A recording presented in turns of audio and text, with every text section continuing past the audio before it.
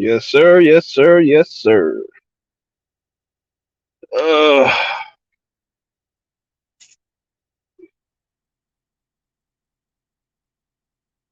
what's going on, good people? What's going on, good people?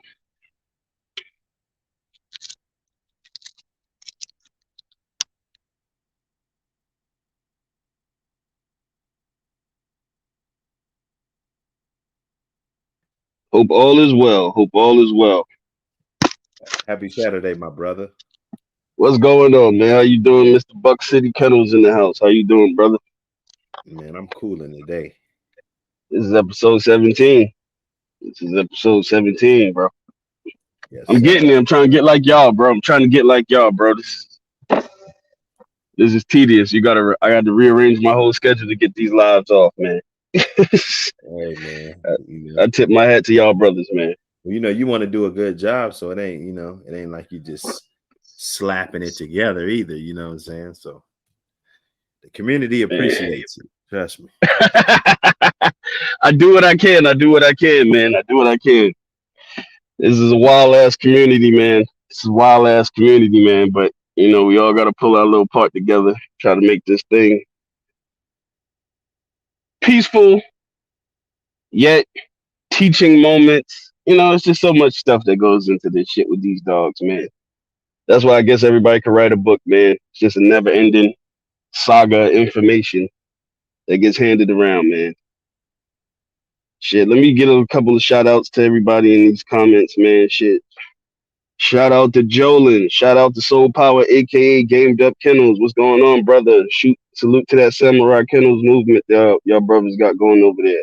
M1, salute, salute, salute, salute. Supreme Excellence, salute, salute.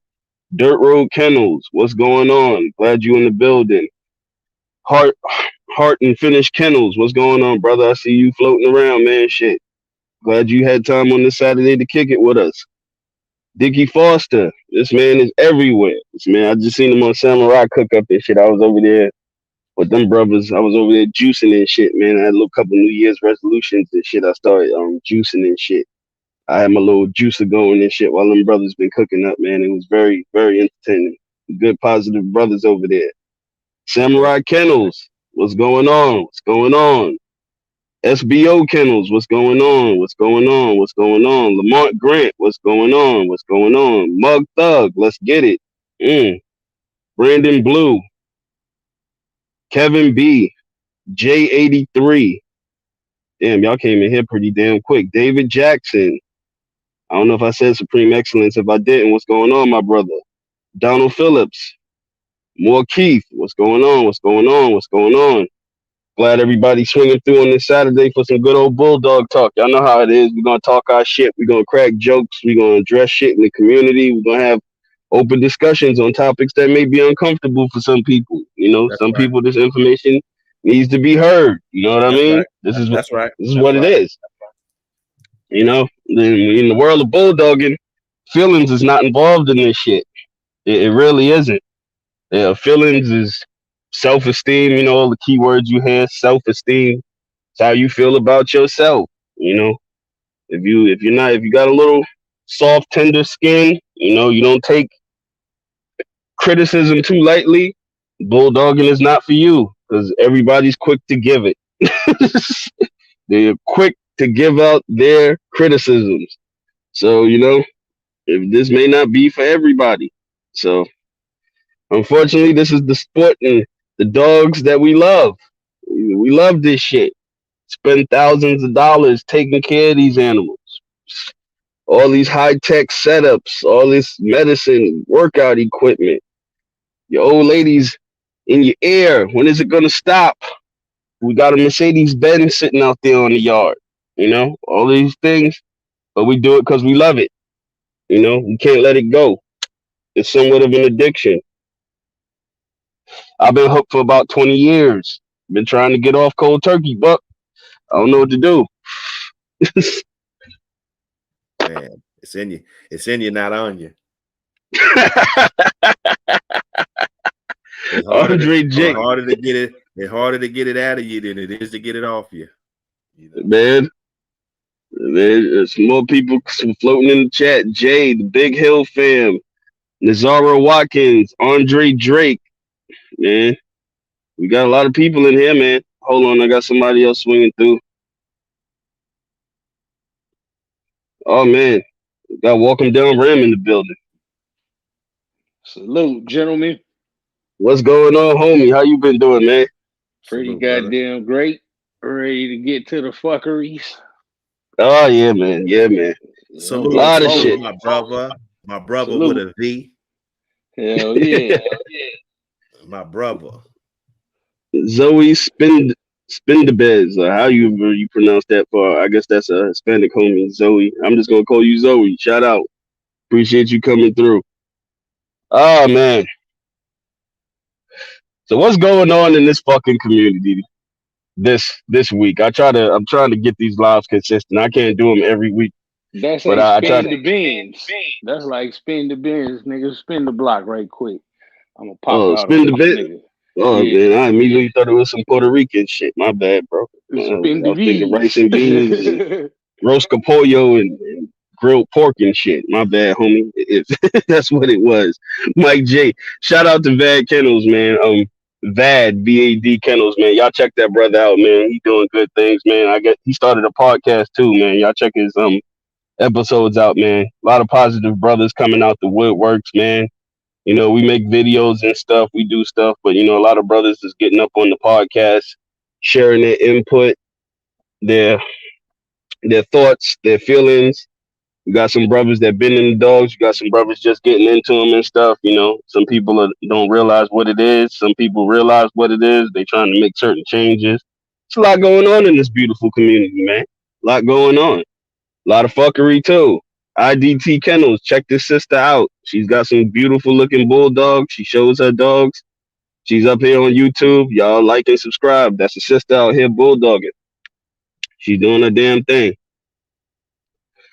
But how we want to open this one up? Let me process. I got a couple of topics here. Nothing crazy going on. But we're going to address some shit in the community, man. We're going to address some shit in the community, man. It's always been like a Wild Wild West kind of thing going on. You know, me and Buck have had conversations. Is it the puppy sales? I don't know, Buck. What is it, man? Is it these fucking puppy sales? What's going on? What's got all these brothers on edge? Man, one thing I do is sit back and analyze everything. Like I'm an over analyst. You know, I analyze things very carefully.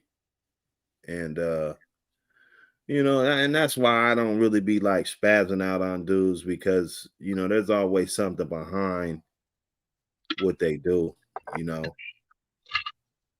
and just their movement. So, you know, I mean, just look at it. Anybody that's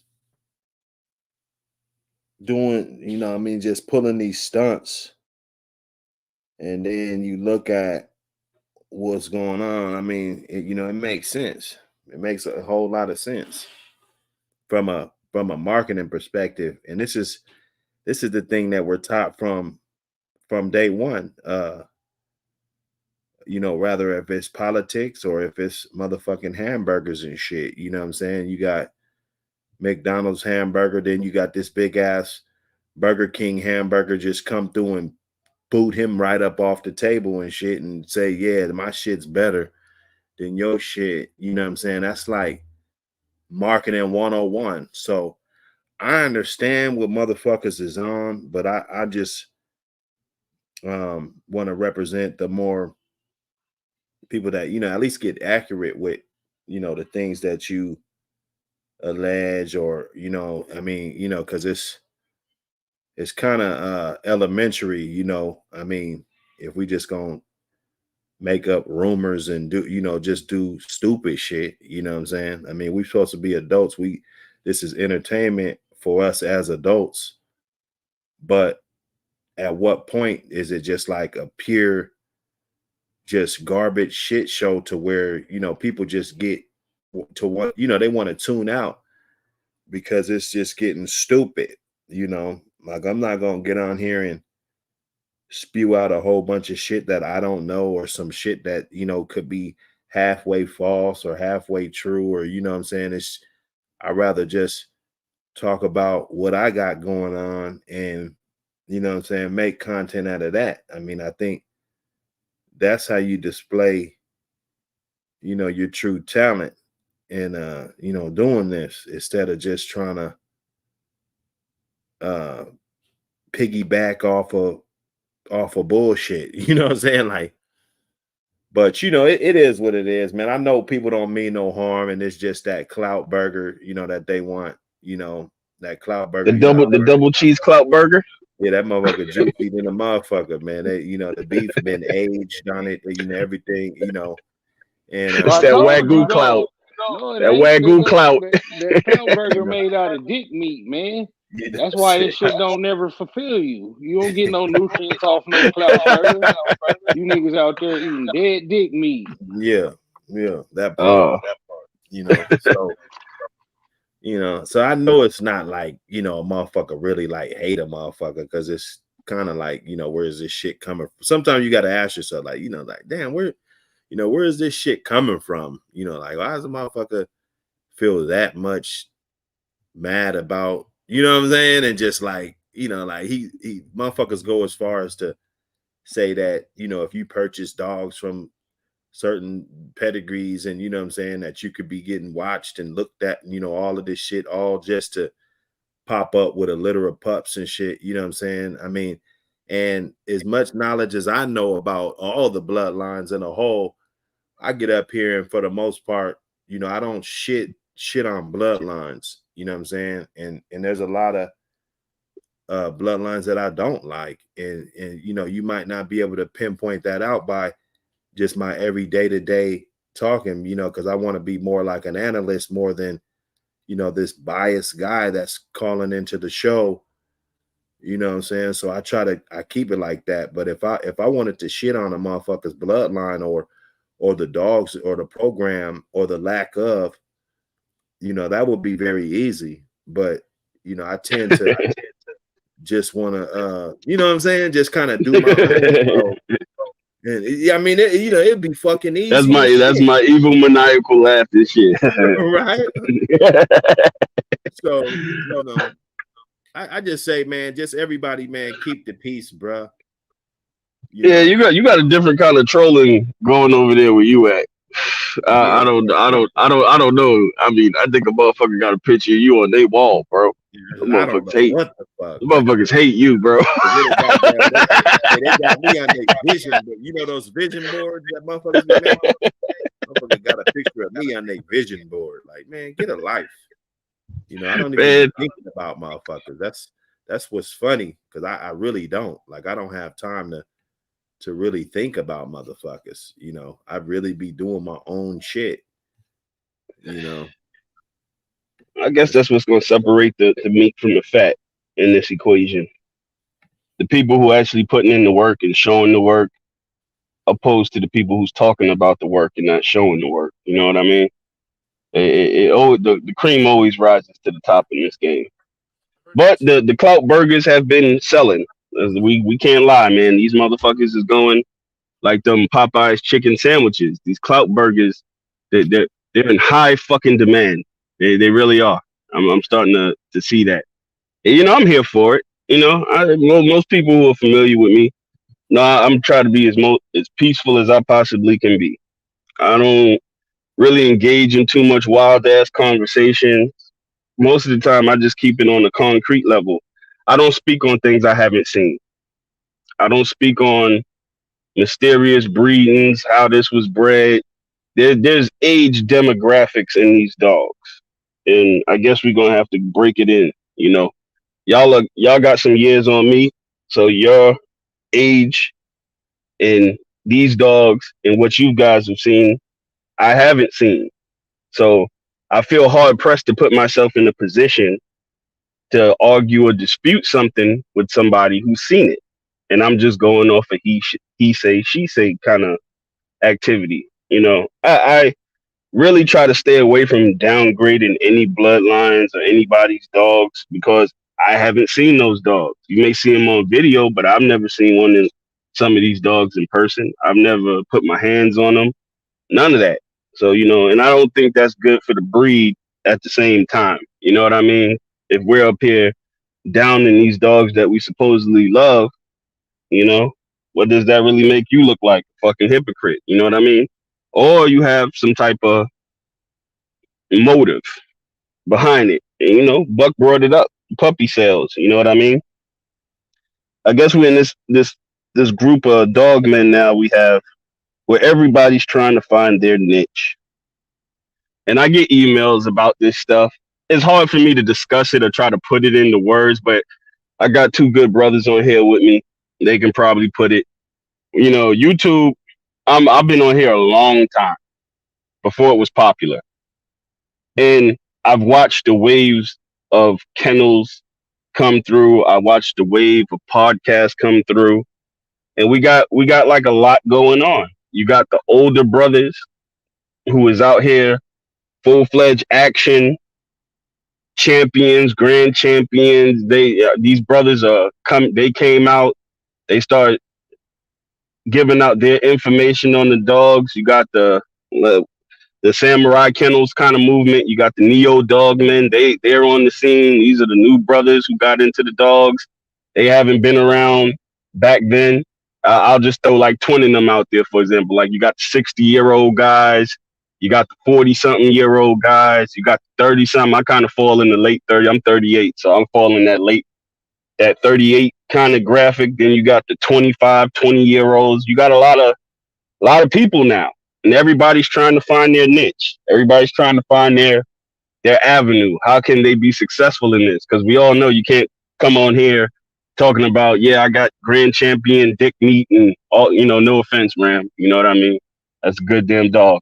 But we all can't come out here and say that. And then you have some people that are entitled to talk like that because they put in the work and they can speak because half of them ain't in dogs no more. So they can give you an aspect. But I feel like, you know, everybody's trying to get to that level, and that level has been gone. You know what I mean? Facts. They're being able to do what some of these brothers did back then is damn near impossible to get away with in today's time with social media. We have a large group of fuck boys that they'll tell on you on live camera. You know what I mean? They'll say it's dog talk, but they're incriminating everybody. They're incriminating people they don't even know. You know, the clout burger niggas. You know what I mean? Let's just keep it 100. You know what I mean? Those double cheese clout burger motherfuckers. You got a lot of that going on. I'm trying to find some type of verbal resolution to this. As far as, you know, I guess Ram could speak on it. You know, he does the Patreons, and he's up there with some historic dudes. You know what I mean? Shout out to Schoolboy. Shout out to Bach. Boom. All of them guys, man. Heavy hitters in these dogs. You know what I mean? I guess I'm going to lean on Ram on this. What can you tell these young brothers? You know what I mean? I know they're sitting there salivating because I tune in. I used to tune into the lives and all of this stuff. And I mean, the intensity, the passion that you guys display when y'all are discussing these past history things. You know, I can see a 20-year-old. I want to jump off the motherfucking porch. You know what I mean? But you'll never be able to do that. And even if you do it, you can't get the true recognition you want to get because your ass will be in jail and your dogs will be dead before you can even, somebody writes a paragraph in the book about you. Exactly, bro. So my best advice would be is fucking more prestige and money involved than fucking robbing a bank. If you want to be a motherfucking gangster, the dogs ain't it. You're gonna get the same amount of time you're gonna get for robbing a bank that you're gonna get caught doing trying to do a dog, bro. The days we talk about, them days been gone. You feel me? Like I probably was the last of the Mohicans when it come to that shit. Like, and that was my era. That shit is done and over, bro. The heyday is just that. You just gotta have to live vicariously through the stories and shit, bro. Cause trust me, it's not worth going to the feds and you the only one in there for trying to scratch a dog, bro. You gonna be in there with niggas like me, motherfucking John Gotti, Big Tookie, like just all the worst of the worst is in there. And you don't want to go in there for trying to match no dogs, bro. That shit is stupid. Just show your dogs, man. Do weight pulls, go hunt with them. It's a lot of other activities we could do, but to get that glory that we like to speak on and we so passionate about, like Thompson said, and just the memories, just going down memory lane with the OGs do make you feel all warm and fuzzy, but just leave it at that, bro. Trust me, it's not worth it. Freedom is way better. Buck, what you got to say for the young followers following you? I know I want to say this before Buck start cooking on it. Buck, when me and Buck first started having conversations and doing the live, he wanted to draw such a firm line in the sand because he didn't want that to be the backbone of what he had going on. Because, like Ram alluded to, it's in the past. He didn't want to put the dogs in no negative light. He really didn't want to do no crazy talking about nothing. But I'll let you cook up, Buck. I mean, if I was teaching anything, I'm because like we talking about the golden age and everything, that was the golden age before social media too. So then now we got this social media thing. We got all these apps and shit. Everybody's on these phones and shit. Right. So, and they'll twist that around and they'll say, well, see, he's right here teaching them how to get away with the shit. You know what I'm saying? So you just got to be mindful of everything you do on the internet and the way you talk, because they're definitely trying to build cases against you, and it's important, if you want these dogs to know that, if you don't want to be, I mean, some people break the law because they don't give a shit, right? I know guys like that. I grew up with guys, they shoot motherfuckers that, they don't give a fuck. They'll really do you because they don't care. And then you got some guys that they with the shit, but they don't want to go to jail though over some dumbass shit. You know what I'm saying? So you got to understand that no matter what it is, you can be caught, you can be locked up. This shit could cost a lot of money. You know what I'm saying? I don't even want to talk about, if you just want to add up everything that I fucking lost plus time, and all, even when I was out on bail for 2.5 years or however long, I was out on bail, what I'm saying? That shit was hell. I wasn't living my best life. You know what I'm saying? So this is the repercussions that come with this sport. You know what I'm saying? If you affiliate or you're dealing with people that are doing such thing, if you're selling dogs to them, it's the same shit, bro. Dog fighting is not just you dog fighting. It's even if you're holding a dog for somebody that, and it's for the use of dog fighting, that's dog fighting. You know what I'm saying? Even if you're helping take care of the fucking dogs that are used for dog fighting, even if you're breeding the dogs and they're going to be used for dog fighting, you got to look at the RCWs. You gotta look at, what's going on in the law and that fine print and how they try to reword shit to kind of, is real interesting how they do it. And yeah, you don't have to be a criminal. You don't have to have a criminal record for them to roll up on you. You know what I'm saying? Because it just happens. I had a live that I did on Facebook. It was like a day. One of them was like a day before they rolled up on me. I mean, you could see my demeanor. I'm talking just like this, man. Just kind of just being cautious about the whole thing, not talking too much, all of this. And I mean, you would never look at that video. I had to check the date because you would never look at that the next day, a motherfucker would get rolled up on. You know what I'm saying? So you just never know until that shit happens to you. It's kind of like, when motherfuckers find out they got AIDS or some shit, you know what I'm saying? Like, it don't happen to everybody.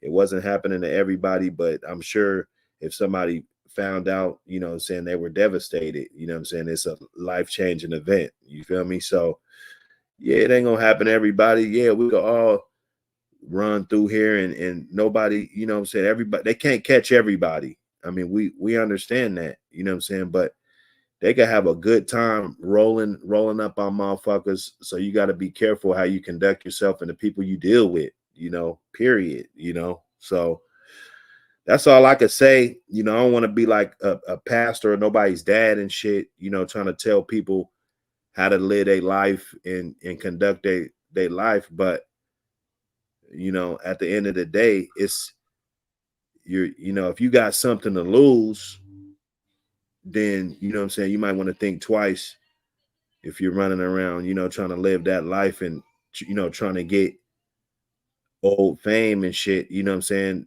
Personally, you know, I just don't think the format it's not possible, you know, with the It's damn near amount of people. impossible. It's not.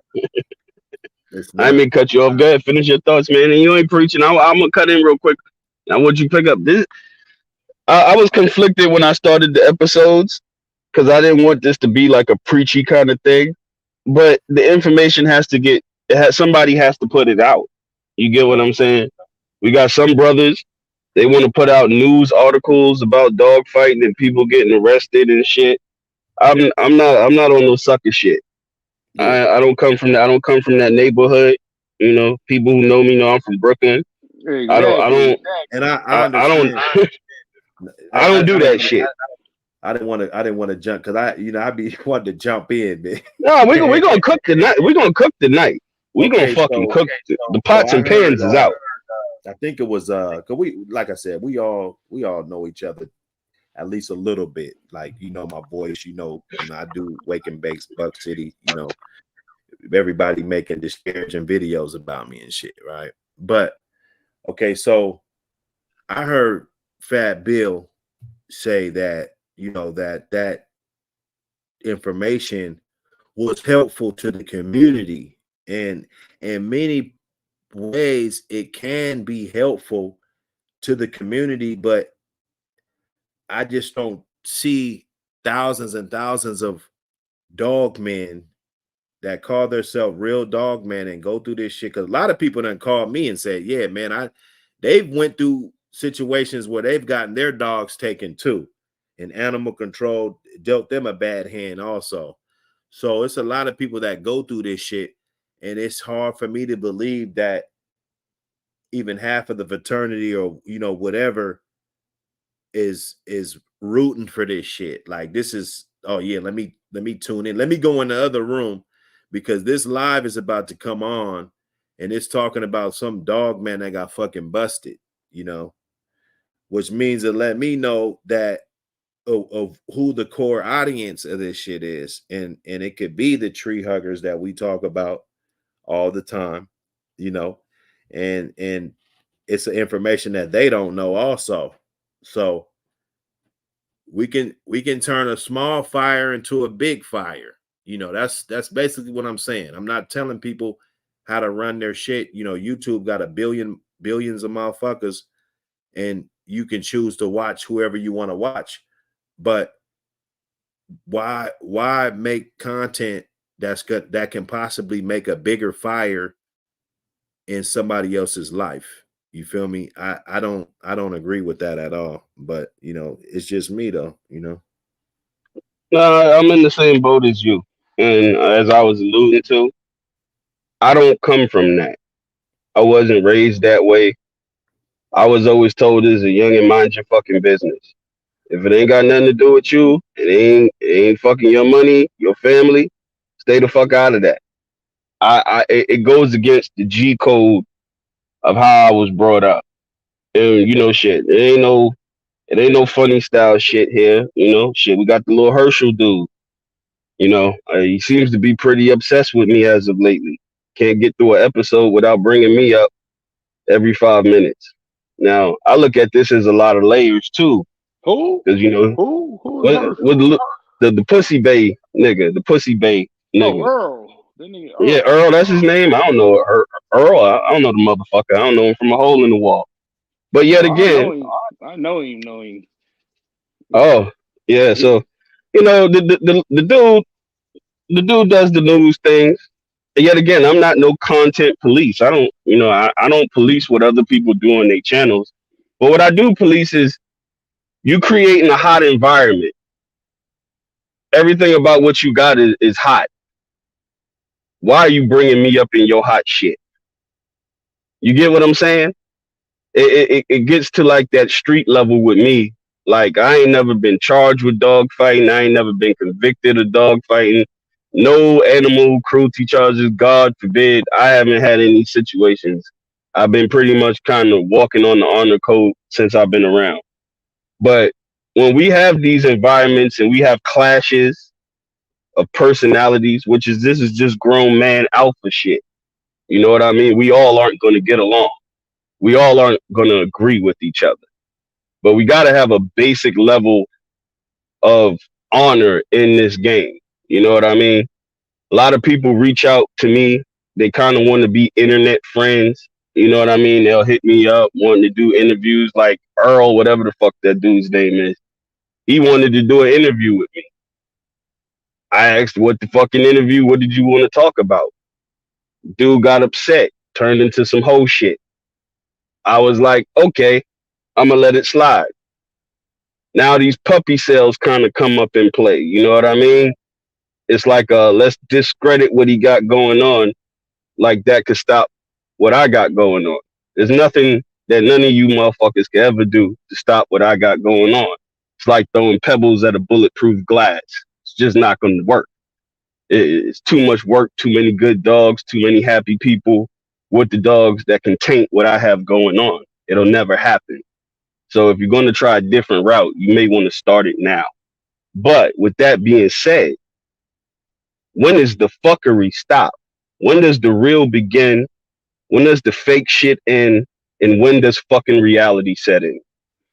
That's kind of where I'm at with it. One of them weirdos, man. That's the only shit they understand. I don't want it to ever come to. I don't ever want it to come to that, because I be thinking in my head, like, do you really know? Because the first art of war on any level, street level, military level, however you want to break it down, the first art of war is knowing who you're dealing with. That's the first thing you need to know. Yeah. Who the fuck are you dealing with? And the motherfuckers, these weirdos show you who they are, so you know how to deal with them accordingly. So, you do your due diligence, find out, everything you can about them. And that work's already been put in. That work, motherfuckers ain't gonna come on here and just blast them out like that, even though motherfuckers really could. But again, that's not the shit we do. You feel me? I don't get down like that. But just know, motherfuckers, same motherfuckers who be talking that high power shit and got caught with dope and dogs and fucking is out. Selling puppies. Exactly. Stretching little puppies out. Yeah. Yeah. It's a couple of them.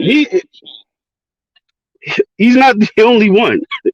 It's a large group of motherfuckers who want to sit up and talk crazy about motherfuckers who doing it the G way. So we in bizarro world, bro. I'm telling you, we just live in a weird ass time where the fake is okay and the real fucking get killed.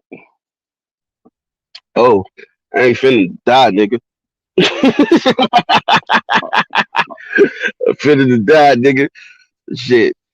I try to make sense of just online killed. Not these niggas ain't really killed. Yeah. Man, these motherfuckers is harmless. Boy, they be better off these motherfuckers fucking just say what the fuck they want for a professional fight, and we could get the ball rolling.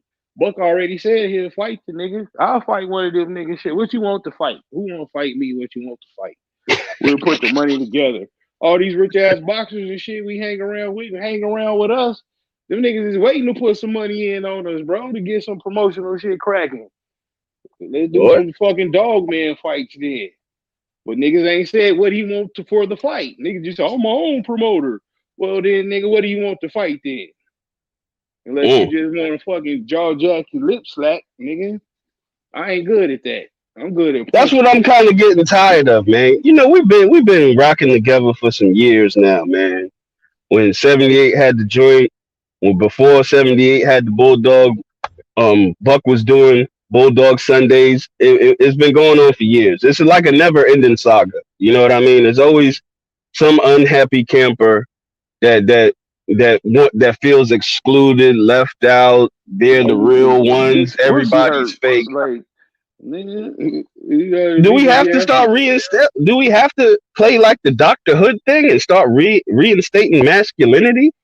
No offense, IDT Kennels. I know we got sisters in here, but do we gotta go back to like the brickwork of being a man and standing on principle, honor, respect, those type of things? So. Like pull out the old school manhood book that every little boy gets. So. These is the rules and regulations.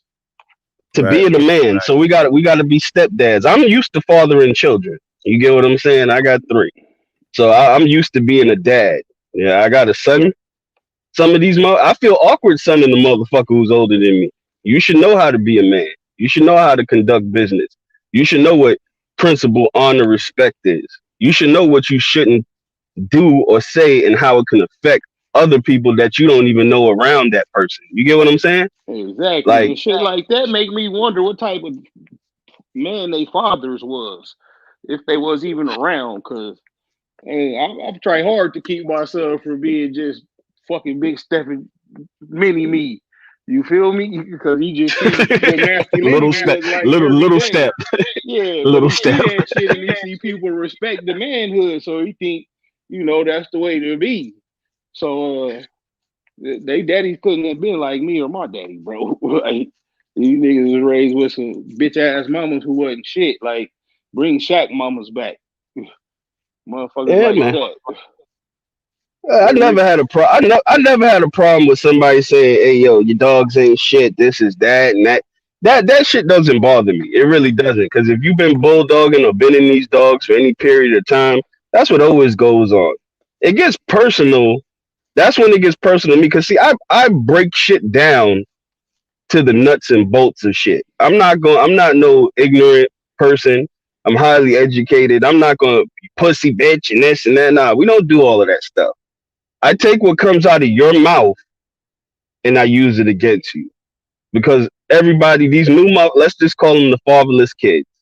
The fatherless kids, they don't know being a man. The biggest part of being a man is knowing when to shut the fuck up and listen. Everybody wants to talk too much. And when they talk too much, they put out information. And then that information is out there in the atmosphere. You don't get to retract what comes out your mouth. You tell the wrong man, you invite the wrong man to your private parts, you get your head blown off. You don't get to say, I'm sorry. You don't get to say, oh man, nah. Once it's out there, it's out there. And you gotta and we all, for the young brothers, because this is who these channels is really intended for, these young brothers. Once y'all put certain stuff out in the atmosphere, you can't pull it back. It's on the onus of the person you said it to say, I'm gonna give this nigga a pass. I'm going to give this person a pass. That's how it plays out. We got to come back to reality with it, because I just basically stated the facts of what was said. You're not credible. You're saying a lot of stuff that doesn't seem believable. After I made the video in response, because yet again, as Buck alluded to, he asked for that. I wasn't out here gunning for nobody, but if you bring it to me, I'm going to definitely bring it to you. And you ain't going to like how I bring it to you. And I just stated the facts. The response was, as I get on YouTube and I get into my little character, well, Thompson'S Kennels is not a character. I'm like this every motherfucking day, 365 days a week, 24 hours a day. I don't have a character when I get on here. All I can be is me. There's only one me. And God gave me the job of being me. So I'm going to tell you how I feel. And that's that. This character games and all of this stuff for clout and YouTube, I pray to God nobody gets hurt over this. Because this is getting out of hand.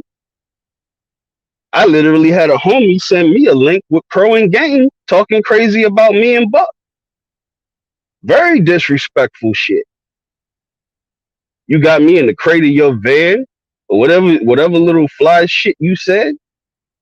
I've never done business with you. I never seen a dog from you. You never seen a dog from me. How do we get to this level of disrespect? Because now we're not talking about little kids. I know who the young dudes is on YouTube, the young bulls. full of testosterone.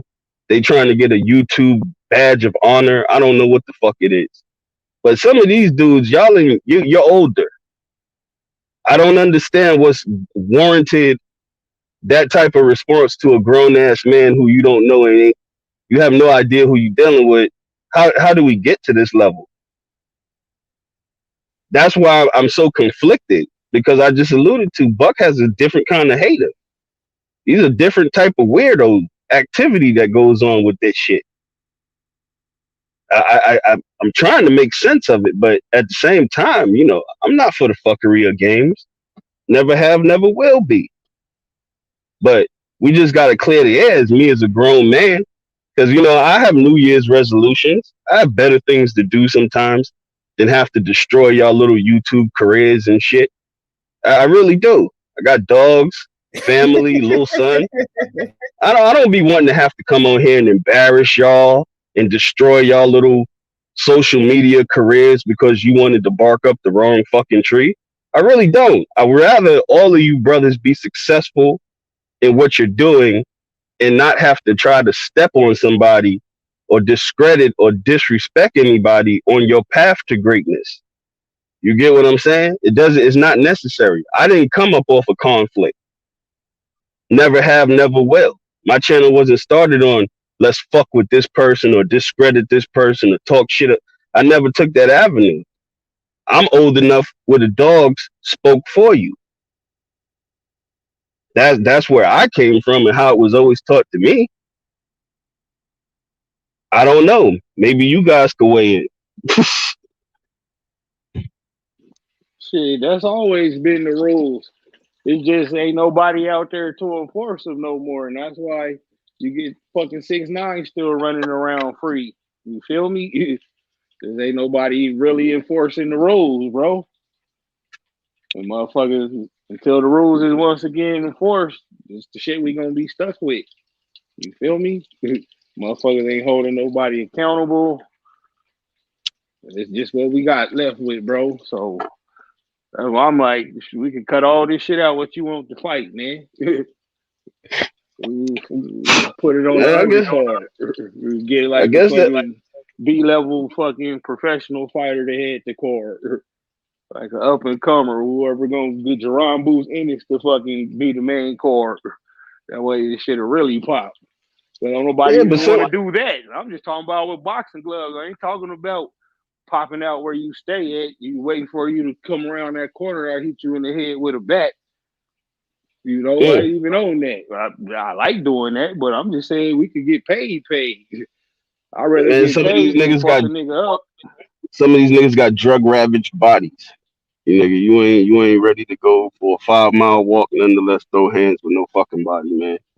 Cardio ain't up the park. Simple, because you right. Fucking old Doodoo Brown is over there doped out. Nigga smoked all his teeth out his mouth. I mean, shit. All right, just say you don't like Thompson'S Kennel's dogs. Just say you don't like that. I can respect that. If you don't like the Thompson Kennel dogs, that's fine. Everybody's entitled to a fucking opinion. But don't start talking stupid and crazy. You got somebody. Come on, bro. Come on.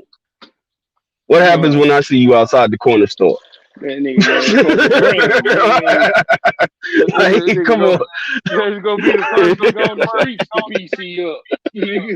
Like, come on, man. Like, y'all brothers, man, y'all gotta calm this shit down, man.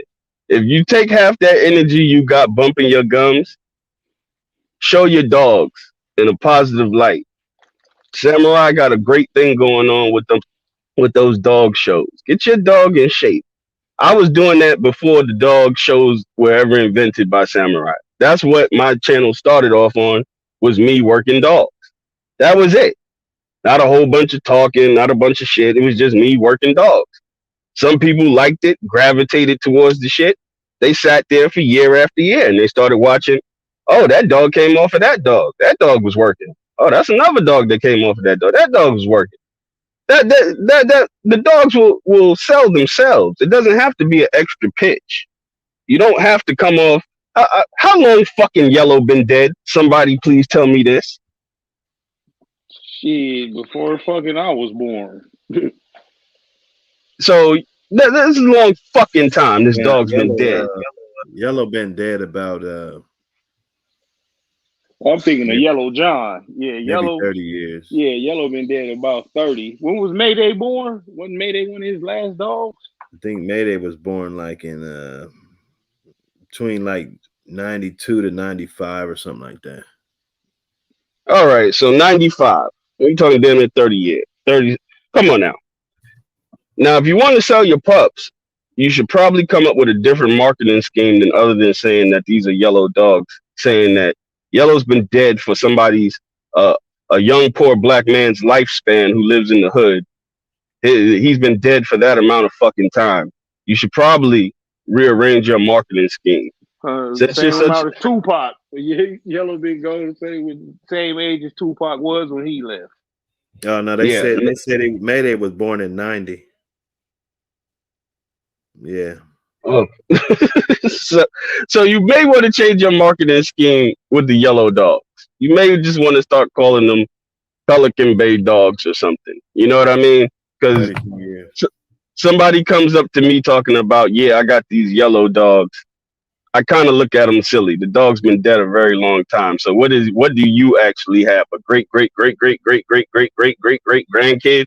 of this dog? I'm putting y'all up on game since this seems to be the thing since we alluded to. This is about puppy sales and people wanting to get money for dogs and shit. I got a bunch of puppies on the ground. I haven't taken a deposit on one. Haven't got on video saying this is for sale, that's for sale, this is for sale. I haven't said anything yet. I take my time because I breed for me. Once I select who I want to select and I have the faith in, I want to move forward to, then I'll let the dogs go to people who are able to purchase them and provide a stable life for them and give them an honest chance to be successful. That's how I rock. What I say on this shit is not a fairy tale. When I tell everybody I get up every day and go to work, I get off work and then go fix more air conditioners for my own business. Then come home and take care of fucking dogs. Then come in the house and play with my son and talk to my daughters about all the fucking shit they got going on with their hair and nails and how they feel about their feelings. All of this shit. So when do we like, you know, real shit, man. Like this is my everyday fucking life.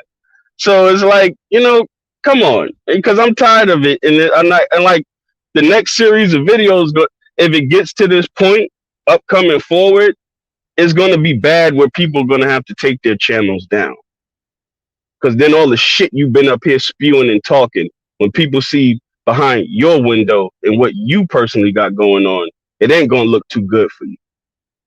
So I don't even want to get it to the point, because I done had to make people take their channels down because they're so embarrassed, and they put so much into this social media bullshit that they actually start living in it. I have to find time in the day to get on this shit. I don't live in this shit. It's more important shit in the Thompson family life that I got going on than this. I hate to be the bearer of bad news for a lot of you, but I don't want it to come to that. I really want everybody just to be civil. Enjoy your dogs. Pro and game, I don't know you. I have no problems with you. I never met you, never did no business with you. None of that. Don't know you. If you don't like my dogs, fine. Some of them I don't like sometimes. We'll be on the same boat. I don't give a fuck. But that disrespect shit, we're not going to do that. Game's a hater. When you get a super chat, you got to talk to your people in your comment section, Buck, because when they give you super chats and shit, these motherfuckers, they jump off a bridge. Fuck is $4 and $2.99 and shit, man.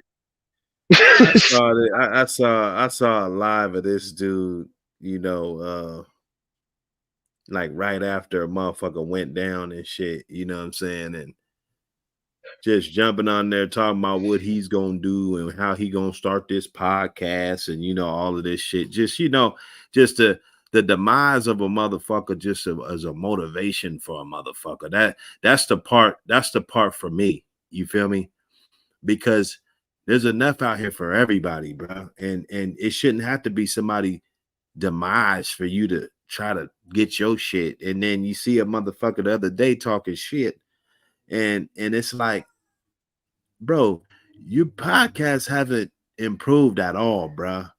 You still got the same old bullshit. And I'm talking about I saw a live from like 3 years ago. Motherfuckers had my name in their mouth and shit. You know what I'm saying? It's just, this crackhead behavior, bro. You know what I'm saying? I can't do it. But I understand what it is. They don't really hate a motherfucker as a person. They envy a motherfucker, and it's admiration. You know what I'm saying? They admire what a motherfucker's doing, but they don't see themselves fit to align with a motherfucker, and we both eat together.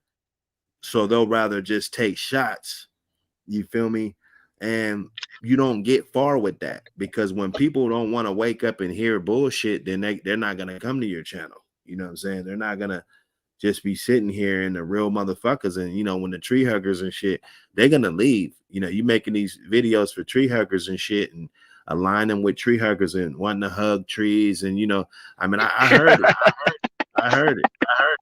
And when all that shit's said and done, that fan base is gonna be gone. Them tree huggers, they don't fuck with you like that, because they don't just think the guys that get caught with dogs and shit are scum. They think we're all scum as a community as a whole. They think there's plenty more of you motherfuckers out there that need to be getting this done the same fucking way. So you can try to align with them if you want, you know what I'm saying? But they don't fuck with you like that. So this is an identity crisis that we're going through, and motherfuckers are looking for acceptance. Even in this YouTube world, it's like, so much envy just because somebody decided to start a channel and want to do shit. And so they critique everything you do, and just like, come on, bro. Like, let's have a challenge. Let's go 30 days without talking about a motherfucker, And I was going to go in. I was going to do remember I told you the crooks and castles, I was going to have one head and chop his motherfucking head off, put the other one up, because I could just chop them all down, and I was truly conflicted. I ain't gonna lie, man. Go ahead. What you saying? I'm just saying, what I'm saying? I be stalling motherfuckers out, bro. Real talk. I be stalling motherfuckers out because I really don't want to be on your bullshit. I mean, I know you probably thought it'd probably be a good idea. Let me talk about Buck City. You could probably get some clicks or whatever, but I really, it's not really fun to me though. It's not, you know what I'm saying? It's not either, because I feel that same way. Because like I said earlier, I was conflicted, because I got this. I hear things, and I don't be on YouTube, so I'll be doing various shit, and I'll get sent a message, and it'll be like, look at this at such and such, and then I'll be like, really? And then I'll be thinking to myself, like you say, I could just mop the floor. Like, is it really smart, since everybody likes to call, that was the thing 3 years ago, you are YouTube dog man. You've been there 15, 16 years up there with your dogs on YouTube, your internet. Do you really want to play with the nigga who been on YouTube for 16 years? Who knows the internet games? Do you really want to do that with that person? You're probably better off taking another route, because it's hard to beat a motherfucker at their own game. Ask all of the soldiers that went to Vietnam. It's pretty hard to go in the jungle and whip somebody's ass in their own backyard. Pretty hard. You're doped up on weed and heroin, and now you're in the woods. These motherfuckers is covered head to toe with leaves, camouflage shit on, punji sticks in the ground, all types of traps and dangers set up just for you. You're 17, you ain't even get a good nut off yet. You know what I mean? Pretty hard to pull that off, isn't it? So let's try a 30-day challenge. A 30-day challenge of peace. Shut the fuck up and show your damn dogs. And like I said, I'm not no content police at all. Whatever anybody want to post, I just say, if you say you're part of this community and you love these dogs, show equally the same amount of positivity. I try to go out my way to promote these young brothers that leave an impression on me. Vad Kennels, Samurai Kennels. It's not because I just like them. It's because they portray something that's positive. Big Scratch TV. That's an older brother. He could be doing different shit. He's up here explaining pedigrees to you guys. You know what I mean? He doesn't have to do that. He doesn't have to tell you about these formulas that have worked throughout history. There's people who genuinely care about people in the community, and they don't want to see y'all fall into the same traps that they fell into. This getting locked up for dog shit ain't nothing new. When I came into these dogs, the brothers who gave me dogs and taught me things, they all went to fucking jail. Dogs got obliterated. Having to come home, stay with their moms and shit so they can get back on their feet to regroup. So I seen it before it was like a funny thing or something cool to show on the internet. I seen it destroy real people's lives. And they didn't get a pass like you get out and you get to sell dogs. No.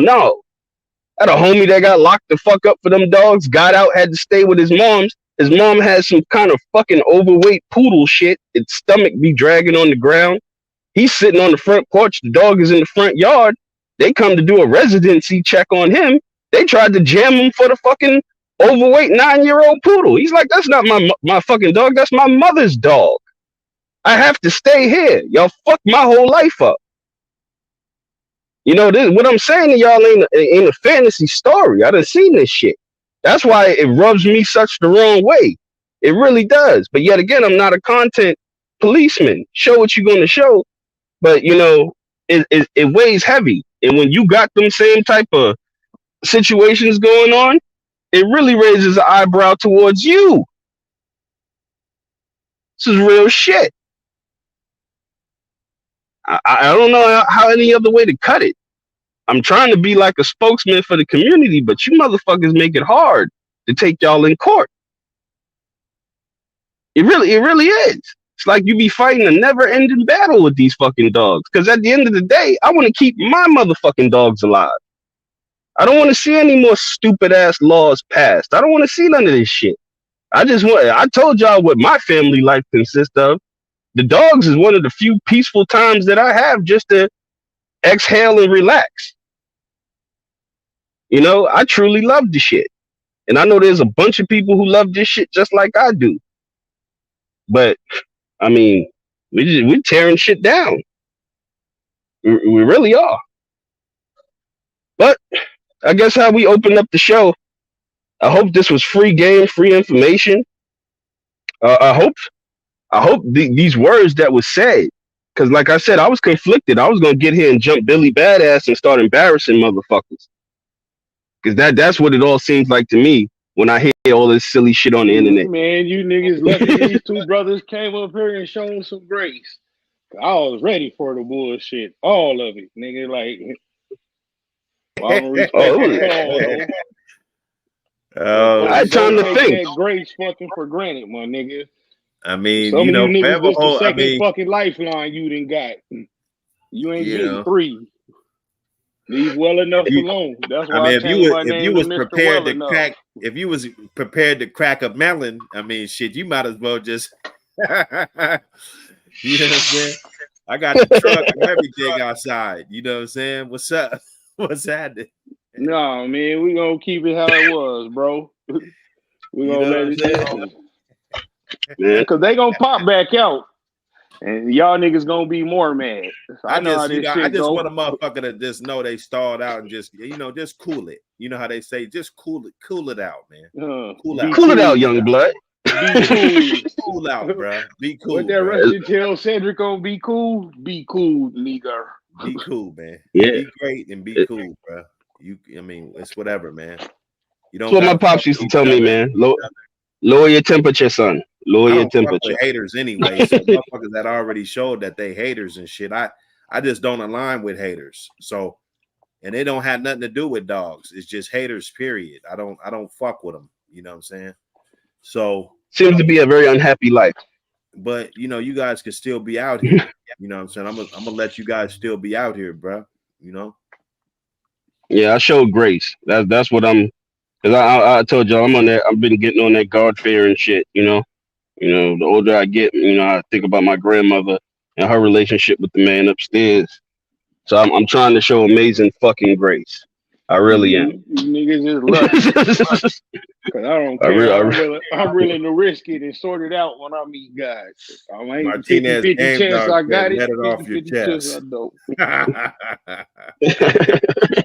Shout out to Martinez Game Dogs, man. Shout out to Jamel Thomas, Brandon Blue, Live Your Life Dogs. I mean, just trying to show amazing grace. But if it continues, then I'm gonna start really embarrassing motherfuckers. And best believe if I say it, I already got the ammunition. It ain't gonna be nice. There's gonna be a whole lot of backpedaling, whole lot of upsetness. I'll make you come out your turtle shell. But as far as that goes, I pretty much got what I had to say off my chest. Any of y'all brothers wanna have anything to finish off until we get on our next topic right now? Motherfucker, keep on. The Marcus gonna be up here on the next live, telling his side of things.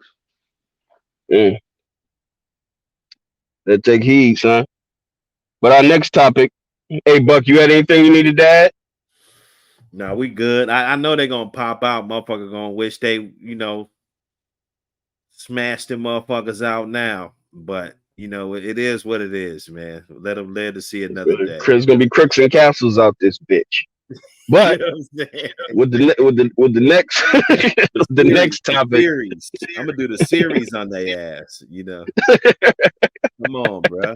We could get stupid too. I mean, it's really, and I break it all down because, I mean, we could break it down from program to program. You know what I'm saying? From the people's choice to everything, bro. And it's a landslide, bro. Trust me.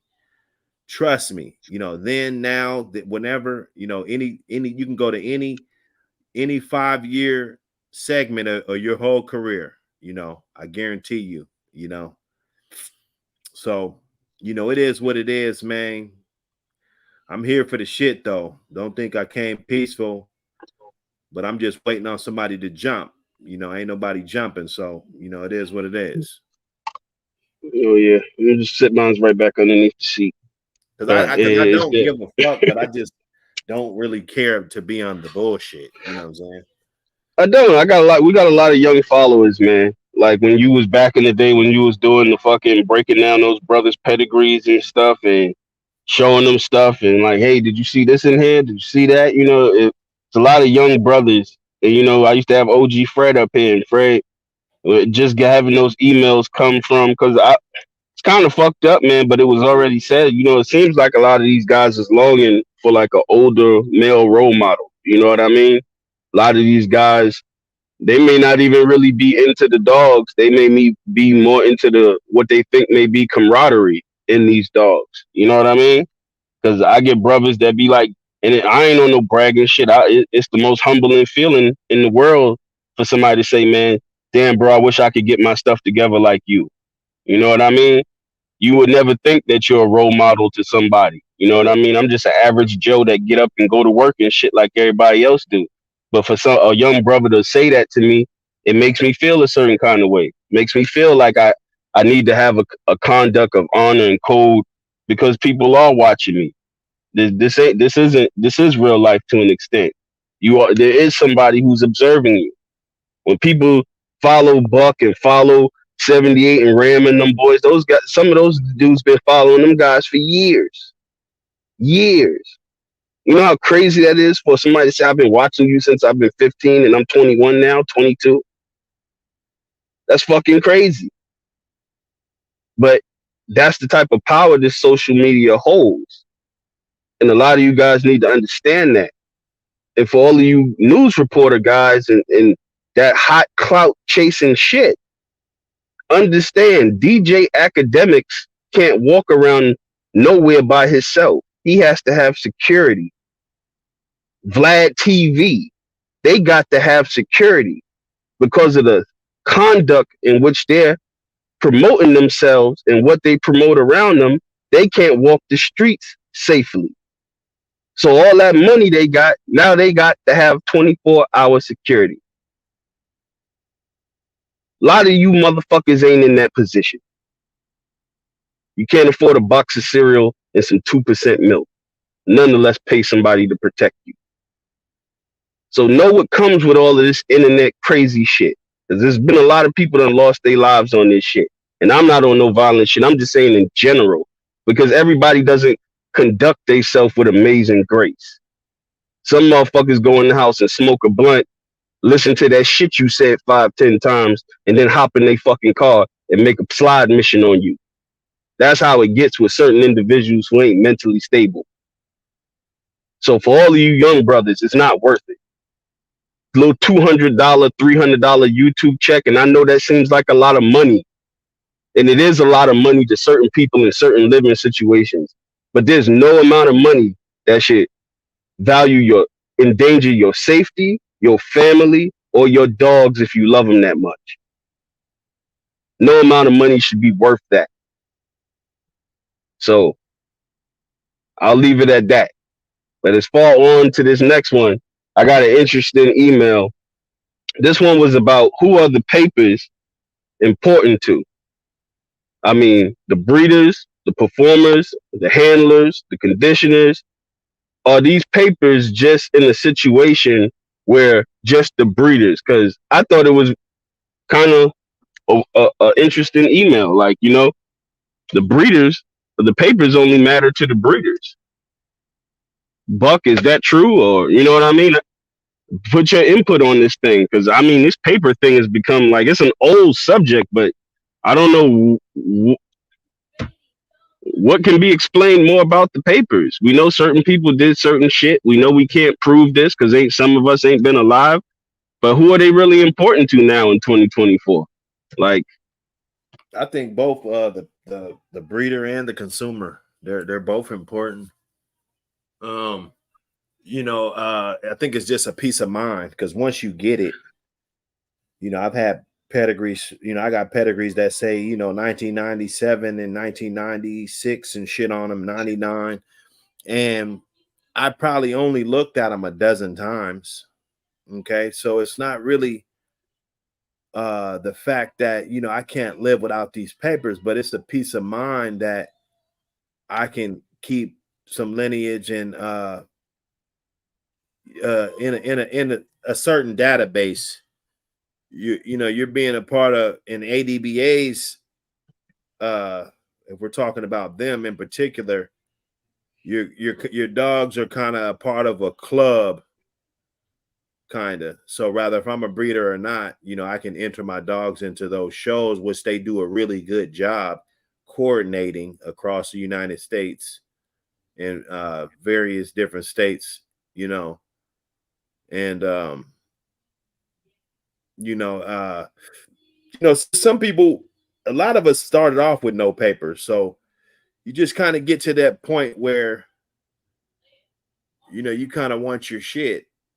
And it doesn't mean everything. It's not everything, but a lot of people are moving toward that. It's just like shopping online. You know, you might get a lot of people that do a lot of shopping online, Uber Eats, and, you know, as the years go by, you know, with evolution, you know, things are changing, and it's the same thing with dogs with papers, and, you know, people just want something authentic.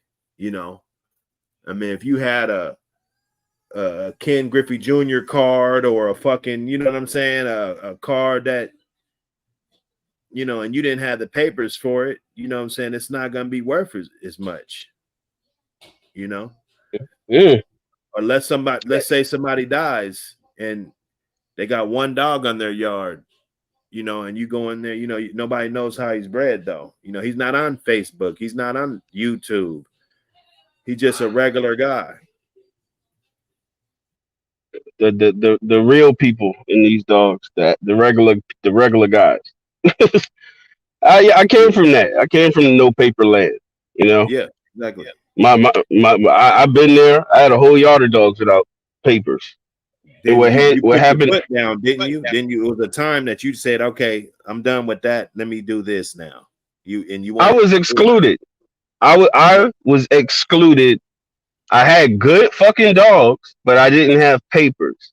And when I got around certain circles of individuals, and they knew I had good dogs, they seen my dogs. They was like, but when it got to a breeding, oh, Everything went fine until, oh, you got papers? Nah, I ain't got the papers. Oh man, you can't get the papers? Nah, I ain't got them. I didn't. I got the dog and I did my thing. Well, I can't mess with you like that. And it was that feeling of being excluded. Like, because of this, I can't do this kind of business. And I was like, oh, it was like a kick in the chest, because it was like, well, y'all motherfuckers taught me all of this shit. Anybody wanted to bring this part up right now? it was fucked up. It was fucked up. And then I was thinking, like, okay, because then I had another circle of individuals who didn't have papers, and they was like, man, fuck that shit, Hey man, shit, you got good dogs, and I was like, yeah, but evidently these dogs ain't good enough to get in that circle. I can't get that kind of business. So what the fuck what am I gonna do now? I'm at a crossroads. Decisions have to be made quickly, because while this process is going on, these dogs ain't saying, hey man, we're just not gonna eat until you make your mind up. We're gonna shit potpourri and flowers out here. We ain't gonna eat, and we're not gonna get sick. None of this while you make up your mind. And I had to make harsh decisions. Like, hey, I got to get right. That's what it was. And that's how I try to explain this shit to all of these young brothers who ask me about it, because the narrative gets changed so much over this simple conversation. The dog makes the papers, papers make the dogs. The dogs is only important to the breeders. If you out here doing dogs, who give a fuck about papers? You'll hear so many different analogies over this shit for as time goes on. But that's what happened to me. And I knew, hey, whatever business I want to do, I'm not going to go up there and not have the right information. It's like going to the DMV after you done waited online for an hour and a half, and then you finally get your fucking number called, and then you walk up there, and then she was like, hey, do you have your social security card? And you're like, oh, hold on. Start patting yourself. And then they're sitting there waiting, like, I know my number. I know how the motherfucker's bred. No, we have to get your social. We need the actual card, and then you got to leave the DMV and walk past the long ass line you waited on. That's if I can say how it felt, that's how it felt.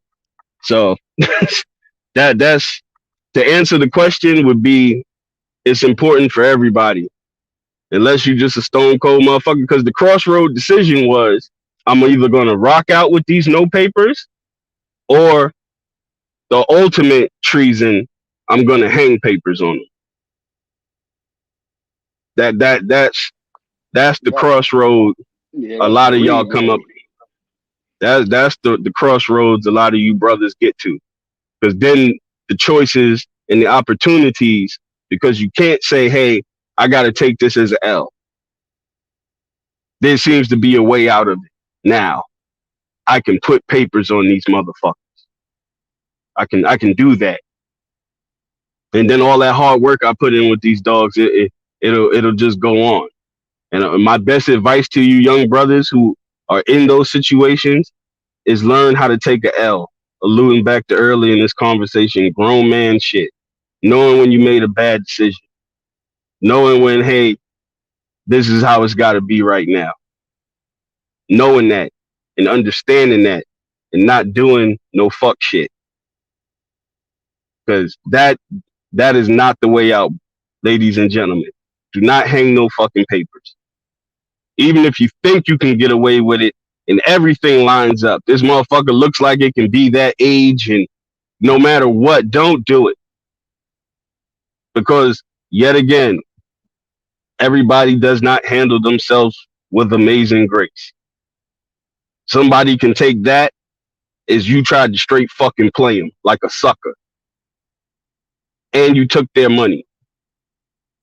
And now they're out here with this dog, and now everybody's saying, oh, that ain't that. That motherfucker be hanging papers. They're not going to handle themselves with amazing grace, some of these individuals. They're going to pull up at your shit right around Sunday dinner time. And your wife's going to be like, who's that in the driveway? and you're gonna be like, oh shit, now it don't went left. Don't do it. Just don't do it. Ram, you got any info on these papers, man? Who's it matter to? Paper hanging. I guess we lump all that shit together. Oh, Ram up out. Oh, he done. Hold on. You back in, bro. My bad. I didn't even see you was out. No, it's all good. I hit the wrong goddamn button. What's your cook up on the papers, man? Who they're important to, and you have an interesting aspect coming from where you coming from. Yeah, at first they wasn't important. I was more concerned with the pedigree being correct. But the older I got, yeah, that shit is important, man. You need them. For one, what you alluded to, I might want to stud my dog out because I seen the jip, your jip, and I liked her. But let me see how she bred, because that shit just come with a lot of shit, bro. Like, I don't want. She could be the only one out of whole 4 generations of curves. Her parents could have just little intricacies go all into that, bro. So yeah, the paper's very important. I really wasn't big into selling, so it was just more of a peace of mind for me. And that's why I didn't mind registering my dogs with a few different registries, Ain't one just end all be all. But yeah, you need them papers, bro.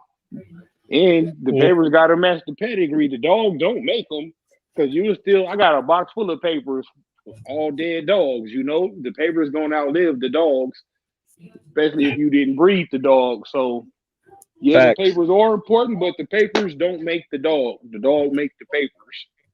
The papers just make it easier for you to do dealings with the dog. A driver's license doesn't mean that you can't drive. It just means that you can drive anywhere. You could go anywhere. You know what I'm saying? Yep. Hell yeah. But you can't drive anything. You need a special license for that. Like, because some people won't breed with you if you don't have papers. Vice versa, bro. If you got just because it's for their own peace of mind. They want to be comfortable in that, Let's say I'm doing a puppy deal or something. I'm studying my dog out for a puppy deal, and you don't have papers. Yeah, that bitch might be good, but it's like, well, fuck. What am I gonna do? Because I might not want these motherfuckers. You might drop off my 2 pups or my half of my litter or whatever, and I might not like them motherfuckers. I might want to sell them, And and then what? They ain't got no goddamn papers. You feel me? So that's gonna make it harder for me to move them. And everybody's breeding, bro. I mean, you could put your label on it and say what stick is for you to qualify at, what qualifies you as a breeder. We could talk about that, or we could just admit that everybody's the puppy sales. The puppy sales. Everybody's breeding, whether they go by their last name for kennels or they go by a kennel or what. They just breeding dogs, bro. That's what's going on. Everybody. I mean, it's a refreshing thing to do. You're creating shit. You're getting dogs. You grow up. They grow up. You learn to love them. It's nothing like having a dog that you bred. I'm not gonna say that I would have fulfilled all of my expectations and everything in the dog game if I would have never done those breedings. Because it definitely made my experience a lot better with the dogs, and my it was passion, so much knowledge. Them dogs, so much knowledge. Them dogs didn't know nobody else, but me for the most part. They were raised by me. They hear my voice every single day. They never left me, rather if we went somewhere and whatever, but they was up under my custody. So they were special because they didn't know anything else but me, as far as the owner. That's real shit. It's a glorious. I love breeding dogs, and then sometimes I hate breeding dogs, because when you're breeding dogs, there's always hard decisions that have to be made, and then you start thinking, damn, I kind of put myself in this situation. But that knowledge you have, because all of you young brothers, y'all gonna encounter the Rams of the world, the Bucks of the world, the Bones, the Box. You're gonna meet so many different influential people in this whole dog thing. And when you encounter everybody has a different perspective, a different flow of energy A and different information that story they to get. tell. Exactly. And when you get around a breeder and they've been cultivating their own dogs, breeding their own dogs, watching a puppy come out and the mother burst the sack, raising that puppy, separating that puppy from its mother, and now you're the main primary giver of this puppy, watching this dog mature, and God willing, it turned out to be some serious shit. And you have all of this information you've gathered through these years of you raising this animal. It's priceless. And then you will get to a position where you start acknowledging the great things about this animal and also the things you don't like about this animal. And then you decide to pair it with another animal and create more offspring. And they become better. It's an amazing thing to observe if you can maintain it, because it takes years and years and years to do it. But it's a great thing. I don't think this attack on breeders or people who do breed, that's the answer. You know what I mean? Because it's not like, oh, everybody's breeding bullshit. There's a lot of great dogs coming down the pike from lots of different camps. There is no, I've asked Ram, I've asked a lot of these old brothers, hey, how do you feel the dogs from yesterday to today? And like, it's really like majority is like they're better now than they were back then. I thought it would be the opposite when I asked a lot of these guys that. Well, But you that ask a seems, serious cat that, he gonna say, because he either gonna have to buy better dogs than what he started with or make them himself. And anybody with a fucking brain gonna say these dogs supposed to be way by far better than what they came from. Other than that, we fucking up the breed if we ain't doing that, bro. And that's just a fact. You could yeah, fuck some shit up, bro. Like, so hell yeah, they better be. They not as durable, I would say. You know, the Constitution kind of lacking a little bit, but as far as talent, athleticism, ability, everything else, just like the modern day athlete and humans, you know, them niggas can't take a fall worth of fuck, but them motherfuckers shooting full court threes, you hit nothing but the bottom of the net now. That shit is regular now. Everybody doing it now, type shit. yeah. We got JJ in the chat. He said something real interesting. The real question is, if you breed, are you going to keep the ones that are only worth keeping? You got to understand there's levels to breeding. When you find a level of consistency, and as a breeder, a real person of a breeder of American Pit Bull Terriers game dogs, there's certain things you're looking for just for that breeding. If you're breeding just looking for gameness and you're still searching for that, or you're searching for this, no, I know when I do a breeding what I'm looking for. I'm looking for a solid, durable bitch. I'm looking for an impressive male on this breed. I'm looking for specific things. That does not mean the dogs that are released are less quality or not good.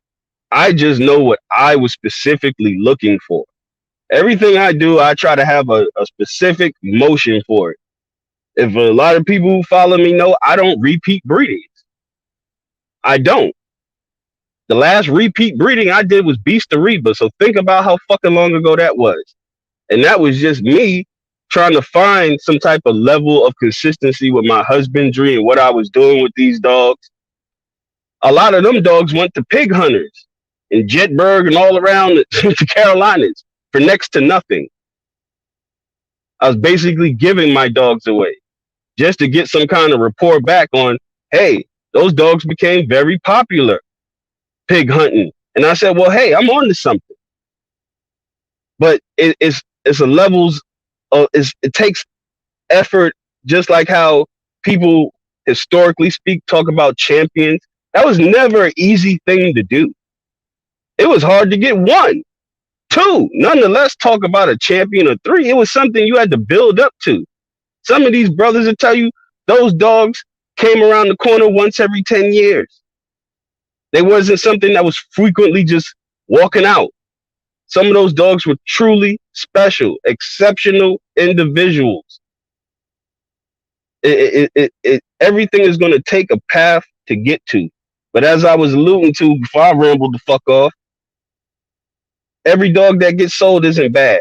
And as a breeder, a real breeder, if you decide to sell something, you want to sell what the person wants.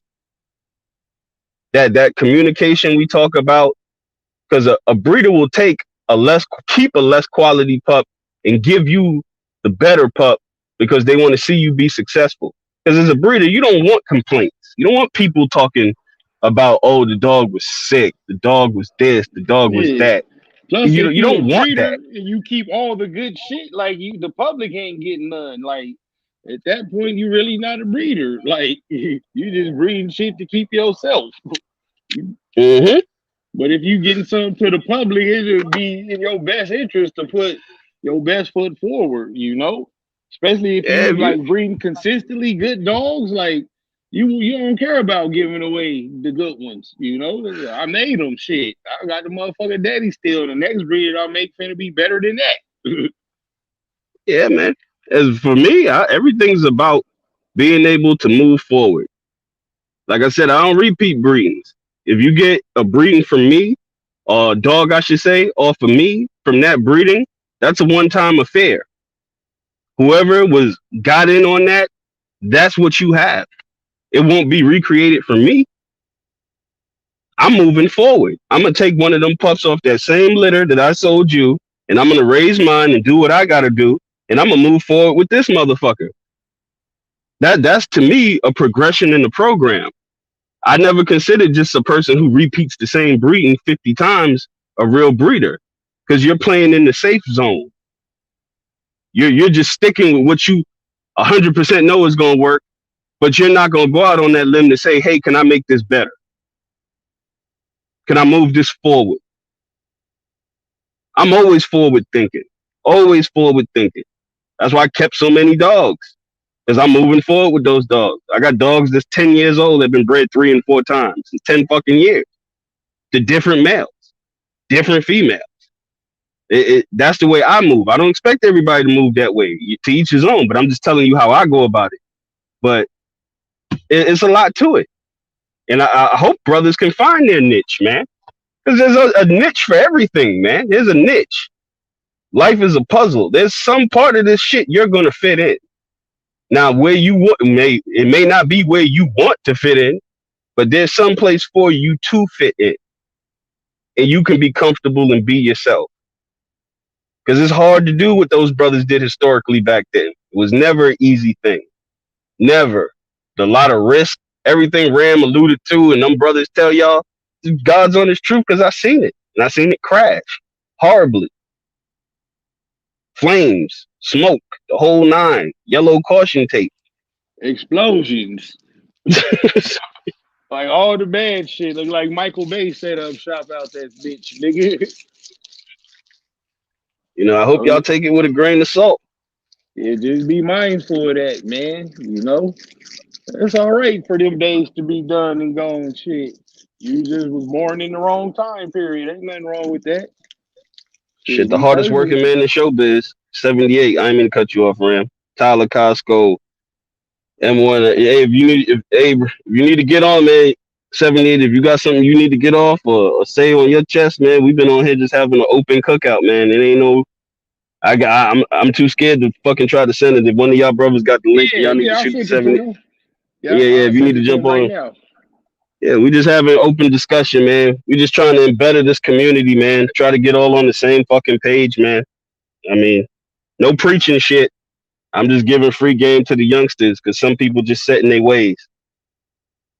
Hold on. Hey, Tyler, got Mr. Richard. Nah, he don't got. I got Mr. Garcia in the building. I sent the OG the link. Hey, how you doing? Man, long time no see, man. How you doing, brother? I'm doing good. Yeah, I enjoy your joints, man. I don't type on you, but you always get a thumbs up from me, man. Learned a lot from you on them 78 cookups, man. Yeah, I'm the same way. I'm busy and all that, but I always press the like button, man. You know what I mean? Yes, sir. Yeah. Yes, sir, man. We spoke about a lot of stuff. What's that? I said we talked about a lot of stuff, but man, everybody, man, salute to salute to Schoolboy. He's in the house. I ain't mean to cut nobody off, man. I don't know what time you chopped in on this, Mr. Garcia, but anything that you may have heard or been listening to, if you want to expand or enlighten on, man, feel free, man. The floor is yours. I was getting a video ready, so I didn't get a chance to chime in or see what it's about. But well, ask him the last question, Thompson, about the importance or not of papers and breeding. The paper I got the email about the papers and who they're important to, the breeders or the consumers, or is the papers just classified to a certain demographic of people in the bulldog chain, as we say, Yeah, papers are important for me anyways, and I have a registry and all that, but they're important for keeping history. They're important to the person that wants to have their family of dogs on record, and then in the future for the same thing. I tell people this: you can't remember, everybody can't remember how a dog is bred. So they might want to know in 20 years how a dog is bred. And you can keep your own handwritten PEDs. I did that myself, I didn't used to register my dogs, except all my foundation dogs were registered, in case somebody got a dog from me, they could register it. So the importance of it is to the individual and the entity that's keeping record for history's sake, if nothing else, And also, here's something people get mixed up is papers and pedigree are it's not the same thing. Like I said, you can keep your own handwritten pedigrees. A dog that has a pedigree is different from one that doesn't, but a dog that has papers, that doesn't mean the dog don't have a pedigree.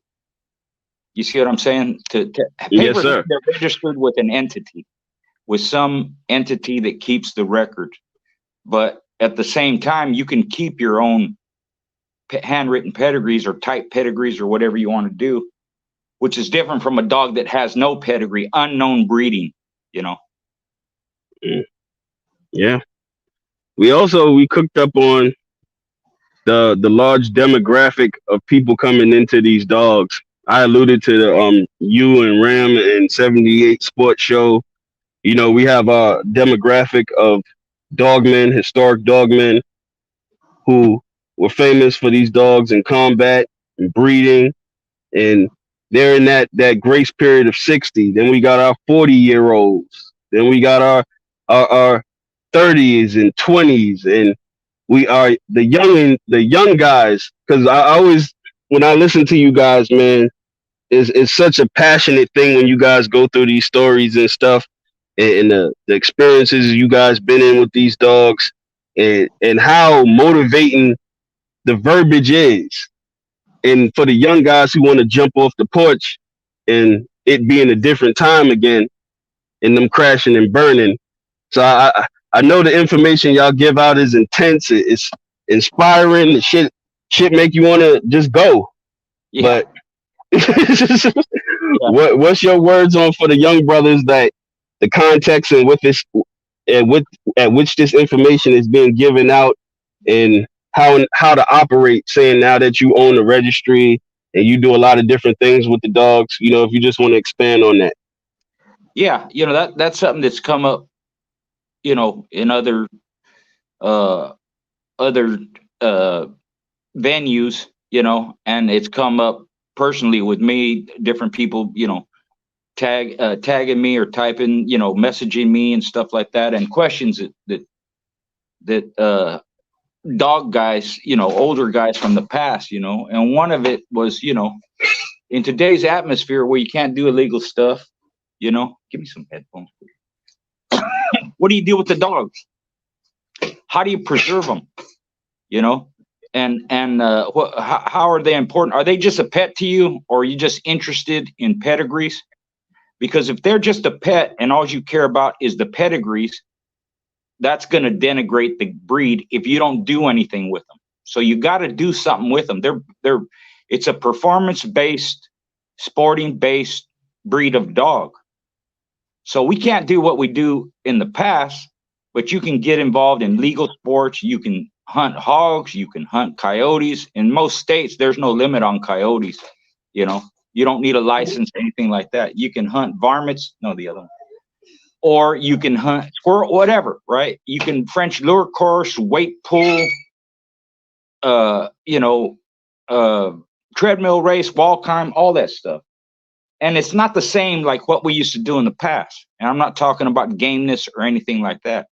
But what that exercise and that maintenance does, and the upbringing and the good food and getting them out there, stressing their bodies, have them do something, it keeps their physical attributes there. It keeps their mental and behavioral instincts there.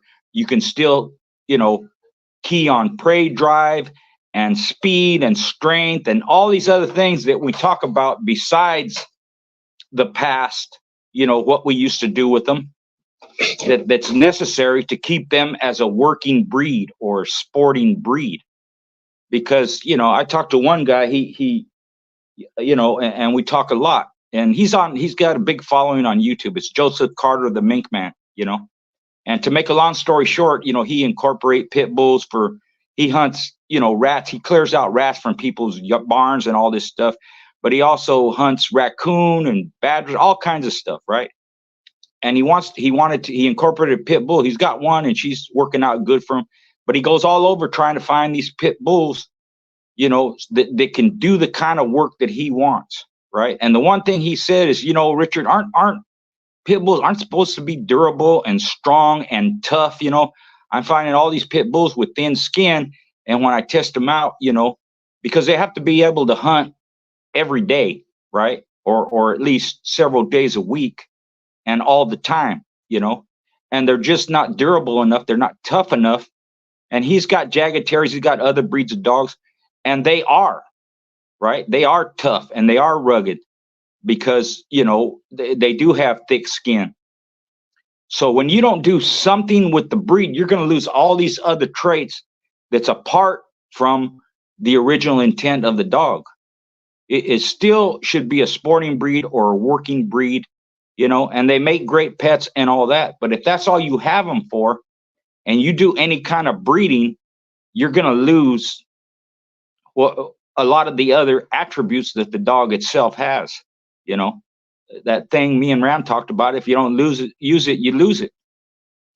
So you're going to lose prey drive. You're going to lose intelligence. You're going to lose the working attitude, the good work ethic. You're going to have dogs that ain't strong and fast. And like he said, thin skinned, that's the one thing he kept keying on. I can't take these pit bulls out because they're not tough enough to run through the brambles and the bushes and the stickers and all this stuff, right? They've been denigrated so much that because they haven't been done nothing with for generation after generation, that it's depleted the breed to like what has happened to a lot of show dogs. They ain't the same. German Shepherds, whatever it is, it's not the same unless it's a working breed. Unless you do something with them, you lose all this stuff that benefited the individual and benefited the breed as a whole, besides what we used to do that with, because that was all part of it too. They had to have a good work ethic. They had to be tough and durable and strong, have great constitution and health and, good immune systems, So that's what I would tell anybody getting a pit bull. If you're getting it for a pet, I understand. But that, they're a lot more than just that. You can take a working dog and make it a pet. That's great. But it's hard to take a pet dog and make it or keep it as a working sporting animal. That's been proven over and over with just about every show breed you see out there. All breeds were meant for something. They had a purpose, and now a lot of them don't. They just breed them for the way they look and how they are built and the colors and all that stuff. And they ain't worth much except for being a nice dog. Performance-based breed. I got a question since you on here, man. I appreciate you swinging through for episode 17, man. We've been trying to bang these things out, man. Been trying to be positive, Yeah. trying to engage the community. You know me, I like to do my little music videos to have my dogs working, but There you go. everybody been getting on me like, man, you need to start talking more. But I appreciate you swinging through. My next question I got for you is, of course, gameness and finish were huge traits that people chased in your time. After gameness and finish, what were some of the traits that you held to a high standard after that in these dogs and things you wanted to see? Yeah, there are two things besides those those are first, in my opinion, the first two. You know, What order? Well, I mean, gameness first and then finish second, but you know, when you go after that. right. So can you hear me? Yeah, I can hear you clear. Okay. So those two, gameness and finish, yeah, that's one and two, whatever order you want them in, right? But besides that, I needed speed and strength. Those are very important to me.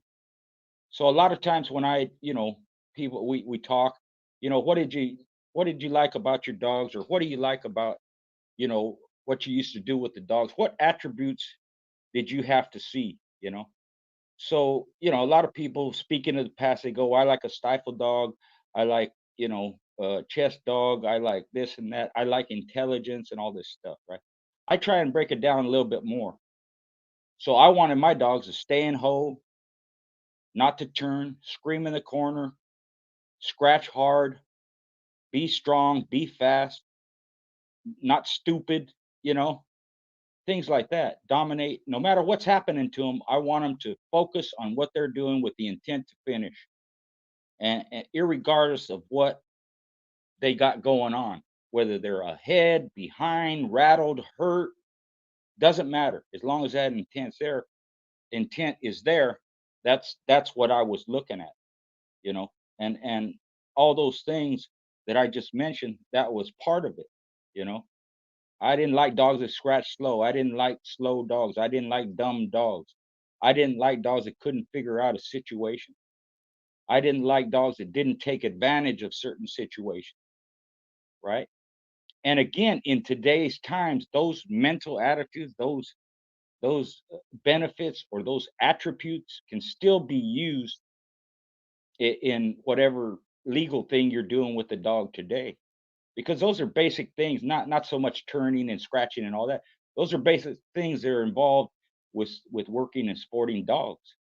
They have to be able to complete the task. They can't quit. It don't matter if you hunting a hog or you a weight puller or a wall climber or whatever it is. They gotta complete the task. They have to love what they're doing. They have to be good at it, and they have to be intelligent enough to know how to get the job done. You brought up durability. I'm gonna take advantage of you while I got you, Mr. Garcia. Don't feel bad. I'm about to take advantage of you now. Good. I'm sorry. I got I'm one more here for it, question. brother. I got one more question, and I'll let the brothers cook up. Durability you brought up. Yeah. When do you think it became an issue, and what caused the lack of durability? Because I seen it, and I tried to address it early on in the game.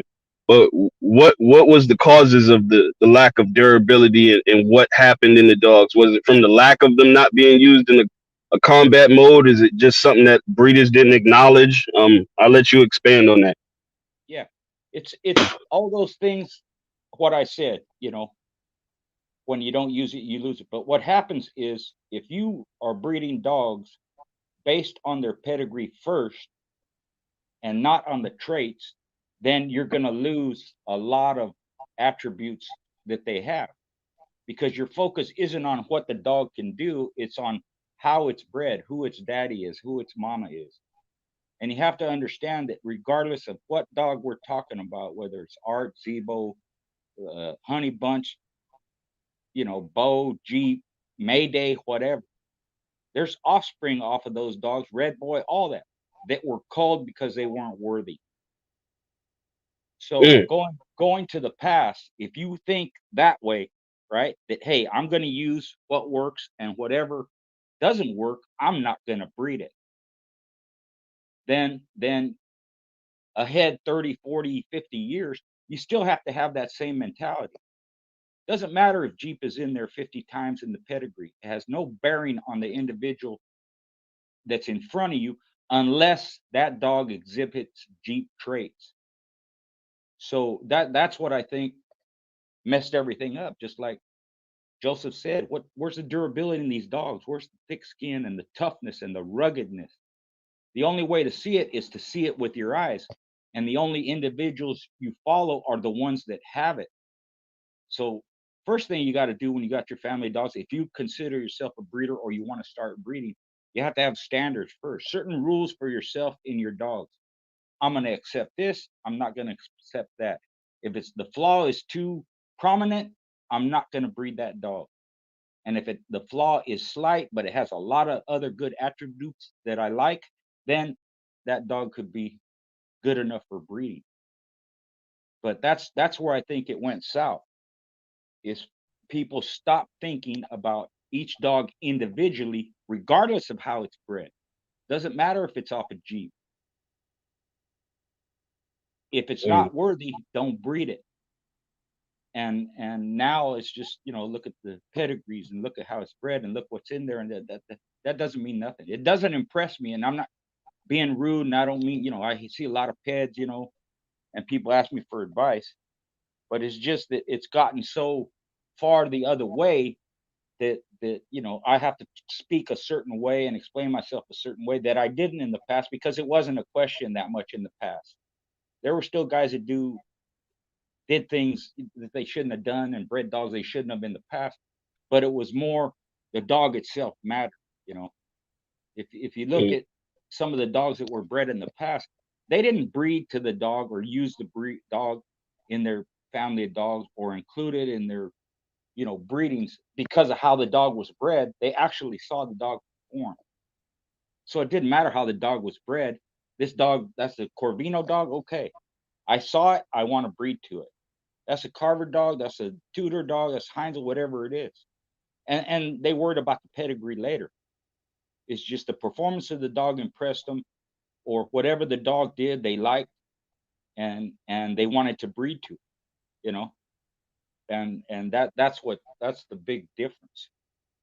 Me and Ram, he'll tell you, we pound that into people's head almost every damn show. That's how we talk, and the other guys too, Rosterman and Bach and all that, because it's got so far swung the other way that people forgot all about that. It's the dog that matters, not the pedigree. The dog makes the pedigree don't make the dog. So For a lot of the young brothers, the 20-year-olds, the 21-year-olds who only had pictures to look at and weren't able to see some of these historic dogs, because as you alluded to, we do have a thing in this community right now.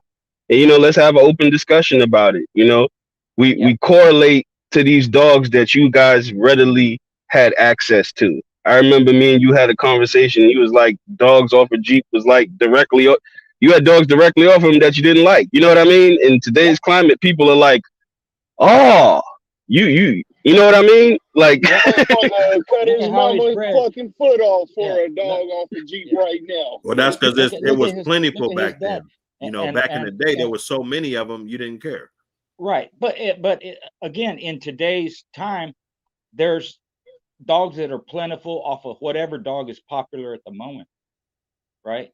And so it's the same back then. Dogs are not famous during their career or when they're young. No, Jeep wasn't, in his day, wasn't admired that way. None of them hardly are. They're not famous until after they have some type of career, and even more famous if they can produce. There's tons of dogs that were never bred. They didn't make it. Winners, champions, grand champions that were bred very little or not at all. Nobody remembers them because they're lost to time, right? So you have to look at it. We look back and we go, Jeep was a great producer. Yeah, Mayday. Yeah. Well, there's got to be some now, but it's in that stage of they're breeding them and see which ones can produce.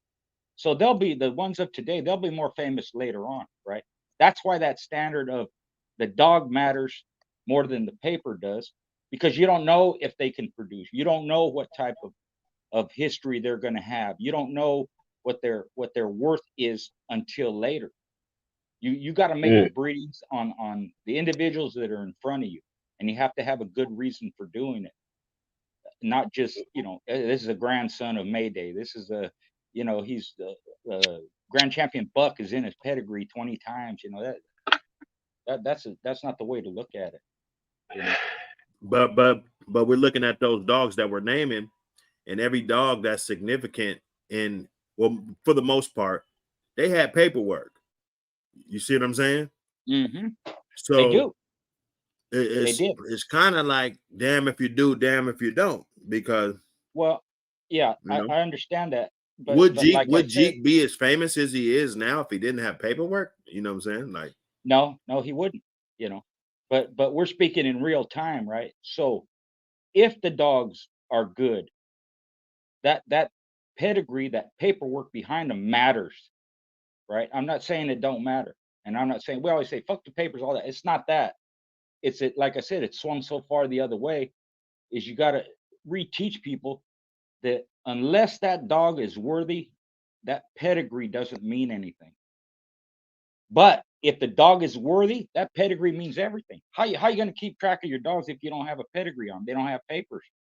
Like I said, 20 years from now, you ain't going to remember how your dogs are bred. You need to have it written down somewhere, recorded somewhere, so that at least for history's sake, the accurate records are kept. You know, as accurate as you can get them. There's a bunch of lies and fakes and all that, but at least, you know, you know, the integrity of the person should matter, and you should be honest, and your pedigree should be right. So papers are important in that respect. I want to dig deep. I want to dig deeper into this now. Hey, I got an all-star panel up here today. Episode 17. Y'all hit all those little fancy buttons on the bottom there. We monetize now. We go in places. We go in places now. But I gotta ask y'all, when did this whole not giving the papers thing out? Because let's just talk about. I'm gonna say this before, so we can just educate before we move forward. With Mr. Garcia's pedigree, when you acquire a dog, you get a certificate. Whatever registry company they offer you, it's like a birth certificate.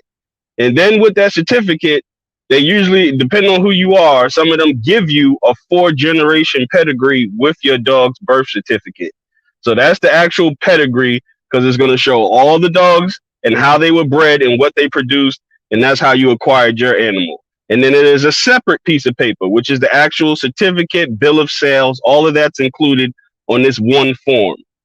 That's the owner of the dog. On that certificate is who the owner of the dog is on that registry. So just so we educated some people who may not know what we're talking about.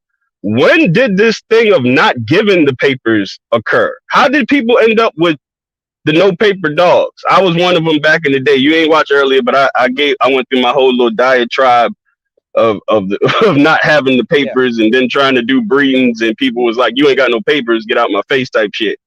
But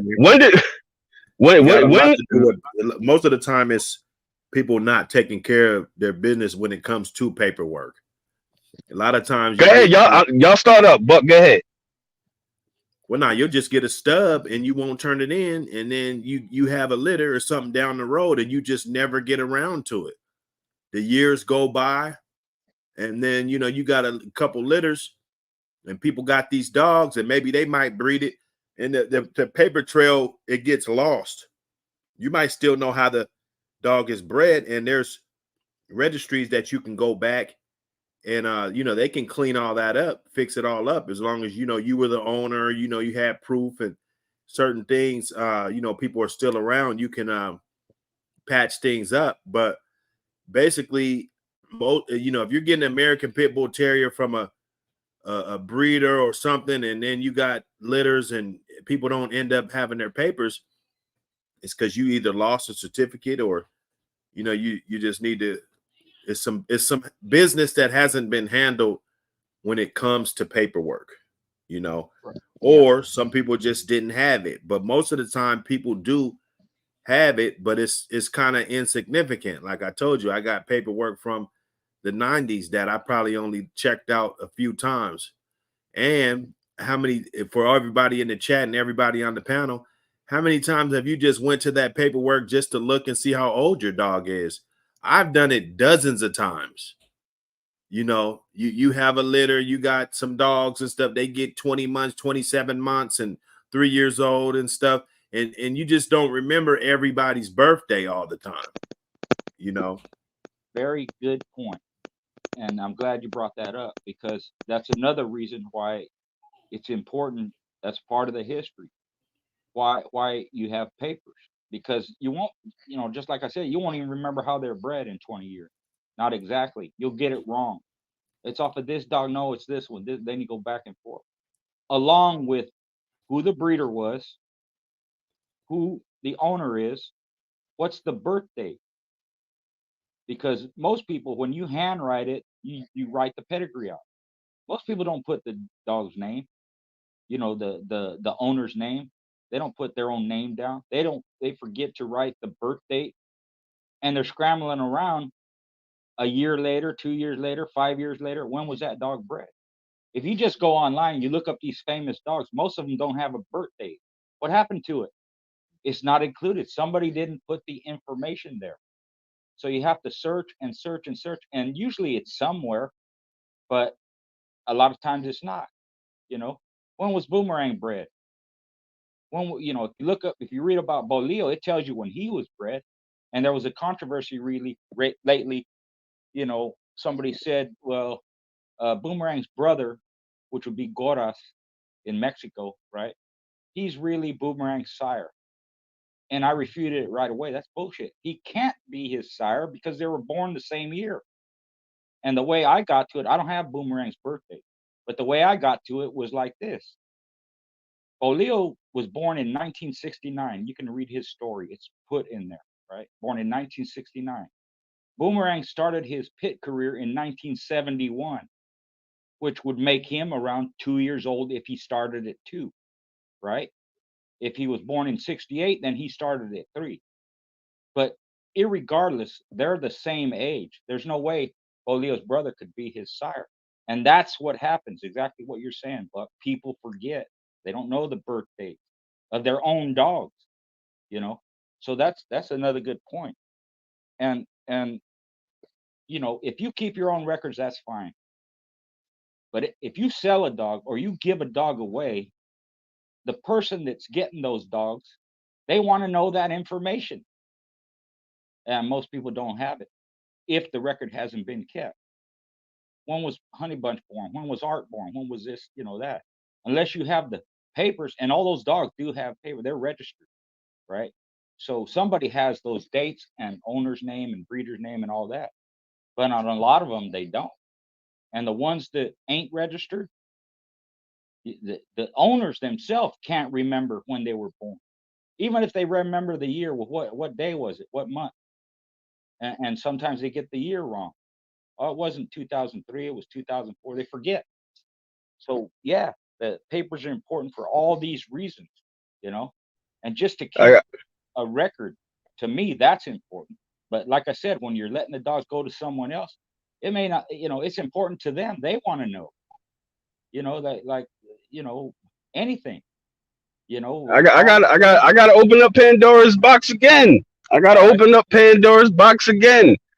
When did the pendulum swing to where it was like the papers weren't a standard thing? Like, when did that thing become like, oh, it's this price for the papers, this price for out the paper? Why is that not the standard? Me and you've had this conversation, but why is that?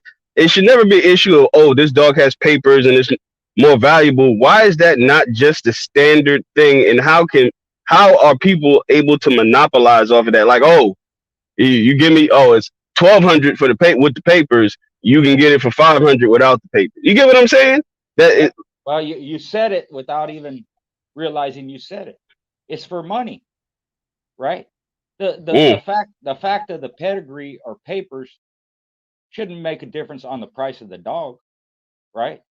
But somebody figured out, hey, I could sell this dog for this amount, and if they want papers, I could sell it for more. Well, who don't want papers, especially new guys coming up? I did. Everybody else did. You want papers on the dog. You know, even like I said, my foundation dogs, I had all of them were registered, right? And people got dogs from me. If they wanted to register them, they contact me. They knew me, ADBA. Hey, is this your dog? You breed it? Yep. You sell it to this guy? Did you give it? Yep. Okay, they'll register it. So it's not just, people think that it's just for themselves. I don't want nobody to know how my dogs are bred, all this bullshit, and oh, if it's, no papers, it's this amount, and with papers, it's this amount. It's just a manipulation for money. It's economics, it's bullshit, really. Why would you, what's the cost for me? A registration on a dog is $45. So you're going to charge somebody 200 or 300 or more, or 400 more, when the cost is minimal. It's just a way of getting more money. Good old capitalistic society. Yeah, it makes it sound like one is more valuable than the other. No way. That, a dog with papers is more valuable than the other one. No, it has nothing to do with that. It has to do with keeping the records, and people want records of their dogs. That's why registries were invented. One of the reasons. The other one was, this is a purebred dog. Now we keep, records of it, and we know all the breedings and like that. So, uh, that's, to me, that's why they did that. Originally it was, even back in the day, is, I'm not going to pay somebody to tell me how my dogs are bred. That's not the point. That ain't the point. The point is history. The point is integrity. The point is true breeding. And now with all this DNA stuff, it's easier to track and easier for proof, So if somebody, don't want to give you papers or wants to charge you more, I would look at it as economic. They just trying to leech more money up. That should be standard. So. All right, I gotta get your input on this too now. In your time, your circle, when you're out there, you in the field, you chilling, you're observing what's going around you, Mr. Garcia. These dogs that are idolized now, that you guys had frequent access to. There was a plethora of these dogs, and now you're up in age, not trying to play you or nothing, and you see what's going on now, and you're like, wow, this stuff was in my backyard, and these guys are trying to hunt this stuff down. That's always, hindsight is 2020. It's always been like that, but like I say, in real time, it wasn't that way. A lot of people didn't like Jeep Dog. They want to have nothing to do with them, But because of their popularity, because of his production, because he was a great sire, now it's more important than it was back then. Because all these dogs, you had a plethora of dogs, and you could buy whatever you wanted, And if you wanted something different or you liked it, you could get a bunch of them, But at the same time, that was in real time. To now is real time. Which dogs are you looking at that you see as a potential producer if it's never been bred? Or which dogs that have been bred and have proven to produce, in the last 2 or 3 years, right? So you have to take advantage of that. But again, how do you know which ones to pick? Who are you going to go to? Like I said, most of the time it's just on a pedigree. Look at his pedigree. Look at how the dog is bred. I gotta ask you though now. I gotta ask you this question now.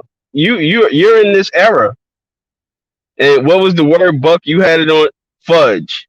The people fudging the paperwork. All of these stories that we're hearing now in 2024 about this was really bred like this, and this was really bred like that. I gotta get your input.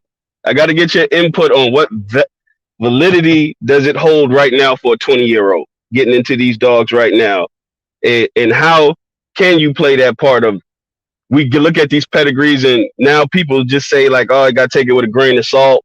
This door has been open, and you were around when a lot of this stuff was going on. And I know I'm not asking you to put anybody on blast. That's not what this is about. It was about, but I know you heard things about certain camps that were doing certain funny things. Was it a past then? How does the 20-year-old now in these dogs, should they question everything? Just give me your input on that. Well, just, even in the past, who are you dealing with? Do they have a Mm. reputation for being honest? Do they fake peds? Are they known for faking peds? Are they known this and that? What kind of integrity do they have? The people I dealt with, I never questioned how the dogs were bred, from the people I got, because there was never no shady stuff. There was never no question about it. It's matter of fact when you talk them. Hey, you want a dog off of Bobby Jr.? I got this litter. I got that Dirty Mary. I got this and that. They were all like that. And coming forward 40 years, those pedigrees on those dogs haven't changed. So whether I was dealing with Ronald Boyles or Ken Click or Don Broke, or local guys like Dunleavy and PB and Irish Kid, whatever it was, they didn't do that, you know. And so it's the reputation of the person and the integrity that they exhibit over periods of time. It's not like I'm just going to believe this dude. You have to make relationships. You have to do networking. You have to fact check. You got to talk to other people that have dealt with them.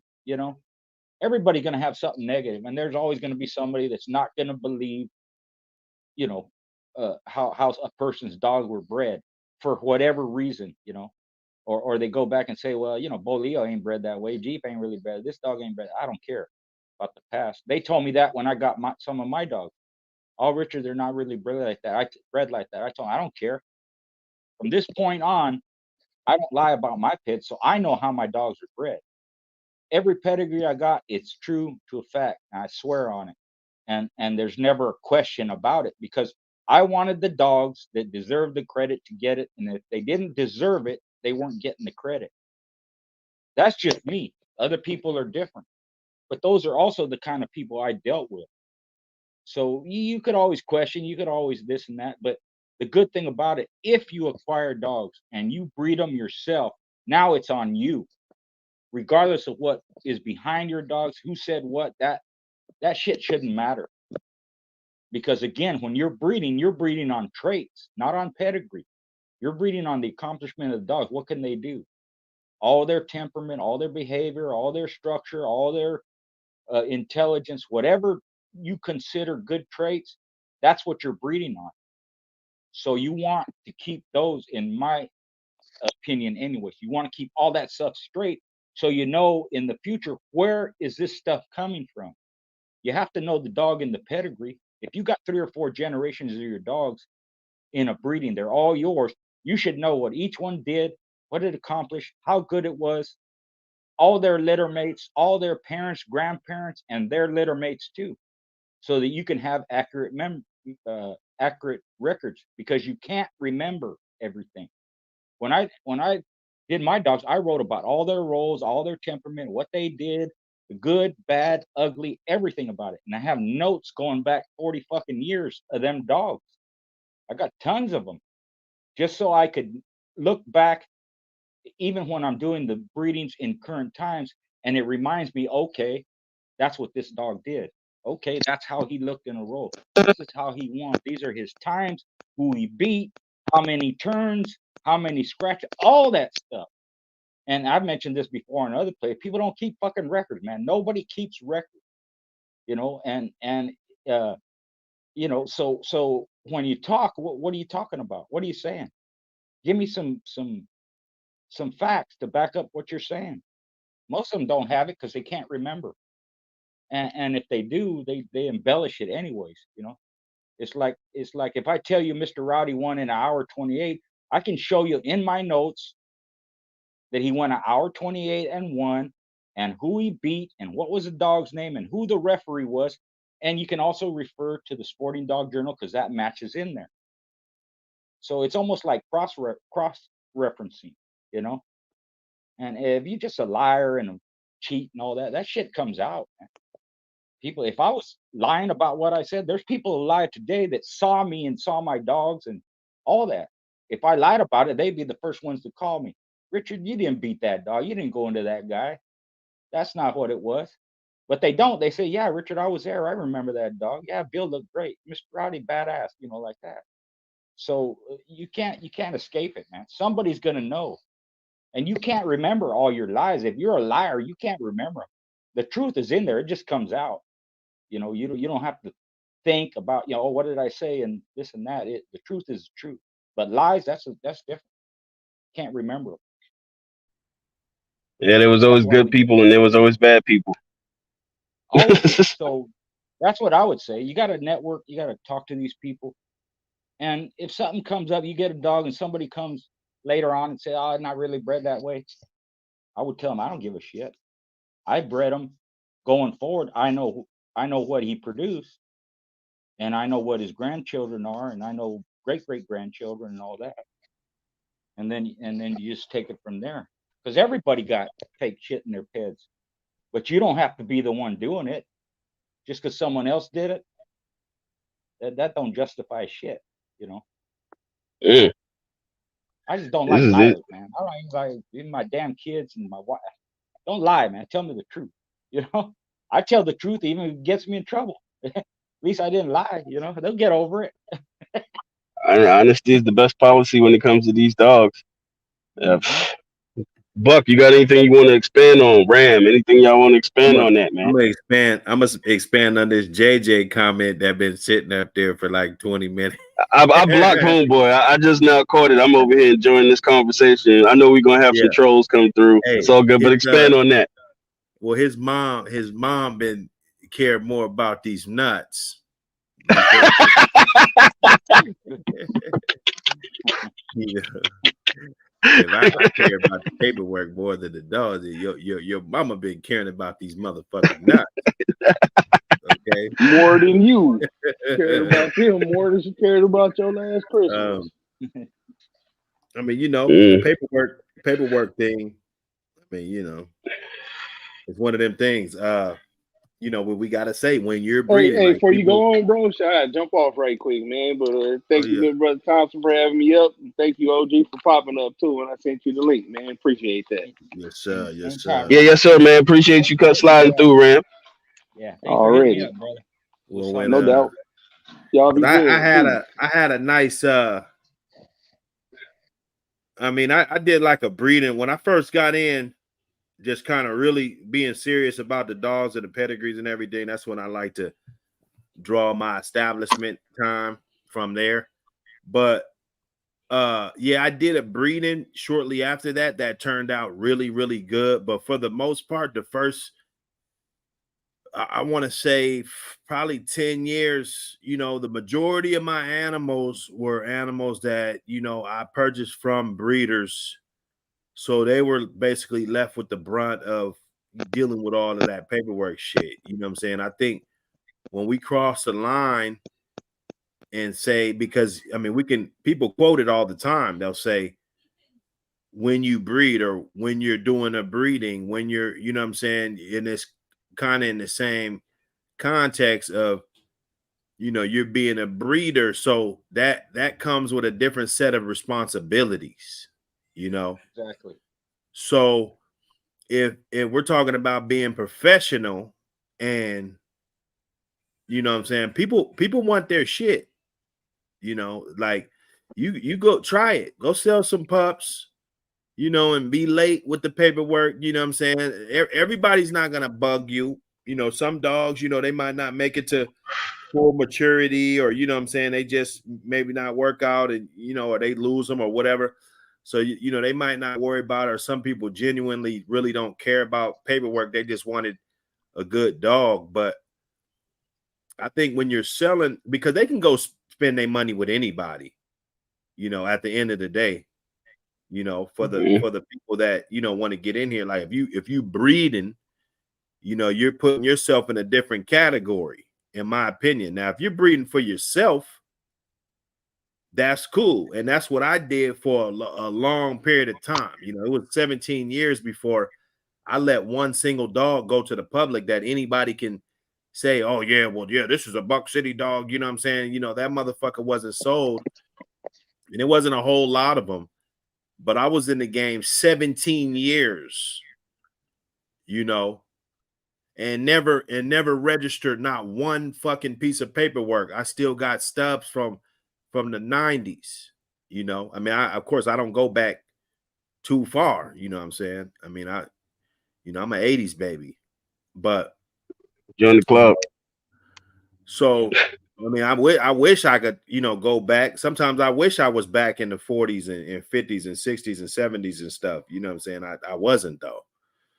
But when you put on that hat and you selling dogs and you breeding, it's kind of the responsibility for you to keep up for those papers, or just make sure up front that people know what's good.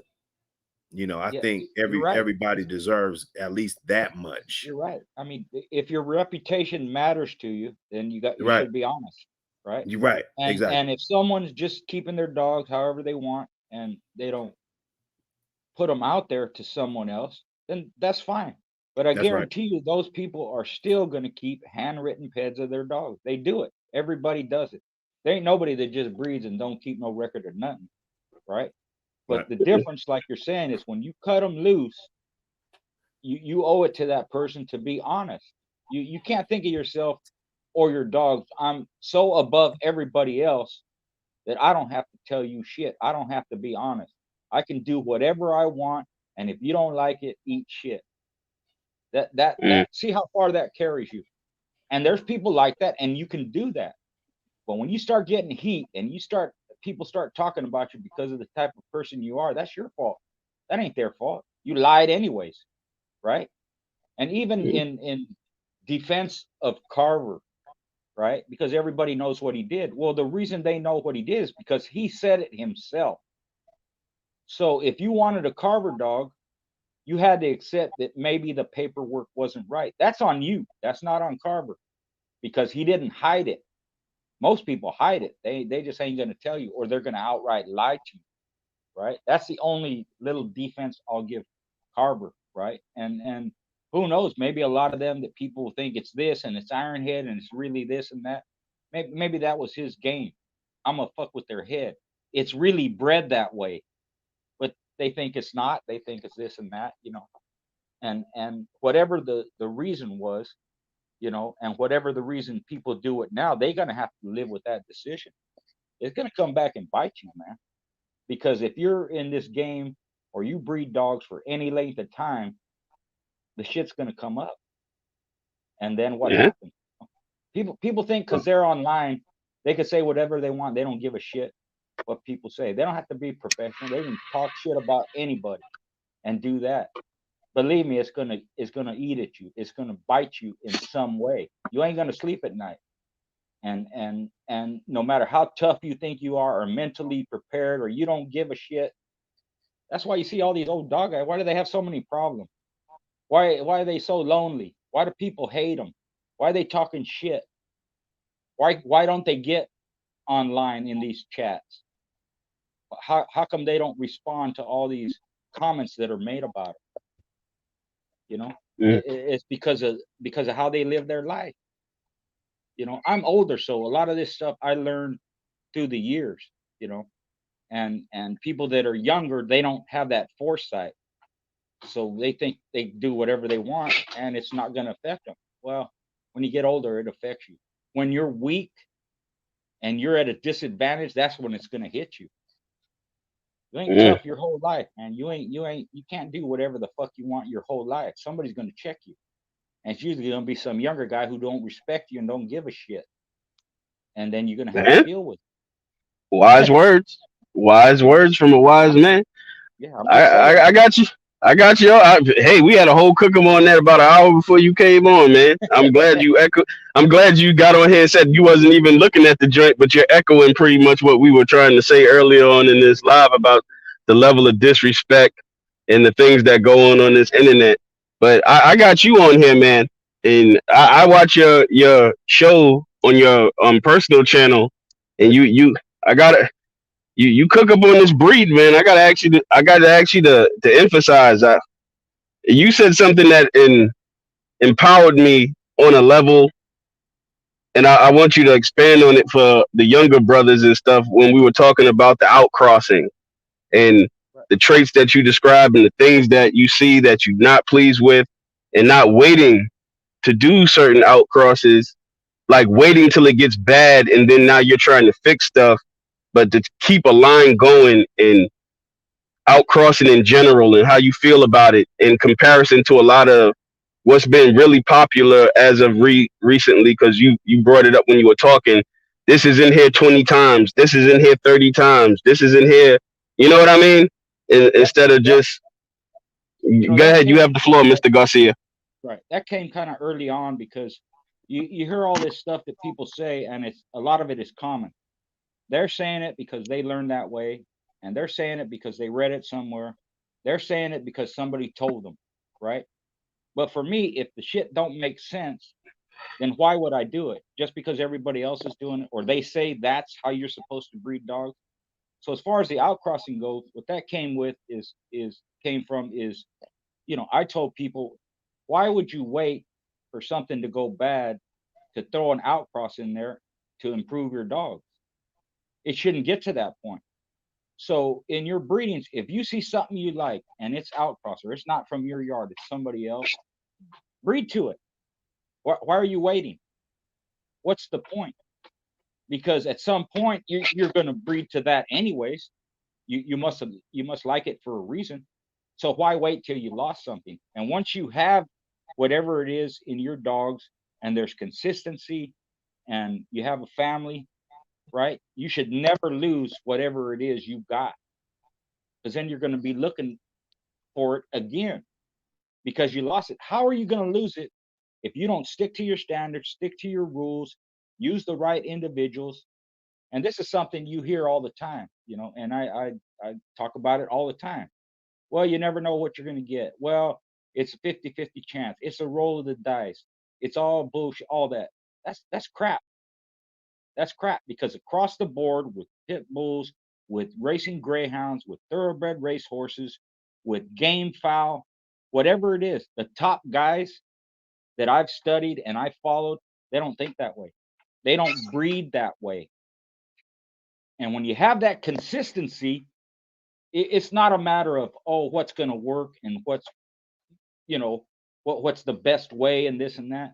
Just about every dog that you have on your yard, it's your choice what you want to breed to, because you're going to get something out of it. It's going to throw something for you. Now, I wouldn't say that if it wasn't true and I didn't have the receipts to back it up. Not only did I do it, but the person who got my blood did it. Other people have done it in dogs and all these other genres that I'm talking about. That's what they did. That's where I got a lot of my information from. So once I got that information, those techniques, those standards and all that, I applied them to see if they were full of shit or not. Some of them don't apply to pit bull, but a lot of the methods and techniques they do. So it worked for them. I borrowed it from them, and some stuff I came up on my own and I tested it and it worked. But that's how you get to the top. Not by doing what somebody else told you to do, but by using what works and not repeating the same mistakes that those older guys did. People give me hell all the time because I didn't keep cur dogs. I didn't have cold dogs. I wouldn't breed a cold dog. I don't care how well it's bred. And the main thing from that is what? My blood in 38 years never had a cold dog in it. So that's just one thing that I don't have to worry about. I didn't have to worry about it. My protege didn't have to worry about it because it's not in there. So, yeah, cur dogs throw great dogs. Yeah, cold dogs throw great dogs. But guess what? Good dogs, game dogs, tough, durable, all that shit we talk about, they throw good dogs too. So why would you accept something that's a major flaw to keep your shit going? Because again, these guys at the top, they didn't do that. So why would I do it? That's where I want to be, up here. And like I said, I got receipts to back it up. It ain't just talk. And not just from me. And not just from game fowl and thoroughbred horse racing guys.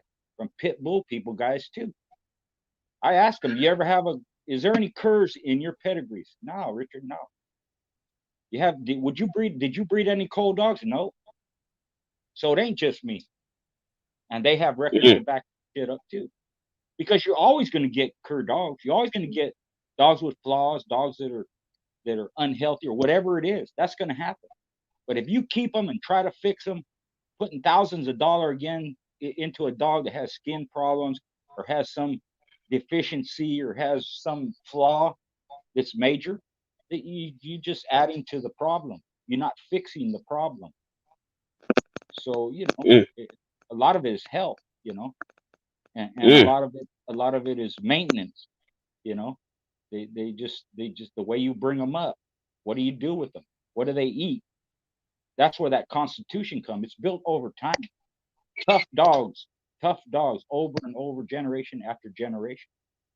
If a dog is mm, thin bone and you don't like thin bone dogs, don't breed it. Doesn't matter how good the dog is otherwise. That's a major flaw for me, anyways. You know. mm.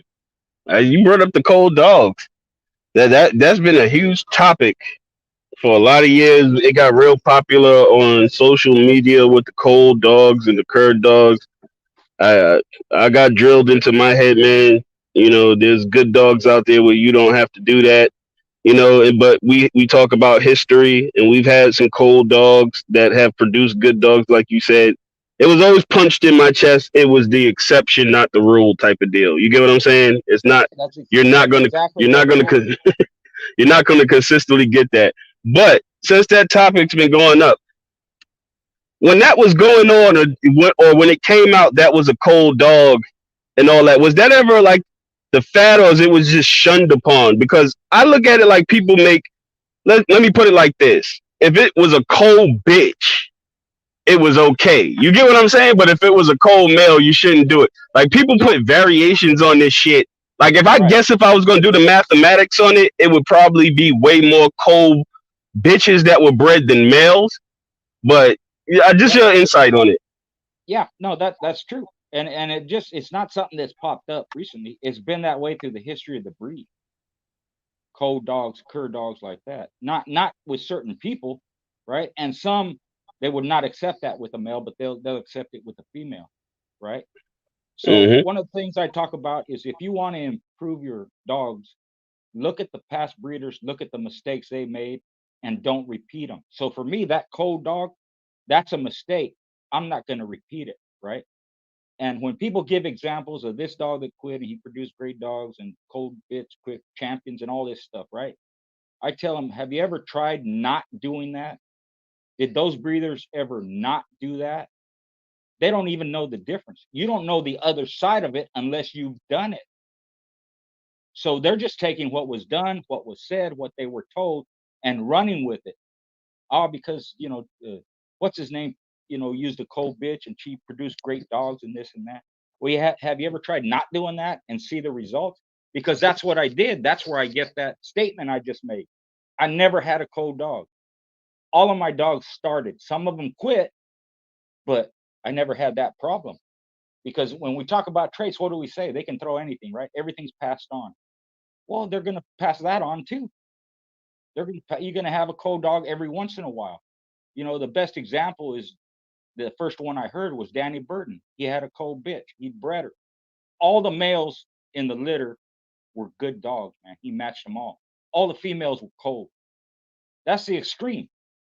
They're just taking after their mom. She was cold. They were all cold. What are you going to do with all them cold dogs? And let's say they don't throw a cold dog in this litter, but they're going to throw one in that litter. It's going to skip a generation. All this bullshit that you're trying to eliminate, but you're not because you're keeping in there. Why? Because they threw good dogs. So my answer to that is, have you ever produced a whole bunch of dogs and none of them came from cold dogs? Did you try and eliminate the cur? Did you try and eliminate the small teeth and thin bone and thin skin? If I had a dog, ever had a dog that had thin skin, I don't care how good he was. I would not breed it. Even if I matched him, even if I competed with him. And I had several dogs that I competed with, but they weren't good enough to breed. They had too much of a major flaw that I didn't like, even though they had other attributes that proved they could win, and they did. But those flaws were too prominent. I didn't want that. I don't want thin bone dogs. I don't want dogs that ain't durable. I don't want dogs that can't take punishment. I don't care how fast they were and how hard they bit, and they were that. But the other side was not good enough.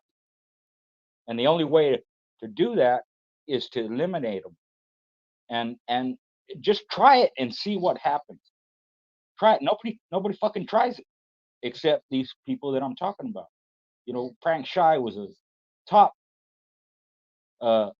game fowl breeder, right? And this is the extreme. If he had a cock that flew off, quit, ran away, flew away, whatever it was, he would eliminate that cock. He would eliminate the parents, all the litter mates. All that blood would be eliminated from his breeding program if just one bird flew off. Didn't matter to him. It's a heavy flaw, and he don't want it. So that's the extreme. But you know, what does he have to show for it? He was tops for over 40 years. Same thing with Thomas W. Murphy. He won 25 stag mains in a row in 1 year. I'm sorry, 49. Right? That's what you get when you have those high standards like that. You're talking about competition. That's what you get. At 80 years old, when Frank Shy retired, his last 2 tournaments, he went 8-0 and 7-0 with 2 brothers, with a family of birds, his family of birds, all brothers. That's how he went out of the game on top like that. Woody Stevens in horse racing had a small stable. He has a record for Triple Crown winners. Not that they were Triple Crown winners, but he won the Belmont or the Preakness 5 years in a row using the same standards like that. You can look that up. Look up Woody Stevens. Look at his record. He's got 7 Triple Crown race winners, not won all 3, but 2 won the Derby. 5 years in a row he won the Preakness or the Belmont, and then another one won the Preakness or Belmont, whatever. But that's what he did, and that's where I want to be like that. Earl Tudor, 25 UKC sanctioned matches in 1 year. So God damn. Where do you want to end up? What kind of dogs you want? And if you're a weight pool champion, you want to breed weight pool dogs, you should have records and trophies and all that stuff. Champion, grand champion, weight pool dogs. That's the only way I would do it. Myself, I want to be up there with the top. And you have to compete against the top. It don't matter if it's a goddamn lure course, man. Be the best. But you have to do something with them too, You got to feed them good. This is very enlightening. Yeah, this is very enlightening conversation. I ain't no genius. I ain't no better than anybody else. But I understood if them guys could do it, there's nothing really special about them except we held them in high regard because of their accomplishments. But they're not any more intelligent. They're not any more learned. They're a lot of them just regular people. They just understood there's a way to do things, and they did it. So I look at it and them, well, how can I be better than that? If we're supposed to improve the breed and improve ourselves, what is it that it takes to do that? Don't repeat their mistakes. Don't go against what your rules and standards tell you. You'll see improvement, And that was a heavy conversation, man, because you touched on so many different parts, because we have the young bulls and they're looking for pure this and pure that, and people are the outs, and people don't take for granted what the out was for and what it brought to the table and how these dogs are better because of that out. You know what I mean? Like, it got really funny. Right, an outcross should produce superior athletes. If it doesn't, it didn't work, in my opinion and my experience. That's the whole purpose of making it. Not that, you shouldn't get average dogs from an outcross, no matter what kind of outcross it is. So if you get average dogs and you make an outcross, for me, I wouldn't use them dogs. I wouldn't keep them. They may be good dogs and do other things that are great, but if they're not above average, superior, then it didn't work, in my opinion. That you're supposed to get hybrid vigor. Well, what does that mean? Athleticism, ability, a little, better than the one side or the other. So You got to find consistency, because when you do make an outcross and it works, what are you going to do? You're going to breed it back to your stuff. You're going to line breed it, right? So at some point, you have all these dogs, regardless of how many crosses you have in there, how much inbreeding you did, how much line breeding, tight or loose, they're all going to be related. That's what a family of dogs is. Some closer than others, some more distant, but they're all going to be related. So they're all family. So that means they're all going to share certain traits. So for me, when you make an outcross, one of the things that's been talked about, and it's true, you take a dog that has these traits, and you take another one, whatever it is you're breeding to, and they have different traits, and you put them together, and then hopefully you get both. You get traits from both sides, right? That's standard. That's the way everybody talks. For me, when I made an outcross, I bred to a dog that had the same traits as my dog did, but it's different blood. They're not related. You have a better chance of capturing the traits that you like and want doing it that way. Wait, wow. Hold on, time out. Rewind. Okay. So you didn't go out there looking for dogs to accommodate what you thought you were lacking. You just went out there and tried to get. Okay. Yeah. Expand on that.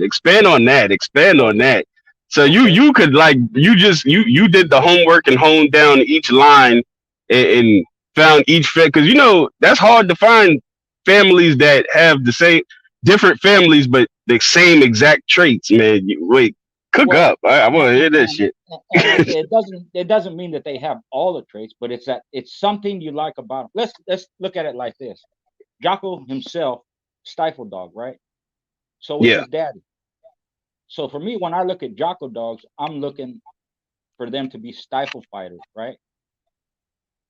I saw Mm. Chinaman, right? I saw him rolled. I didn't see him match, but I seen him roll. He hit the belly, he hit the groin, he hit the stifles, back end dog. So if I'm going to cross Jocko and Chinaman, that's what I'm looking for. Stifle dog. If I don't get it, it didn't work. And that's what I mean about certain traits, right? That Mm. each line, even though they're not related, it's a total outcross, right? They share the same traits, whether it's strength, durability, intensity, whatever it is, right? You when you do that, you have a better chance of capturing those traits and retaining them than you do if you put two together. One is opposite from the other. Put it like that, because now Mm. you're mixing. The dogs don't even think the same way. So if you put outcross together, using that train of thought, if they think the same way, the offspring are going to think the same way too, and it's coming from both sides. And that's what I mean. You have a better chance of capturing those traits if they share similar traits. And Okay. that's a old, but people they don't really talk that way. They don't really breed that So way. it's like it's like doubling up without doubling up in your family tree. It Exactly. It's improves the odds. doubling up in the traits, even though the dogs ain't related, right? Mm. And then you're gonna keep it, and then you go forward with it. But the thing with outcrossing, I've recently, that's what I've been telling people. Don't wait till you lost something to throw something in there. You should never have lost it in the first place. Mm. So let's say you make a breeding and it wasn't what you expected, right? Go back that one generation and then go a different direction, Mm. right? Buck, you got anything on this? I'm sitting in class right now. The schoolboy,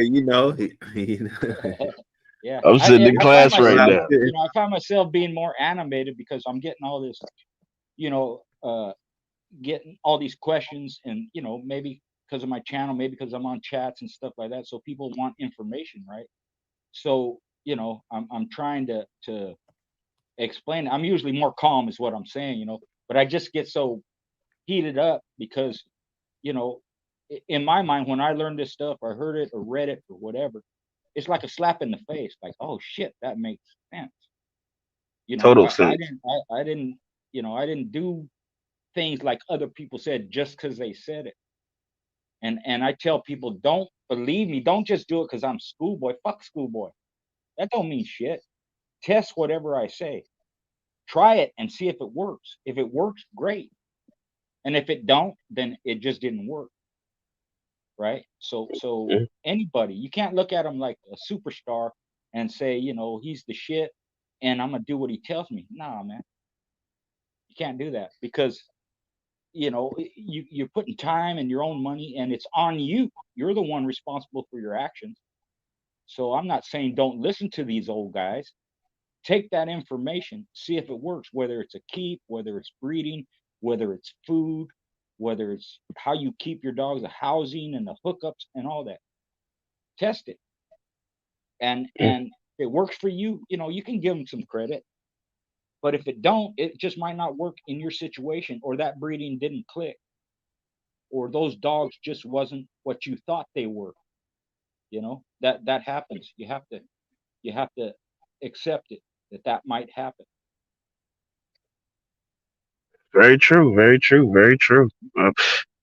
Book of knowledge, Mr. Garcia here, man. I always love to talk breeding with you.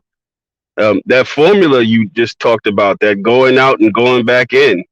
We always have these basic conversations. We always try to dumb things down to like a 50-50 thing. Could you elaborate on the three-way crosses? Like, is there a set point? Because we have a word scatterbred. Right. When we talk about outcrossing, it's normally not too far off into the conversation. We start hearing scatterbred.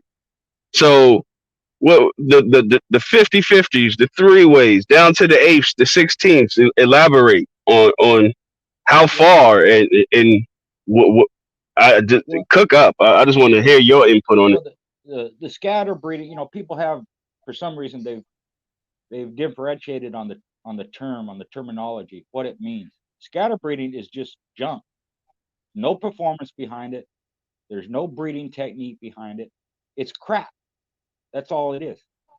But when you talk about outcrossing, multiple outcrossing, if you're breeding your dogs, if you consider yourself a breeder and you're building a family of dogs, it doesn't matter how many crosses you put in there, because like I said, at some point they all going to be related. And because the gene pool of the pit bull, people don't realize it's not that broad, right? It's not. So even if when you see 2, 3, 4, 5, 6 outcrosses, if you go back far enough, you're going to see a lot of commonality, because there's only so many dogs that these dogs came from, right? But even within that, if you're breeding your dogs and you put a cross here and you put a cross there, you're still going to breed them together. They're still going to be related. Where people, when they look at a pedigree and they go, "Oh, that's scatterbred," they say that because they don't recognize any of the dogs or the names in the pedigree.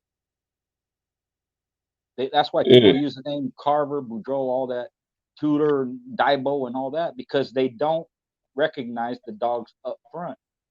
I don't either, because I haven't been involved in years, but I can scroll back and I can see where their dogs came from. And that's what I tell people. So when you do that, you get back to the fourth, fifth generation, you see all these dogs that are related or the same dog in the pedigree. So it's not really scatter breeding. And if you're breeding on performance, you're breeding on traits, right? Then that nullifies the scatter breeding. Because like I mm. said, you can breed them together, they all going to be related. And what you end up doing is you end up stacking it. So let's say you got, one of the things they put out now is the Red Boy, Jocko, Tombstone, Bolillo, or something. They got all these letters, right? Yeah, it's So like RGB, yeah, RJB. like that, right? Like, but if you go back far enough, they all have something in common, right? They all have something in common. If you Mhm. go back, right, there's going to be some Eli in there. There's going to be Tombstone and Bolillo. They have something in common. Daibo, they have Black Widow. They have, Red Boy Jocko. What's Jocko? Well, he's a lot of Mayfield blood. There's your Daibo, right? So you breed that to the Bolio stuff. There's your Daibo. There's Black Widow. There's Trahan's Rascal, Daibo's half brother. So, like I said, and when you I call it stacking. Let's say you have 3 bloodlines together. At some point, you're gonna bring one of those bloodlines to the front, and then when you do that, the next breeding you could bring the other bloodline to the front. Like that, you could just keep rotating them over time, so that you may have 4 or 5 different bloodlines, but you're bringing them to each one. You're bringing it at certain times, bringing it to the front, or you're just breeding the same family of dogs together, and it's the same stuff, right? There's no breeder in history, famous breeder, name them, Scooter, Heinzel, Carver, that didn't build their family of dogs on 4, 5, 6 different bloodlines or different breeders. Heinzel dogs, they're made up of Hemphill, Tudor, Colby, Corvino, and Corcoran or Leitner. All different breeders, all have their own families of dogs, but there's similarities in them. Carver did the same thing. Colby, Leitner, Daibo, old family Red Nose, it's all in there. Tudor, same thing. You know, Henry dogs, Corvino dogs, Heinzel dogs, Leitner dogs, Armitage dogs. You know, just look at their pets, but you know, you got to know your history and you got to scroll back, see where they came from. You see all these different names and their pedigrees, but when they get their, you know, develop their own family, now they all related. You know, and I try to tell the young fellas, man, because when I sit here and talk to these OGs, you included, I know in today's time this must be like fucking bizarro world when it comes to these dogs now. From like this must be like, I understand because I thought, and I almost had like a hint of, you know, people angry and upset, you know what I mean, because today's time, man, and the way certain things are being promoted, man, it's just so different. It really is, because I know when you was around, there wasn't nobody looking for no Jeep dog, 5-time Jeep dog in the pedigree, you know what I mean? It was, no, you had, you know, in real time you're competing with these dogs, so you want good dogs.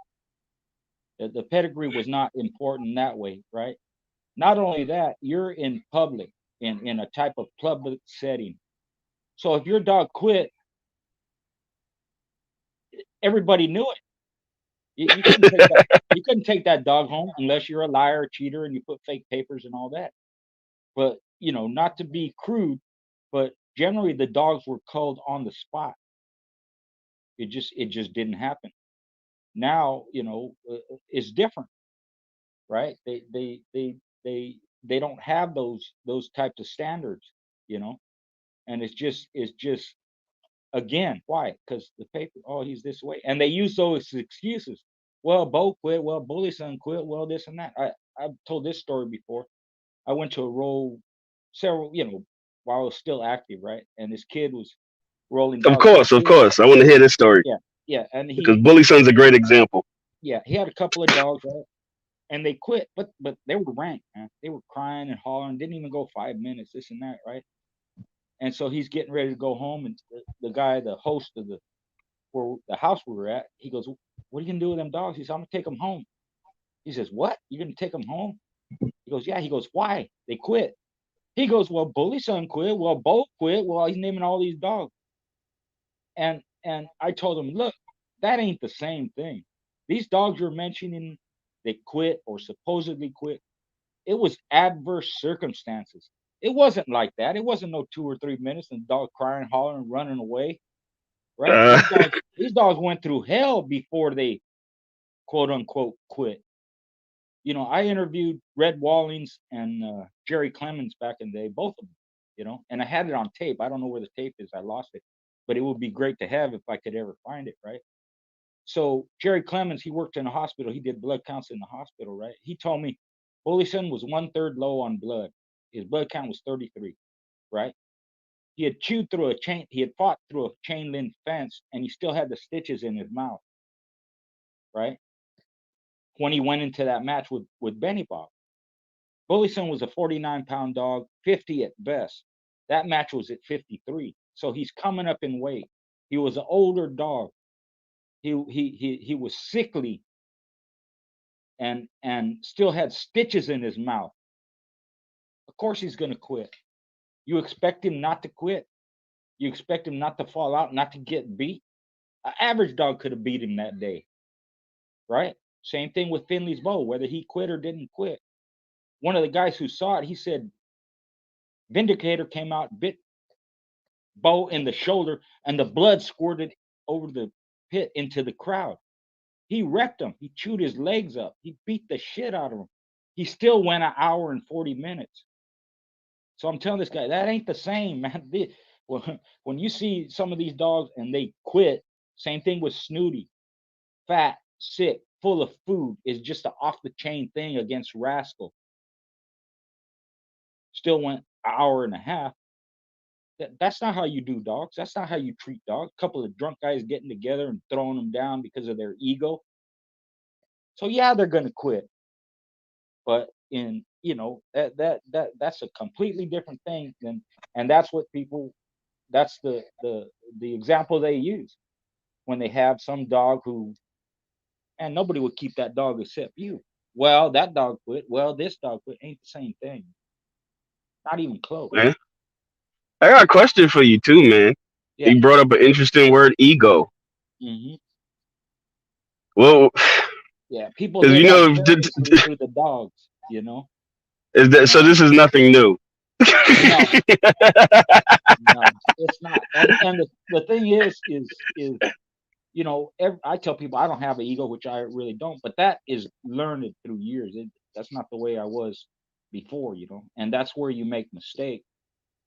And people, you know, whatever happened to their dog or whatever, it's embarrassing to them, or the dog is going to suffer because of you when you make the wrong decisions, or you shouldn't do things that you did, right?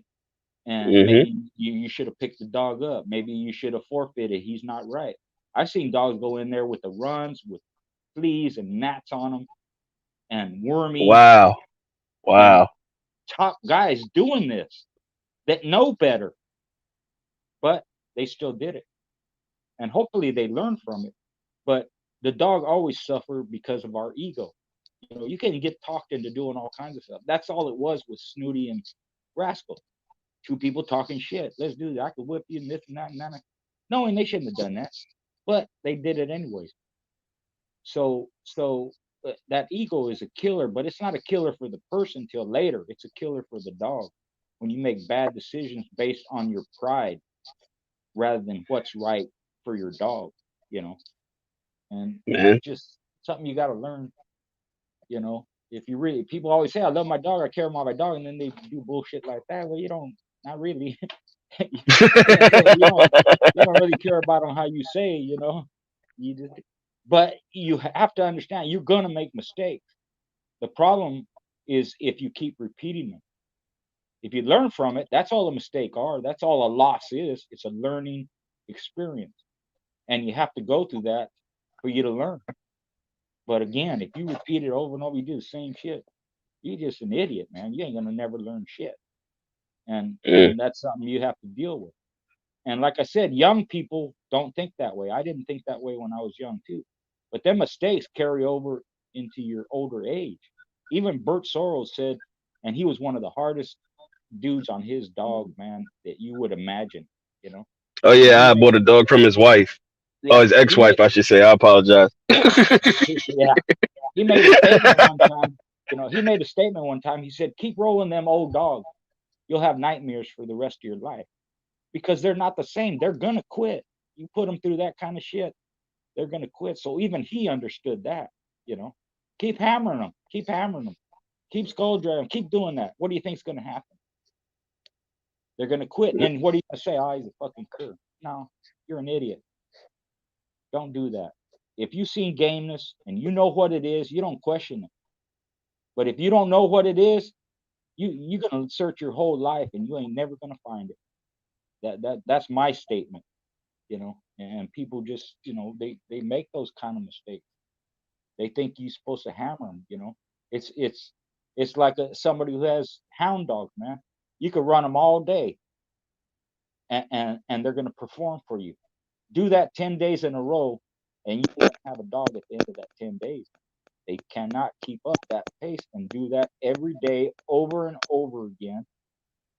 You know, that's a good way to ruin it. I got a question for you too, man. I'm cooking with you now, man. I ain't gonna keep you on here too long, but Yeah, we were talking about the working and you know, we all seen the Don Mayfield videos and we all heard the stories about the cat meals for 5 6 hours straight, the amount of stress and what it seems to be like either one side or the other. You'll talk to some people who enjoy working and conditioning dogs, and then you'll have some people like extreme work, and then you have some people that lean less. That less is more. Where do you kind of fit in since you're extraordinaire on that? well, I've learned this, and even Or in is it just based on the dog individually too? I'll throw that third part out there. Go ahead. right, I've and this has been learned through with human too. Uh, you don't have to kill yourself in workouts, and it's better that you don't, because if you do, because of all the calories you're burning off, you're going to have to replace them calories, and people don't normally do that. So you did have some guys, they work their dogs 6 or 8 hours a day, right? To me, that never made no sense, because they don't need that kind of work. They're already an athlete. And if you have them relatively fit their whole life and they're fed good and regular exercise, they're already halfway there. So like a sprinter, a Olympic sprinter or whatever, they never do 100% work. And I never did. Once I learned how to do a keep, never put my dog through 100% workout. Between 80-85% is good enough, because you want that 100% on the day of the show, not before the show. So you don't need to kill your dogs to get that kind of 1 hour, 2 hour, 3 hour show out of them, right? That's been proven over and over. And I have friends that were top conditioners in their day, and you have both extremes. Some of them worked them for hours, other ones worked them for an hour sometimes. That's it, you know. And it's just the type of work you're doing, the individuals you're using, but less is always more, no matter what. You go too far and there's no coming back from it. Where you back off a little bit, and whatever attributes the dog has, he'll make up for if you lack something, you know. You hear it all the time, or I used to anyways back in the day. Hey, my dog looked better in a roll than he did in a key, in a show. Why is that? Because you did it wrong, right? Because naturally they have a lot of ability anyways, right? And no matter what keep you're using, you're not going to improve the dog that much. You're not going to get 100% better dog. You're not going to get he's 50% better. It's almost, you know, uh, mathematically or whatever impossible to do that. They don't have it in them. They're flesh and blood, and there's limits to what they can do. So a lot of them people, it's just they're trying to impress somebody when they say, "I'll work my dogs 5 hours a day." What for? How many calories do you feed them? That I'm sure you can Google. If I run 20 miles a day, what calorie intake do I need? It's going to be 5, 6, 7, 8,000 calories per day. Where if you're running a marathon runners don't run 24, 26 miles.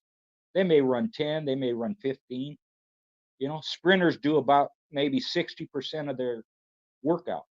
That's it, because you want it on that day and you're building yourself up, you're getting fit, you know.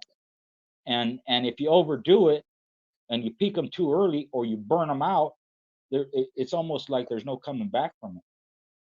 And you usually see that at the end of the keep. You know when you're off, you know when you missed it, you know when you're a little bit ahead of it, you know when you missed it a little bit, you know when you screwed up. And for me, anyways, I could never fix that. It only happened a couple of 3 times, but I couldn't adjust once I missed that peak. Just they have to go through a cycle of recuperating and winding down and all that. You know, So you a firm believer of the pre-keep? well, I've heard things about the pre-keep and the actual keep. Just as far as we talking about conditioning, were you a firm believer in it or what? Well, my pre-keep was their whole life. That's what I tell people. Ah, That I took your shit. yeah, that was the whole thing. So I didn't need 4 weeks to get them ready.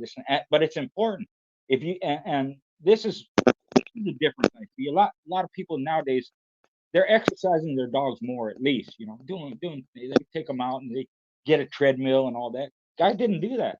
Them dogs sat on the chain for 2 or 3 years until they were hooked up, and that's the first time they did any kind of work. And they had to teach them how to do a treadmill or how to run a cat mill or all that. When I'm showing them when they're 4 weeks old, 8 weeks old, 10 weeks old. They're going to do something. I taught my dogs my keep from when they were young, 3, 4 months old, just learning little by little. Do a little bit, show them how to run beside a bike, show them how to use a spring pole and a flirt pole. It doesn't have to be much. You can throw a 4-month pup on a treadmill, let him run it for 2 minutes 3 times a week. He's going to run it when he's older. He already knows how to do it. Why wait? That was one of the things I realized back then, and that helped me, man. I'm ahead of these guys. I don't have to teach my dog shit. He already knows how to do it. So their whole life was developing those instincts, developing that work ethic. And again, as far as breeding, if a dog didn't like to work, or they were timid or scared or shy or didn't like to do my keep, I didn't keep them. I wouldn't use them. So you hear this too. Well, every dog's different. True. And you got to find out what the dog likes and all that bullshit. The dog likes what I tell him to like. I'm the fucking boss, not the dog. And not to be cruel, but that's your responsibility to teach them to do the kind of It's the work they truth. want to do. And some dogs, they won't take to it. I've had dogs that wouldn't work a flirt pole. They just look at it like, I'm dumb. Okay, well, I didn't use a flirt pole and keep anyways. I just use it for exercise, right? But I never had a dog that didn't want to bait or didn't want to run beside a bike or a car or whatever, and teach them how to use a treadmill. Man, that's easy. But you got to start them when they're young, you know. So for me, that's why I say my pre-keep was their whole life, you know, developing those instincts, developing that work ethic. But for someone who don't do much with their dog, yeah, you need it. You need a pre-keep because you got to make sure the pads are right. You got to make sure there's no issues with their joints or their tendons or they pull a muscle or anything like that. It's kind of a build up to that hard work, right? But like I said, I regularly exercised and they was always doing something. The kids did something with them. So I could do a keep anywhere from 4 to 8 weeks. Didn't matter. They were ready because they were always ready anyways. And all that meant was if I got 4 weeks to do it, my dog could run 5 miles. So that was my starting point. I start at 5 miles. If it's an 8-week keep, I start them at 2 miles.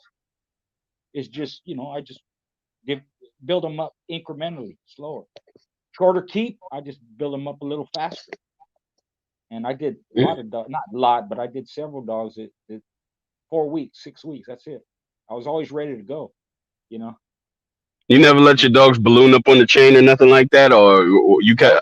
Nope, I know never. with the weather, people do certain things. Weather time, they add an Yeah, excess amount of weight on the dogs and things of yeah, that nature. What was your yeah. In, protocol? Because I know you in, guys were rolling yeah, 365 a year. yeah. In places where 4 feet of snow is real cold, you have to have that extra weight. You may have to add 5 or 6 or 7 or 8 pounds on your dog because of the weather, you know. And here it gets down to freezing sometimes, but I never had my dogs. If it was a match dog, they were usually, depending on their size, 2 to 4 pounds over their weight, you know. So if it's a small Okay. dog in the wintertime, he's going to be about 3, 4 pounds over. That's it. And a bigger Oh, dog, they might be, 4 or 5 pounds over just during the winter if it's a 50-pound plus dog. But I never mm. had them, I never had them too heavy like that, good bedding, good housing, all that stuff. But it didn't get cold like it does in the Northeast, that would have been Oh, different where you got 4 feet of snow or something like that. okay. But, Okay. but Mm-mm. yeah, it's just, even during the winter time, if they're close to weight, half the time they're going to be inside anyways. If it's a dog I got hooked up, so they weren't really exposed to that freezing weather, even though they were on the thinner side, you know. And like All my right. females in heat, whelping pups in the wintertime, we just brought them inside, you know. So I never need no heating pads or extra insulated houses or anything like that for the pups, My wife You had kept them. them inside. Yeah, she had in the I'm glad. pantry. I'm She had glad. them set I'm up. glad you brought that up. I want to talk about a little bit of setups with you before I let you go, man. What you call? We have the chain setups now. We have the kennels. What was your primary setup, and what did you like and what you don't like? You know what I mean, or what you think is Well, the best they're practical thing for a pit bull? they're all good. I prefer chain setup just because they have more room to move around. They have more area to cover. I looked at a kennel kind of like, when you go to the zoo and you see these animals in cages. If Hmm. where I lived anyways, you go to the wolves and the coyotes like that, and they're pacing back and forth, back and forth, back and forth, driving them nuts because they're in an enclosed area, right? And it's like being in jail. If you ever been in jail, I'm not telling anybody to try this, but if you have, you can go stir crazy, man. You're stuck. You never have no peace. You never have no area to your own. You never have no freedom. And with the chain, you have more freedom. They can go here, go there. The circumference is a lot more than even a 10 by 10 kennel run, right? But the other thing is it's enclosed too, right? They understand that they're boxed in. And I'm not saying kennels don't have their place. I had at least one kennel, sometimes two, just for certain dogs. All right. But for me it was the chain hookup is better, just for the freedom of movement and more area that they could move around in. All right. And when you was working your dogs, was anything different you did? Like far as you like, if you were working a dog, did you put him in the kennel while he worked, or you had him I on the kept them chain and then? I kept them secluded, you know, kind of like if you think of Marvin Hagler, if you ever hear him talk, when he went in training for a fight, he was like a Spartan, man. No outside contact, no family, no nothing. So I did the same thing with my dog. Nobody messed with them. They weren't around any other dog. Nothing can get them Wow. worked up. When they rested, they were resting. During the day, at night, when it was time to work, they worked. And when it's time that they weren't working, it's all relaxation, rest, peace, quiet, no outside interference, nothing. Whether I had to bring them inside or I had a place outside where I could keep them, where they were away from any dog, any varmint, any snake, any rabbit, any nothing. They saw nothing. Just me and the work. And they became dependent on me, right? I'm there to take them off their chain, walk them out. I feed them, I pet them, I rub them down, everything. So that's that bond you build. I did one dog, I bred him, I gave him to a friend of mine. He raised him, schooled him out. He brought him back to me to match him. I matched him on the day of the show. He came over, we're getting ready to go. He come through the door. This is his dog. He raised him. He come through the door and went to pet his own dog, and the dog bit him in the thigh, man. Hit Wow. him in the stifle, and it was close, man. And he couldn't Oh. he couldn't understand it. And I told him, well, son, dog, you build that bond. This dog only knows me. He depends on me.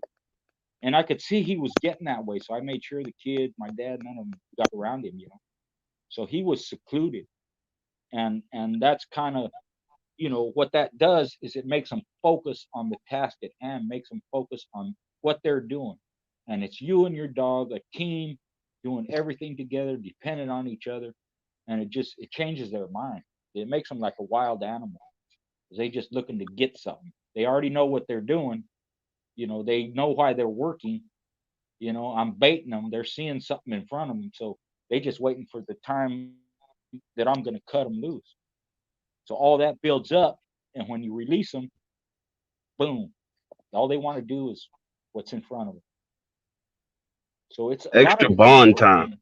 yeah, the So people, the you're not just using the keepers a form of conditioning, that you're reinforcing that bond with that dog. Total isolation. I like that. yep, That is a and very practice, militant way of going about it. yeah, like that, discipline and focus, no outside distraction. And you'll see it in them, you'll see the change in them, and when you do that, when you have enough experience to notice it, you understand, what's going through their head, And Mayfield talked about that. He wanted his dogs like animals in the wild, hungry, ready for the kill. And other people have talked about it too, and that's basically the same concept. Animals in the wild, predators, when they hunt, they usually miss the first few times because they ain't that hungry. When they get real hungry, it makes them real sharp, and they understand they have to catch that prey, they have to kill it, or they're gonna die. They're not gonna eat. They're not gonna survive. So that's what makes them sharp. So it's kind of that attitude with the dog too. And again, I'm speaking of the past, but those things they can apply to today. Doesn't matter whether you hunt in coyote. Don't matter if you're a weight puller. Doesn't matter if you do the French ring. You want your dog focused on that task. That's all he think about. That's all he's going to do, and he's going to be the best at it. That's kind of the edge I feel that I had over some people, because to them it's just condition. I just exercise. I got a program. I do it, and the peak is in their mind as much as it is in their body. It's a mental thing, more so towards the end of the conditioning program. That last week, that's the most important week. Wow. A mental thing. Wow. Yeah. Man, if I was 20 years old, man, and hearing this stuff, man, the level, the bond, the level that you have to have, man, the amount of love it takes, it's shit. Yep. The dog feeds off of you. They can. If you give up, your dog's going to give up. I guarantee you. It don't matter what you're doing. If you're nervous, you touch the dog, you're worried, you're scared like that, he can feel it. So it's as much in your own mind as it is the dog's, and it can help you win in whatever venue you're doing it in. The dog feeds off of you. So just keep that in mind. It's like, people, this is a little bit off topic, but people want to train pit bulls. They do this and that, right? And I tell them I never had to train my dog to do anything. They did it naturally, and they'll protect me or my family to the level of the threat, right? It was never a question. And my dogs were good with everybody. They weren't man biters. I wouldn't keep a dog that bit someone just for no reason, because I had children, I had family, I had people coming over, friends and family coming over. So anybody could handle my dog. Anybody could pet my dog. But if it's late at night and someone's thinking about coming to do harm, then the dogs will change. They understand that's a threat. It's happened with my wife walking dog. Some 2 or 3 guys were following her. Nicest dog we had, man. She was walking with him down the street. He noticed these people following her. He turned around and bowed up on them, man. They crossed the street. He knew they had bad intentions. He could feel it. And he knew it before. He saw them before she ever saw him. He just turned around and went at them, and kind of stood his ground. Well, they got the hint. And that's not an isolated case. Most dogs, if you love them, you treat them right, they depend on you, they're going to protect you. Even them stinky little pooches, man. You're a show within itself, because I wanted to ask you about that man biting thing. And you brought up several situations, because this was my thought process on the shit. Because it was like, that we talk about historic dogs that we hear stories. They were man biters. They were bred predominantly. They're in a lot of people's pedigrees and stuff. And you just alluded to a situation where a dog is protecting you.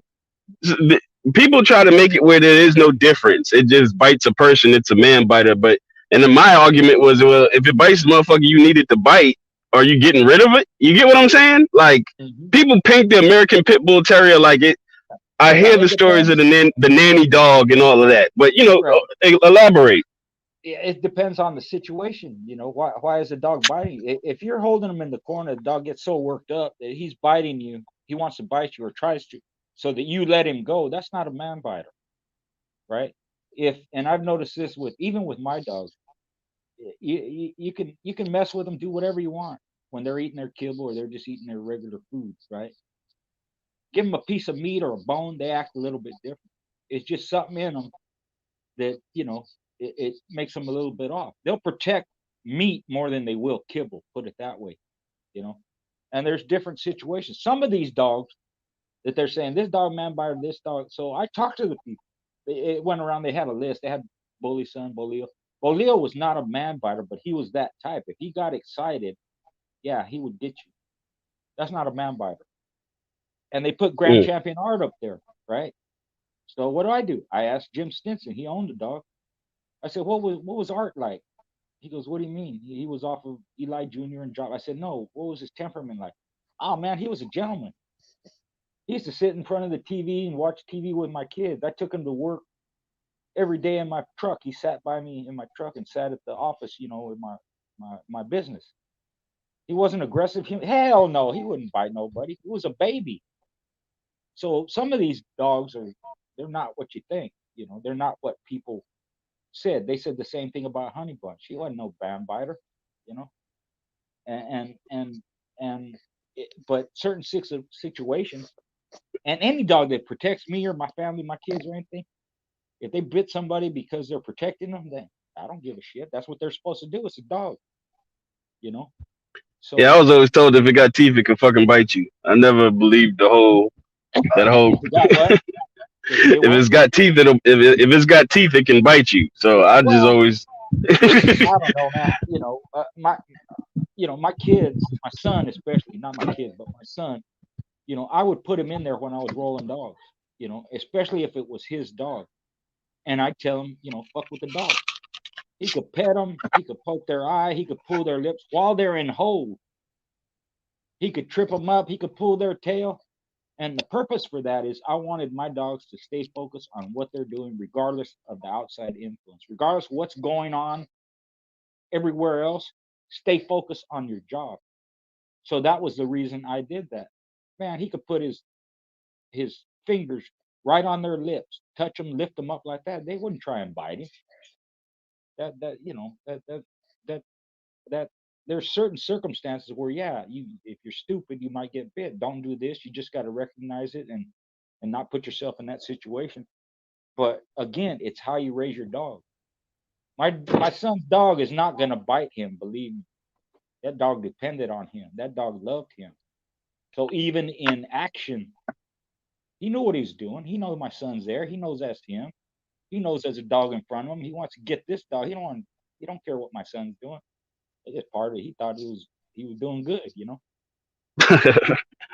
So Man, there's a lot of I thought outside the box and I did things different from what people told me sometimes just because, I'm gonna try this or that don't make sense or why would you do that, It's kind of like I was talking to old timer Jerry Bean, who was around Mayfield and all them guys, and it came up, the conditioning came up, and I go, Mr. Bean, why'd they have their dog so thin like that, and bring them down in weight and dry them out like that? And you know what he told me? He said, Richard, he goes, they did it because that's what everybody did. There wasn't even that much of a reason, at least in his opinion, of why they brought him in like that. Like, I want the bigger dog, or I got to get him down to, a certain weight, this and that. He said it was common. So if somebody doing it, everybody's going to do it. He said a lot of times they look like two old men wrestling around, flopping around. They couldn't even do nothing. That's why you see in these long matches a lot of times. They had no strength. They had I heart. got I gotta ask you about that then. Are you a believer in the drying out, or not as far as drying out? Because when it was explained to me when I was coming up, it was more control the water. Like after the workout, you don't let the dog just dunk his head in a bowl of water and drink a gallon. You withhold it, wait till the dog calms down, and then give the dog the water. When did it become like this wild wild west thing where it was just like let's constrict and dehydrate and Yeah, well, that's the difference. did you believe in it, or did what was your input on that? Yeah, the drying out is different from dehydration, right? It's two different things. The dogs dry out naturally. If you condition them properly, they go off their water. They just do it naturally because their blood count is so high, and they properly hydrate their cell. So the only time you don't want to have water in front of them is, like you said, right after a workout because they're running hot. So they'll take that water and they'll overdrink. and it could cause them to get a fever, right? But they drink too much. But here's an experiment I tell people to do. Put your dog through a good workout. Right after he's done, put water in front of him. See how much he drinks. He's going to drink a lot, right? The next day, do the same thing. Do the hard workout. Don't put water in front of your dog, right? Walk him out, cool him down, do your rub down, put him up, then give him water. Half hour later, hour later, whatever. I guarantee you he's not going to drink that much water. He won't do it. He don't need it. So the purpose for, like we say, let them have all the fresh water they want. They know when they need water. They know how much to drink. But if you fuck with it and you give it to them right after a workout, yeah, they're going to drink too much, right? But dogs do it naturally. They do it in the wild. Predators do. And pit bulls or any animal, when you condition them, they'll do it too. Whatever the science behind it, whatever, I'm not a scientist, I don't know, but I just noticed that and incorporated that. I didn't need Dex. I didn't need any additives. I didn't need none of that. You do it right, they do it on their own. They don't drink water anyways, So Yeah, because the Dex thing. I remember the Dex thing. And I'm not saying it don't work, I'm not. But it wasn't necessary. Don't work and people do it this and that, but it's not necessary. You don't need all that stuff. And I bred my own dogs. I didn't want to put anything into them that might hurt them, So a lot of people used it. A lot of people use steroids. I found it not necessary because, again, not to brag, but people that would offer to help me, hey, Richard, I can show you how to use this and that and steroid, whatever it is, And in my mind, not in front of him, but in my mind, I'm going, why would I let this dude teach me how to use steroids if he can't beat me? He didn't beat me. Wow. So why am I going to learn from that, And wow. people, it's an enhancer, and this, I'm not disputing that, right? But again, and how do I combat that? Exactly what I said earlier. What you feed them, how you raise them, the bond you have with them, regular exercise, durability, strength, constitution, all that stuff. So that was my counter to people using all these steroids. You're going to get arguments. People are going to think I'm crazy. Nobody agrees with me. But I wasn't the only one. There's other people who didn't use steroids either, and they were top guys. It's just that people want to edge, And I would tell them, my dog's the edge. I got a better dog than you. I got a gamer dog. I got a tougher dog, And man, when I had these conversations, that's what it's funny. You said that even with the drying out, they did it because everybody else was doing it. Because I talked to some of the OGs when I was coming up, and they said the same thing. They were just like everybody. They thought everybody else was doing it. You get what I'm saying? It was like I rather come into it on it than go against something that's on it and I'm not on it. You know what I mean? Yep. And again, like I said before, they never tried it the other way. Or if they did earlier in their career, didn't use steroids. So when they learned how to condition and they learned how to use steroids, they thought that was an advantage. So they've never done both ways to see if there's really any difference at all. They don't know. Just like cold dog, back to that same thing. You haven't tried it. All you know is I started using steroids and it worked for me. Well, have you ever tried not using them and see how that works? Because it does take a little bit more experience. It does take a little more sharpness. It does. You got to know when to back off on your workout. You got to know when's enough. You got to know how to read your dog. You got to know all this stuff. You got to know whether they have a high blood count or not without testing it. We didn't have that back then. You couldn't take your dogs to the vet, and they didn't have these units. Now you could buy and test your dog's blood count now yourself at home. Nobody knows but you. That wasn't available. So it was all on how the dog acted, how he recuperated, how he did his workout, how he felt, his behavior. When it was time for my dogs to work, and they get a clock in their head, just like feeding time, dogs are cool all day long, and then it's time to feed, they start barking and shit. They know it's time to feed, right? Same thing with the workout. They know if the workout's is sick, they start getting antsy and they start jumping up and down. They start getting excited and they start getting, climbing the walls and shit, right? So You go out to do your workout with your dog. If he's climbing the fucking walls, that may be a rest day. You may need to back off. You know, if he ain't jumping out of his house eager and raring to go because he's done it every day almost, and he knows what's coming up, then he might be a little bit tired. He might be a little bit sore. It's just like Did you have set days? Like, just say on a 7-day span, did you have set days where you weren't going to mount a work, or was it just predicated off of what the dog was telling you? Well, it's both, you know. If everything went smooth and I did it right, I only gave him 1 day off, Friday. And because the show was on Saturday. And you'll have guys vary this and that. But my attitude was I'm working them the same time every day, which is relation to the start of the show, right? So at the end of the keep, you're resting them the last 2-3 days anyways, right? So the reason for my workout Friday is that's their rest day. Next day, go time, like that. And I just repeated that every week. If they needed another day, yeah. If I went out and he didn't have that spark, or I took him down the road, or he's breathing heavy too soon, or whatever, I just turn around, go home, put him up. Okay. But again, that's that workout thing. You never want to push them too hard. And even today, I see people videos and all this stuff. People, that's what they do. They run them into the fucking ground. I saw one guy where he's doing the dog. He's rubbing the dog down. The dog's laid out. He can't hardly breathe. So he's rubbing the dog while the dog's laid out on the ground doing his rub down. Way too much, man. You went way too far. Or they're breathing heavy, or the dog quits during the workout, and you wondering what's wrong. I never let my dogs quit during the workout. I stopped it way before that time.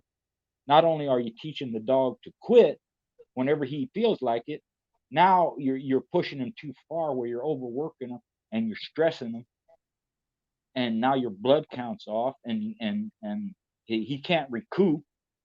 You know, people think when they're running their dogs and all this spit, that white shit's coming out, and they keep pushing them, they think that's good. That ain't good. That ain't gut fat. That all that is fluid from their lungs mixed with oxygen. I don't know where these people got that, but just do a little research on it. It's not gut fat. You know, it's and if it comes out that much, you know, they always going to spit a little bit. You're going to see some white like that. But when their tongue's hanging to the side and it's red or purple or whatever, and they got white shit all over their face and spitting it all over. That was that Robert. That was that old Lem video. I heard. I asked a lot of people about that Lem video, because the way he was breaking that down, and I want you just to give your honest input on it as well, because you know a lot of people are confused about that gut fat and that saliva thing. When he was discussing it, he was talking about he had the dog on the slap mill and he was working the dog, and he was talking about there's going to get a point to where that saliva is going to be crystal clear when they lick their mouth. And I think people are trying to run, like you said, they're mixing the oxygen and the fluid together with, if I get it, I get that much coming out, like I'm releasing this amount of fat out this dog's body, and eventually, you know, so if you would elaborate on that real quick so people aren't fucking their dogs up. Yeah. So, like I said, it's not gut fat. All it is moisture from their lungs and or from their stomach, right? It's spit, right? And the reason it turns white is because the oxygen hits it. That's all it is. So, right? So there's no point. That can happen any period throughout a keep. So it's not something that means your dog is peak fit, where you know what I mean. It's going to stop doing it. You can do this anytime. Right. Okay. But if it's coming out so much where it's stressing the dog, it's taxing it. There's so much fluid buildup that he's spitting all this shit out. You've gone too far. There's no point to that. Because here's an example of conditioning through a keep, right? You start your workout, and let's say it's the beginning of the keep, 2 miles. I'm running 2 miles, right? At some point during that workout, he's going to blow hot. He's going to have to catch his wind a little bit. He's going to have to recoup on the fly, right? It may be 5 minutes, 10 minutes, 50 minutes, whatever it is, right? After the workout's done, you walk them out, and it's going to take them a certain amount of time to cool down, right? As you progress through the keep, towards the end of the keep, you may be doing 8 miles, 10 miles, whatever it is. At the beginning of that workout, it's going to take him longer to catch his second wind. In the beginning, it may took him 15 minutes. At the end of the keep, when you're doing harder work and you're doing more work, now it takes him 30 minutes to run hot. Same thing after the workout. You're doing your workout at the beginning of the keep. It may take him 5 minutes, 10 minutes, whatever, to cool down where he's breathing and heart rate is back to normal. At the high end of the keep, where he's working harder and he's doing more mileage or more time or whatever it is, it's only going to take him a minute or two to cool down, if that, to catch his breath and his heart rate goes back to normal. That's how you know what kind of shape your dog is in. So pushing them and pushing them and pushing them, that don't tell you shit except you're doing something wrong. You never want to get to that point where he's played out, where he can't do shit no more. He's so fucking tired he can't even come out of his doghouse. That's not improvement. That's not conditioning. So that's something that, you know, and well, what do I have to back that up? Well, I've gone 2 hours. I've gone 208, 202, 220, 243, 231. So I didn't work my dogs that way. And I used to work my dogs that way, where burn them out. No, they got to do 30 minutes on the mill. That's it. I don't give a shit how they feel. That's what the workouts. That's bullshit, man. Don't. Maybe he only needs 15 minutes today. Do your little 15 minutes. When you see, you know, he's not up to par, put him up. You take him out, walk him out, work him, whatever. Maybe he's a little bit off, put him up. Ain't gonna hurt him. They're not gonna lose. So what you saying? Some curs were created and not just born, with the allowing of the quitting during or working these dogs to a point. So not all curs are created equal. Right. You taught him to quit. You know, you made him do that. You know, and it's just you know, I get arguments with that too. That's not true. You know, I have dogs that didn't want to do a workout and they proved that game and all this shit. Okay, that's true. But I'm saying, why would you do that? Why would you even put that in their head? He's supposed to think he's good, he's winning, he could do whatever he needs to do, and there's no stopping him. To me, that's a better attitude for an individual to have than, oh, you know, I got so tired I had to stop. Hey, Dad, can we stop for a little bit? I'm tired. That's the defeatist attitude, man. Yeah, I wouldn't want that, you know. And again, that, you know, it's kind of like if you take Leonard, you know, Sugar Ray Leonard and Marvin Hagler, right? If you watch Leonard's workout, he used to kill himself, man. He goes so hard.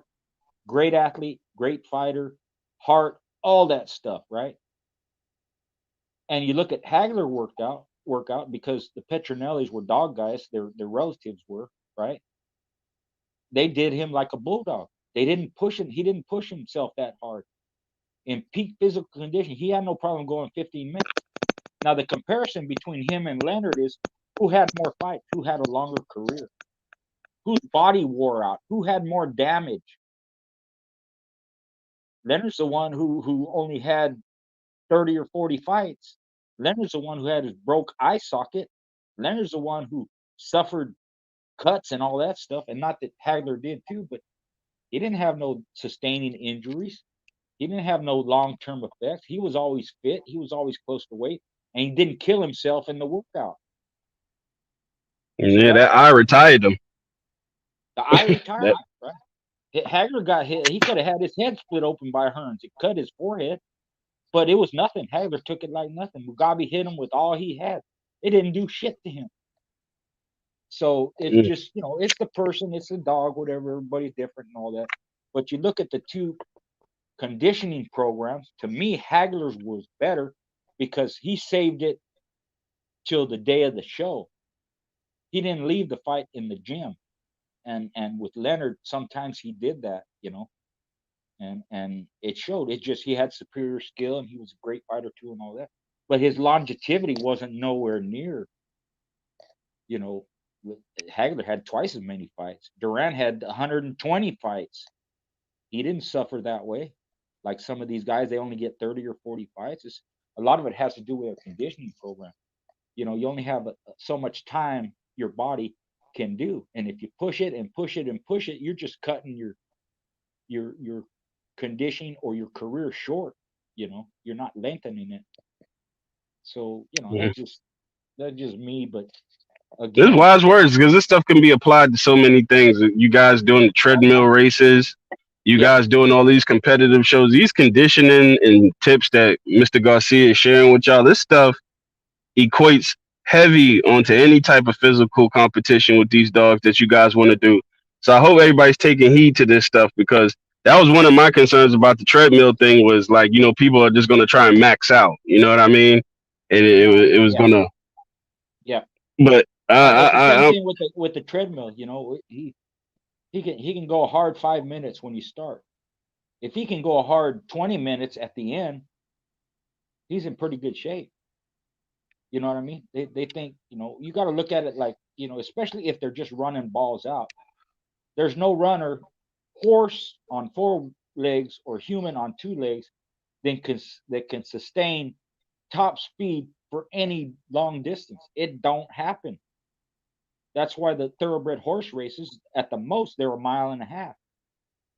Where the long distance horse races that are 2 or 3 miles, that pace is a lot slower. They don't burn them horses out like that. And mm, same thing with the greyhounds. How long is a greyhound race? It ain't no mile. Them dogs can't run like that for that long, and they got 4 legs.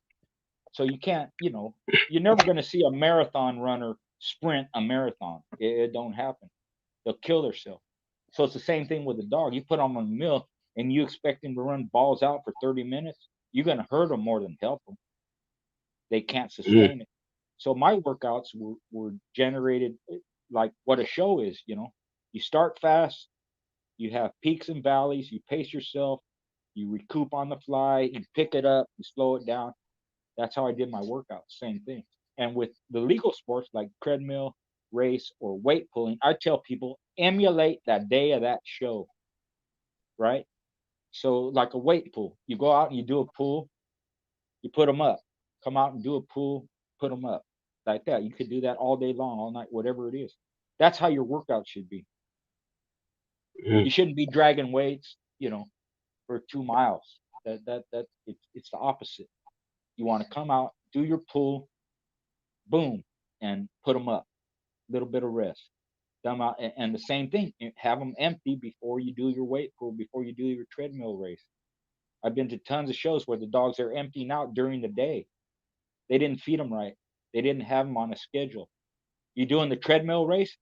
Emulate that treadmill race. You come out, you hit that race, boom, hit the treadmill. Whatever the time limit is, a minute, 2 minutes, whatever it is, do that. Then put them up. Then you come out. That's where sets in those two venues and even the wall climb. That's where the sets would help you.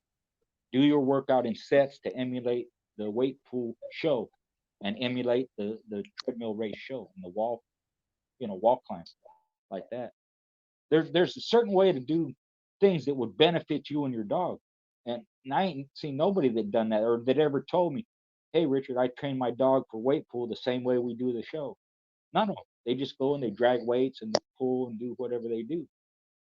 They're not concerned about the feed or that much, or or even some of them don't even put them in shape. But Man, that's shit. I done took that's a how whole I do notepad it. off of you tonight. I done took Yeah, a whole notepad again off of you tonight. Buck, man, you got any questions for Mr. Garcia? Man, I know I loaded up my textbook. Oh man, hey, got Mr. Garcia, man.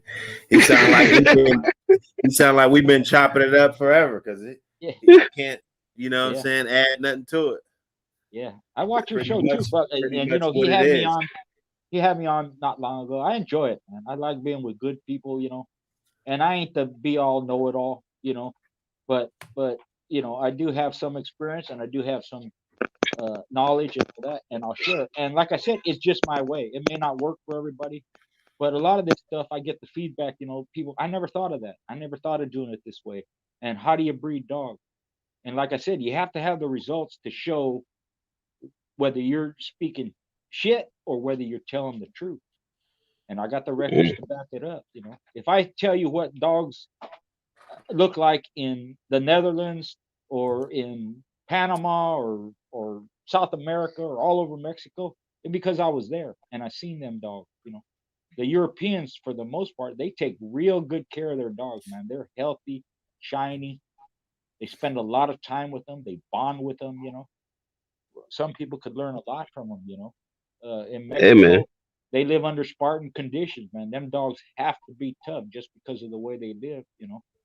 They don't have fresh water like we do. They have to become accustomed to that water and the feed, you know. A lot of places don't have refrigeration, so the food that they would feed their dog, if we gave it to our dogs might, you know, they might have an upset stomach or the runs or something.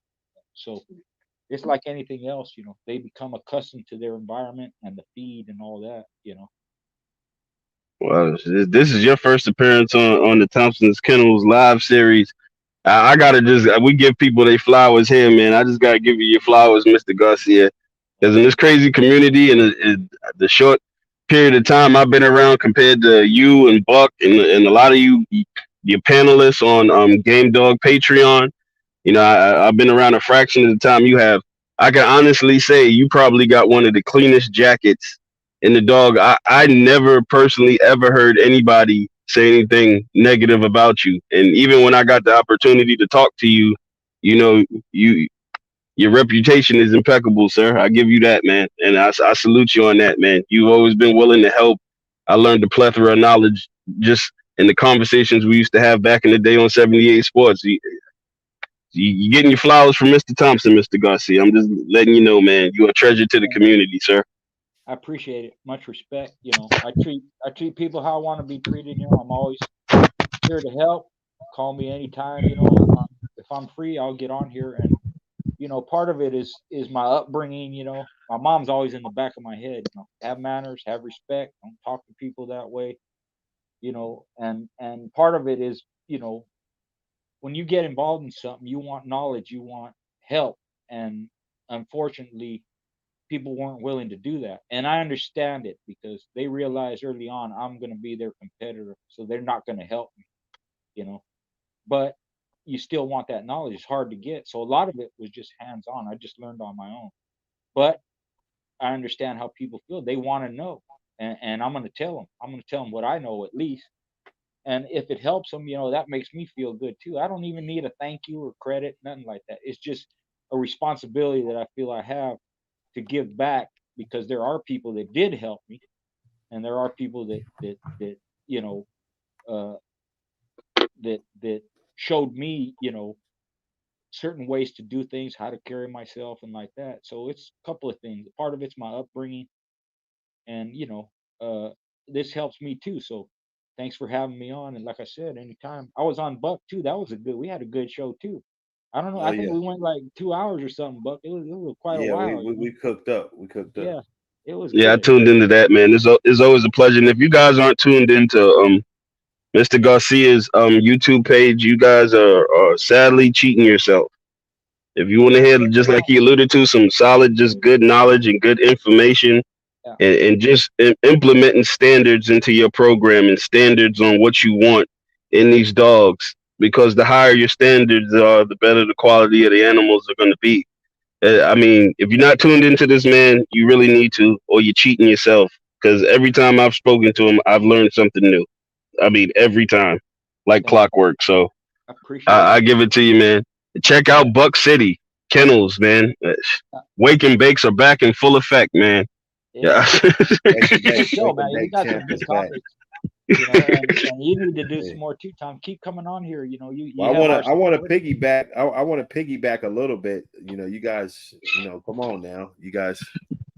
You know, Man. we've been talking about breeding. We've been talking about, you know, different things. So I was fortunate enough to come up at a unique, well, to me, you know, I think it was just a unique time, just kind of getting in there. You know, there was a lot of older cats that, you know, still around, some not around.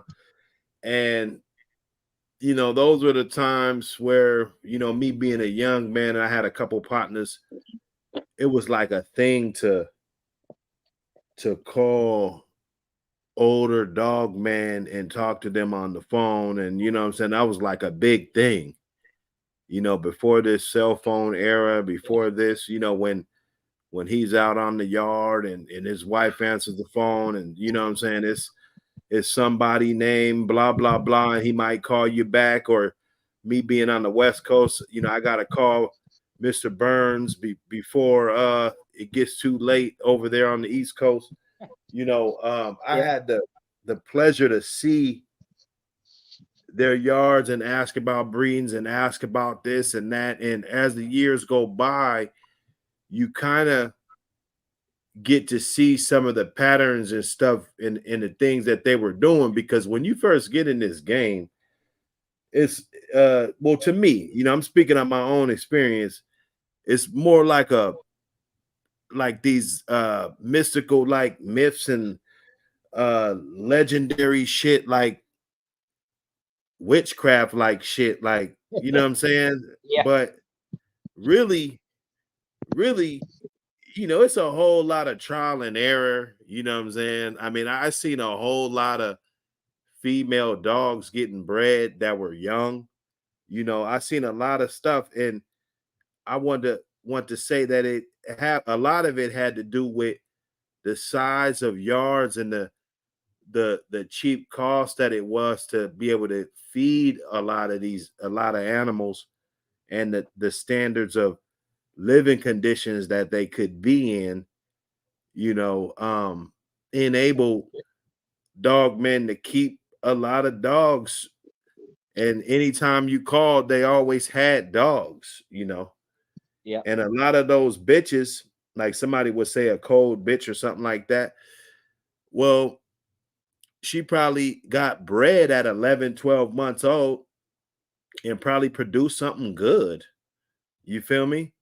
Yep. So she could very easily, you know, get the easy treatment. You know what I'm saying? I mean, Yep. you know, No, you're right. and I And heard, and you know, just like I said, that the DNA doesn't change based on the dog's age. right. It doesn't, Well, you know. well, the thing is, I'll give you an example. I went to, and this was outside the USA, so I go to what's considered top kennels, right? Right. First yard had 80 dogs on it, pups, grown dogs, retired dogs, this and that. That dude had not one match dog on his yard, none. Right. I go to another yard, top guy, he got 60 dogs, same thing, retired dogs, dogs coming up, this and that. He had 15 match dogs on his yard. Who would I go to? So a lot of people, you know, a lot of people, even back in the day, you hear all this stuff and then you go visit them. Sometimes you're disappointed, you know, Right. and sometimes they just breeding to breed because they have that attitude, you know. Oh, well, you know, it don't matter. A dog either produces or it don't. That's not true. That's not true. You develop producers. There's a way to be consistent, and I'm not saying they're all badass and nothing like that. But if they pass on, they can pass on any trait. If you do that over generations, you're going to have more dogs that you can keep than the ones you have to call out of your breeding program. That's the whole point of it with me. And I, you know, I don't like getting rid of dogs. I don't like something I raise them because I don't like them. I give them away or something like that. I want to keep all of them. Unfortunately, I can't. Some of them don't make the grade. So I had to figure out a way. How do I flip the script? How do I have, instead of 2 good dogs in the litter and 6 that ain't no good, how do I have 6 good ones and only have to get rid of 2? There's a way to do it, no matter what anybody tells you, because you're going to hear the opposite more than the way I talk, right? But it can be done. And you know, some of these guys, you know, a lot of it has to do, they didn't take very good care of their dog, and some of them, they had immaculate yards, you know. So that's where the health and the upbringing matters, you know. There's a concept, you know, that others have brought up, and I thought about it too, and I brought it up too. Does the physical traits along with the mental traits, does that have anything to do with the dog's gameness? Does thick skin and hard bone and hard muscle and vitality and youth and ruggedness, does that have anything to do with gameness? My answer is Absolutely. yes. It has to, because if you got spindly little legs and it only takes 2 pounds to break him in half, the dog, of course he's going to quit. If he has thin skin and thin bone and he's weak and sickly, of course it's going to quit. So Right. the physical traits have to as much to do with it as the mental traits of it. It is in their mind, there's no doubt. But how do you help them with that? How do you make it, I used to tell people, a lot of these dogs, you see them, they're laid out and they, people go, oh, he's game, he's staying there taking a beating. If he could get up and walk away, that dog would probably walk away. He just don't have the strength to do it. He don't want to be there. You can see it in them. But they're so weak and depleted and beat up, they couldn't walk away if they wanted to, So a lot of that it is physical. There is a connection, and I tell people, we're Mother Nature. We make the rules. We develop the dogs. We can use a lot from Mother Nature into our own dogs, other than the quitting part. That's different with predators and different with animals. But a lot of other stuff, we can apply it, Youth meant a lot to me, and I'm not talking about breeding dogs at 6 months or nothing like that, right? But I'm not going to wait 5 years on a dog to breed it. I'm not going to wait, till their career is done. That's a thing. A lot of old guys didn't like to breed their dogs during their career because they thought it fucked with their head, male and female. Changed their hormones in a female, and it made a male want to breed and not fight. That's not true. My dog, when it was time to fight, they fought. When it's time to have sex, they had sex, and the two don't mix. It's all in their mind. It's all in their mind. It's a mental state. They have to be prepared for each one. So there's so many dogs that because people waited on them, didn't get bred, and they were lost. So I would breed them before their career, during their career, after their career. Didn't matter to me because I knew my dogs. I knew which ones were good, and they proved themselves. I don't have no curs in my pedigrees, none. Are there limitations on your breeding? Because see, I got beat up a little bit because I bred my older feet. I got like 7-8-year-old bitches and shit, and I did some breedings with them and stuff.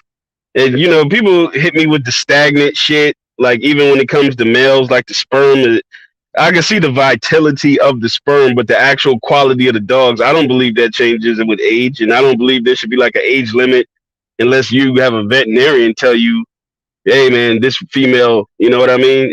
What if she's 7 years old? So I mean, like 7. Yeah, it depends on the dog. They do have exactly. A time limit. Veterinarians be having like only owned 2 or 3 dogs in their whole life too, though. Yeah. Like, what do them motherfuckers really know, though? Yeah, right. Yeah. Exactly. I mean, I got a 8-year-old bitch. I bred her 3 times, but it's like the last breeding was at 8 years old, 9 years old. But her whole lifespan, she was bred twice. You get what I'm saying? Like, so that has something to do with it too, right? So especially with females, they're going to get wore out more than a male because they have to carry the pups.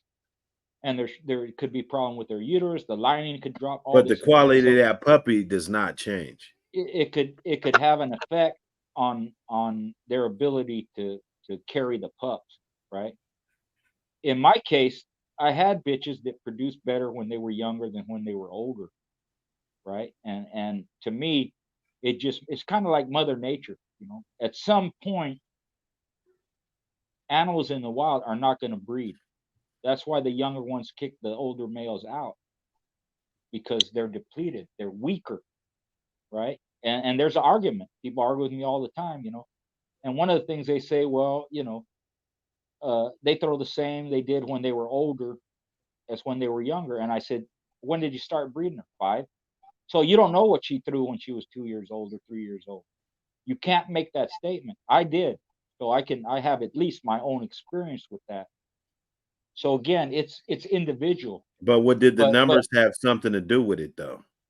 What's that? Did the numbers that she was able to produce when she was young have anything to do with the fact that you feel that she was producing better when she was young? Because let's say she was getting 7 or 8 a litter while she was young, and then when she gets older, because that's the only thing that's a true fact if we look at 100 dogs that at 2 years old and at 8 years old, the number of puppies are going to be, it's going to be more for a 2-year-old. Well, I looked at the quality of the individuals, whether it was a big litter, a small litter, whatever. Sometimes they throw less when they're older, but I've had plenty that threw 1 or 2 pups when they were younger too. So I looked at the But out of 100 animals though, and we're talking about 100 animals, right? You breed 100 8-year-olds, you breed 100 2-year-olds, you're going to get a significantly amount more pups with the 2-year-olds. Yes, right. So again, it comes down to the example I'll use is Sissy. She's the daughter of Jeep, right? Her first breeding, she was bred tight. Those were some of the best dogs I had. She was real young when she was bred. I didn't breed her. Dunleavy did, right? And even the male was young, the sire, right? So I bred her, and she threw good dogs every litter. But the last litter I did, which was an outcross, a proven outcross, those dogs weren't as good as the first litter, and the second litter wasn't as good as the first litter, and the third, like that. Even though they were good dogs, I just saw a decrease in the quality of individuals, and not just her, but I had other ones, that were young. The two sisters that I bred them at 1.5 years. Those were the best dogs I had out of them. Whereas later on, they still threw good dogs, but not the same quality as that one. And those were line bred dogs too. Did you notice anything different with the males? No, not with the males, because again, I think it has to do with, it's a health issue. It has to do with them having to carry the pups. So it's wear and tear on their body, right? It's not really nutrients. It's not really, the number of pups. It's just that the females get wore out, just from going through that process, and for me, the male, because they don't have to do that, and I'm not talking, I'm talking when dogs get up 10, 11, 12 years old. For me, man, that's like my grandma having kids. There's a reason my grandma don't have kids no more. They're too freaking old, and you hear all the time, they breed these older females, or even males. Sometimes they're sterile. I can't get no pups out of them. She had trouble having the pups. She aborted them. She can't deliver them. They just too freaking old.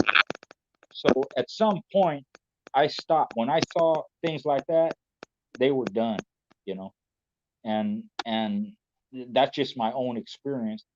But I kind of looked at it like nature too, But again, most people, when they tell me, oh, they throw the same, they don't know, because they didn't breed them when they were that young.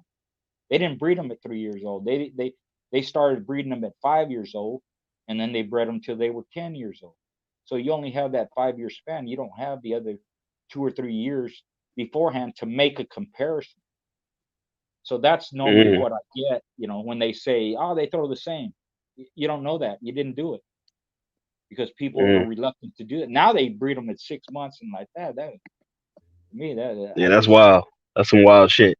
Yeah, they just produce some pups, And you really, if you want to get into the science, you got to go deep, and you got to, two of the best things that I use when I research stuff is Merck veterinary online stuff, and the Mayo Clinic, for different medicines, different results, different testing they've done. Those are pretty reliable, because some of the stuff you can't go by what it says, When you're looking up stuff, if you look up a topic or whatever, like raw food, right?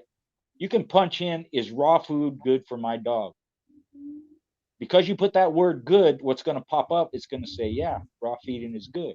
If you punch in, is raw feeding bad for my dog? Because you put bad, it's going to tell you everything that's wrong with it. So it just depends on what search engine you're using, what you look up. And one of the tells of where there may be some manipulation is when you look up at a topic, whatever it is, and you scroll all the way down. If you see an advertisement for that product, or not the product, but for the topic that you're looking up, then there could be some manipulation. They're trying to point you in a certain direction, Damn. Hey, Thompson, since you still using my co-host, man, just go on and slide me that crazy tippy looking puppy, and we'll call Uh, it even. God damn, boy, you up here for that damn pup, boy. But But you know what? I'm a bust some moves. I'm just sitting down relaxing, man. I'm just enjoying everybody, man. I'm enjoying everybody. But Like you I know, can it's Shit, like already man. know though, it's like man. You went it, over there a lot of time with the OG, man. it's Yeah, like a man. lot of Yeah, things. You know, a lot of it depends on the health of the individual, the resilience of the individual, the immune system of the individual. You know, like Bernard Hopkins and George Foreman, 45, 48 years old, they're still champions. They can still fight. They can perform. Or someone like Vito Anafermo, you know, they burn out early, man. Or even uh, other fighters were 28 is their peak. You know, 28 years old. It depends on wear and tear. Depends. You know, some fighters suffer from dementia. They suffer from head trauma and all that. You know, like Bobby Chacon. You know, and other ones they don't have a problem their whole life. You know, or Ali. You know, all the men problems he had. That's directly related to boxing. I don't care what anybody says. Other ones like George Chavallo or even Hagler, you know, they get up 50, 60 years old. There's no, it didn't hurt them, didn't matter. So it's their health, their condition. A lot of that has to do with that, and it's the same with dogs. So the better you feed them, the more longevity. You know, even Big Red, you know, that everybody's seen that picture. It's kind of the side view of him. You know, he's 13 years old in that picture. He doesn't have a gray hair on him, not on his muzzle, not on his head, nothing. And that I contributed because of the way he was raised, how he was fed, how he was maintained, all that stuff, healthy. So even with females, you could have longevity with them. The better care you take of them, you know, and yeah. and the animal 'Cause also. I tell people the age of my dogs, and they be like, "Ain't no way in hell." I'll be like, "It's on video, man. The dog's Yeah, old, man." yeah, yeah. And it's that simple because you've seen 6-year-old dogs. They look old and beat up and depleted and white hairs and this and that. You know, that's not that old for a dog. But again, what were they fed? How were they taken care of? You know, did they get sick throughout their life, or do they have some internal problem? You know, that all it's all that. You know, I mentioned this before. I'm a preventative maintenance guy. I'm not a scientist. I'm not a nutritionist. I'm not a expert on none of that stuff. So I practice preventative maintenance, proper care, proper housing. You know, keep them dewormed, no fleas, no flies, no mites, no nothing, no allergies, no skin problems, shit How do you like feel that. about the Raw, Mister Garcia? It's Is it good. something you think is great? Yeah, I'm this way with food. As long as you have a balanced diet and you're feeding them good feed, it don't make a shit what you feed them, how you feed them. People make comparisons, and I'm not doubting them. And if you want to feed raw, it's great. It's good for the dog. There's a lot of benefits to it. But like anything else, just like with the kibble, you have problems with kibble, you're gonna have problems with raw food if you don't do it right. There's Mm. all kinds of disease. There's E. coli and salmonella, and there's uh, stomach problems, all kinds of shit. So if the dog's used to it and you feed them basically the same feed all the time, whatever you feed them, if it's good feed, it's good for them. It wouldn't make a difference to me because I fed my dogs cooked food. I fed them raw shit. They killed shit all the time. Rabbits, squirrels, rats, cats, chickens. So they had raw feed. It didn't bother them.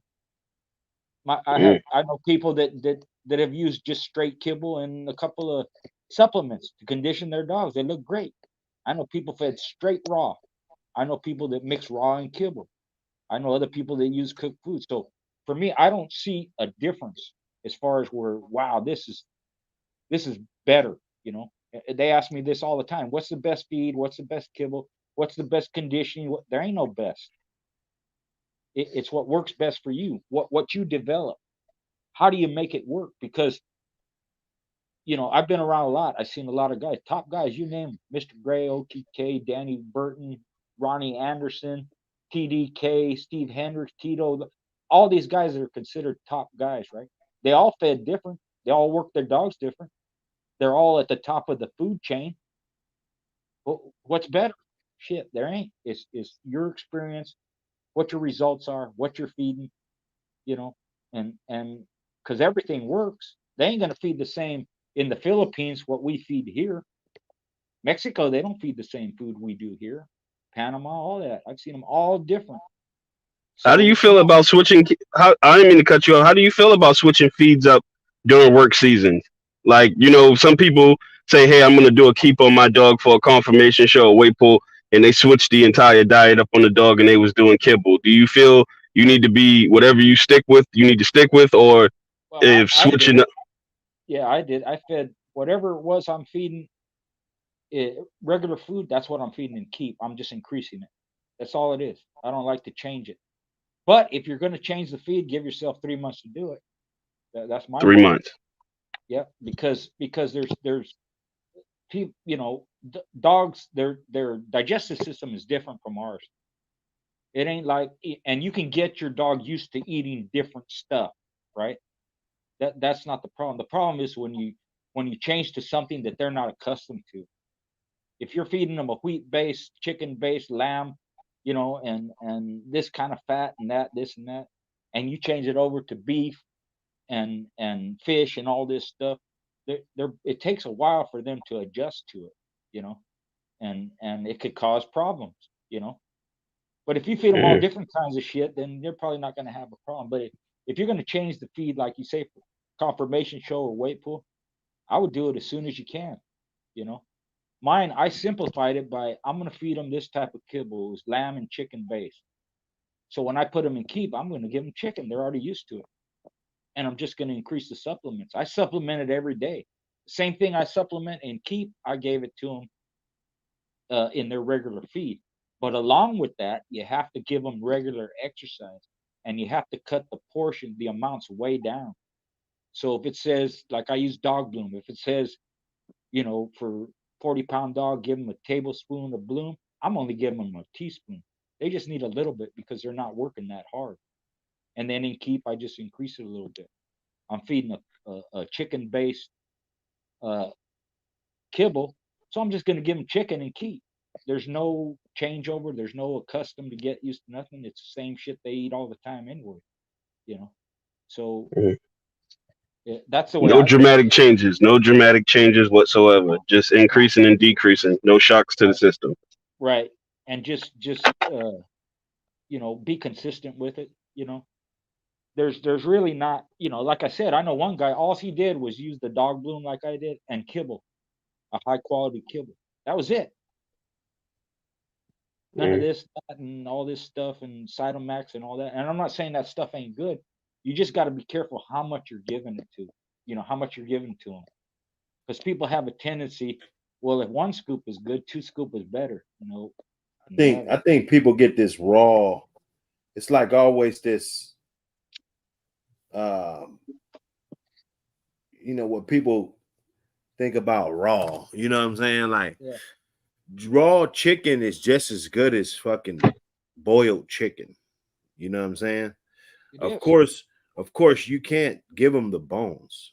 You Right. know, you're Not not not gonna raw, give them the bones not when it's boiled. cooked bones, and even the Exactly. raw bones, the chicken bones, they can splinter. And there's people that have done it and they don't have no problem. But the first time you do have a problem, you're gonna know it. It's gonna fuck your dog up. I didn't give them chicken bones. I gave them beef bones raw because the cooked bones, they just splinter when they start chewing them. So I you never had a problem with raw like chicken quarters. right. I never had a problem. I Mhm. mean, like you said, the first time when you do, then that'll be that day. But Yeah, I never have. And if I yeah. did give But them any again, bone, it'll definitely be raw. if you're feeding them that and you're feeding it consistent, they're used to eating chicken bones, chicken leg, quarter bone. They're used to it. It's not a Right. shock to their system. So you can do that. Like I said, mine used to eat all kinds of. They eat gophers and rabbits and all that stuff. I never had a problem like that. Not a digestive problem. Not the runs. None of that stuff. But it's just you have to do that. Start when they're little and be consistent with it. The reason they got Right. live chickens was because we had chickens. Sometimes they get out of the coop and go by the dog, and the dog eat the whole damn thing, feathers and all. You know, it wasn't like I'm feeding them live chickens or rabbits, or they just catch them. You know, or if we got out in the field and they dig up a squirrel hole and they find a squirrel, they're going to eat the squirrel, or they, you know, hit a mole or something like that, a gopher. It's just that's just to me that's just natural. So whatever you feed, it's better to be consistent with it, even the supplements, you know, because it could be a shock to their body. And you know, you just want to avoid that. Keep it simple and be consistent. People think when you cook meat that you lose all these nutrients. You don't. If that were true, we'd be starving. We couldn't survive, you know. And the meat for me, the main thing is the protein. So very little, if any, is lost in the cooking process of meat. You can look that up. Anybody can look it up, you know. And whatever does is released in the liquid. Well, I gave them the liquid too. So there's a lot of enzymes in there. There's a lot of you know, like it's like Pedialyte, you know. Yeah, that broth is serious. Yeah, it doesn't To have the me, I sugar mean, in it, just if so you're gonna it's do better the for them. raw, I mean, I think you can get just as much benefit if you boil it, and it's gonna keep you parasites down. Exactly. There's a lot of You things. never Sweet potatoes, you want know, to you're have a bout. boiling them too. Yeah, you Like I never get a want to have a whole bout pot with and I'm putting the sweet potatoes in the same water as the chicken, and I'm boiling it together. You Yep. know, Whatever runoff, and if you keep that liquid, whatever runoff is going to be in that liquid. right, So that's all I did. I just added it to their feed, you know, and so they didn't. There's no loss in it, you know. It's right, just that's people concept because oh, in the wild they eat raw food, you know, which is true, but that their system's a little different because they're accustomed to that. Not only that, generations and generations, wild predators have been doing that. Our dogs, they ain't been doing that. That's been changed. So you have to introduce it to them when they're young, and then be consistent with it. And you know, raw is good, and a lot of people say it's better than anything else. And you know, a lot of the kibble, there's problems with them, but that it's the way they process it. It's not really the ingredients themselves. It's just, you know, if you have an outbreak of E. coli or salmonella, that's just because they don't cook it at a high enough temperature. You know, if you look up, you know, look up whatever dog food and punch in, you know, what temperature do you cook your you know kibble, the food for your kibble. A lot of them say 80 degrees, 110 degrees. That's it. That don't kill salmonella. That don't kill E. coli. It needs to be at least 140 degrees. So what the dog food I used to get, they cook the ingredients to 400 degrees, right? People go, well, you kill all the additives and all the vitamin this and that, you know. It does kill some, but they don't add that stuff until after the kibble is cooked. They don't put the vitamins in with the kibble when they're cooking it. They don't put the extra in when they're cooking it. It's afterwards. And that's the, you know, the guy we got it from, the one we used was called Neutro Max Stress. And he went through the whole process with it, how he developed it, what it was for sporting and working dogs. He had hound dogs and he'd hunt with them. So he developed this kibble for specifically for working animals, you know, and it was high fat, high protein. But again, those dogs have to be active. If you give that high protein and that high fat to a dog that just sits around for the most part or is heavy, they're going to start developing hot spots on their skin. And if you supplement it with vitamins and minerals and all this shit and you don't exercise them, you're going to have skin problems, digestive problems, and all that. They have to process it, they have to metabolize it. So there, it's Mm, not just, you know, give them good food and they're good to go. You got to do something with them. mm. Wealth of knowledge. Hey man, this was epic. I said it was gonna be epic. Yeah. Yeah. And when I put this live up, I said this is gonna be epic, man. This was epic, man. This is like a new record for me. This was 4 hours and 13 minutes of just nonstop bulldog talk, Yeah. life lessons for the young brothers, life advice. what year you're living in. You're hearing it from OGs. I appreciate Welcome Down Ram, Thanks Big to me. Stepping. So yeah, for Appreciate it. that Ram, equal about did you send me the $2,000 link worth of or puppy. Thompson Yeah, I sent me the did. link? Okay, Yeah, your because I pups saw go it for what, and I thought 15, it was a 18. video. So yeah, you can cover the shipping too. So yeah, I'll send you my address. Yeah, I thought it was a video. That's why I put. I'll check it out. And Yeah, I Man, yeah. tell When him, shit. I seen that, that's why yeah, I sent the link in there too. Cause I had yeah, sent the chat or the yeah, link for StreamYard. But I didn't yeah, know if you yeah, was gonna be busy or not. yeah. Man, I And then I appreciate saw it, man. StreamYard. I go, oh shit, they must be on a video. I mean, be on a chat or something. I better punch in and stuff. It took me a minute to figure it out, but I'm Man, shit, I always appreciate y'all, man. Yeah, Yeah, so thanks for coming y'all in, bless man. my. Blessing the channel. Hell yeah. Well, Yeah, yeah, yeah, make you sure you blessed guys the go. channel with that one. Make sure you Yeah. guys go subscribe to that Buck City Kennels. You know what I'm saying? We cooking up. Yep. Hell yeah. And you want your Always. dog registered to go Yeah. back to what we were talking about earlier. This the man up here, schoolboy. Good boy. Go on in there Yeah, and promote your dog registry, man. It's the dopest for real. Shitting on the ADBA shit for real. When you get yeah. I'm your getting. paperwork, you're gonna be very Yeah. pleased. Yeah, and with that, like we were talking earlier, a lot of people their dogs weren't registered, mom and daddy, and all that, and all I tell them is, show me proof that you're the owner. A lot of them I know them already. I just know they haven't registered because they had problems or whatever. They just didn't want to, but they'll do it with me because they're my friend and they know I'm honest and all that stuff. So I take their word for it. It's their dogs. They've been breeding them for generations.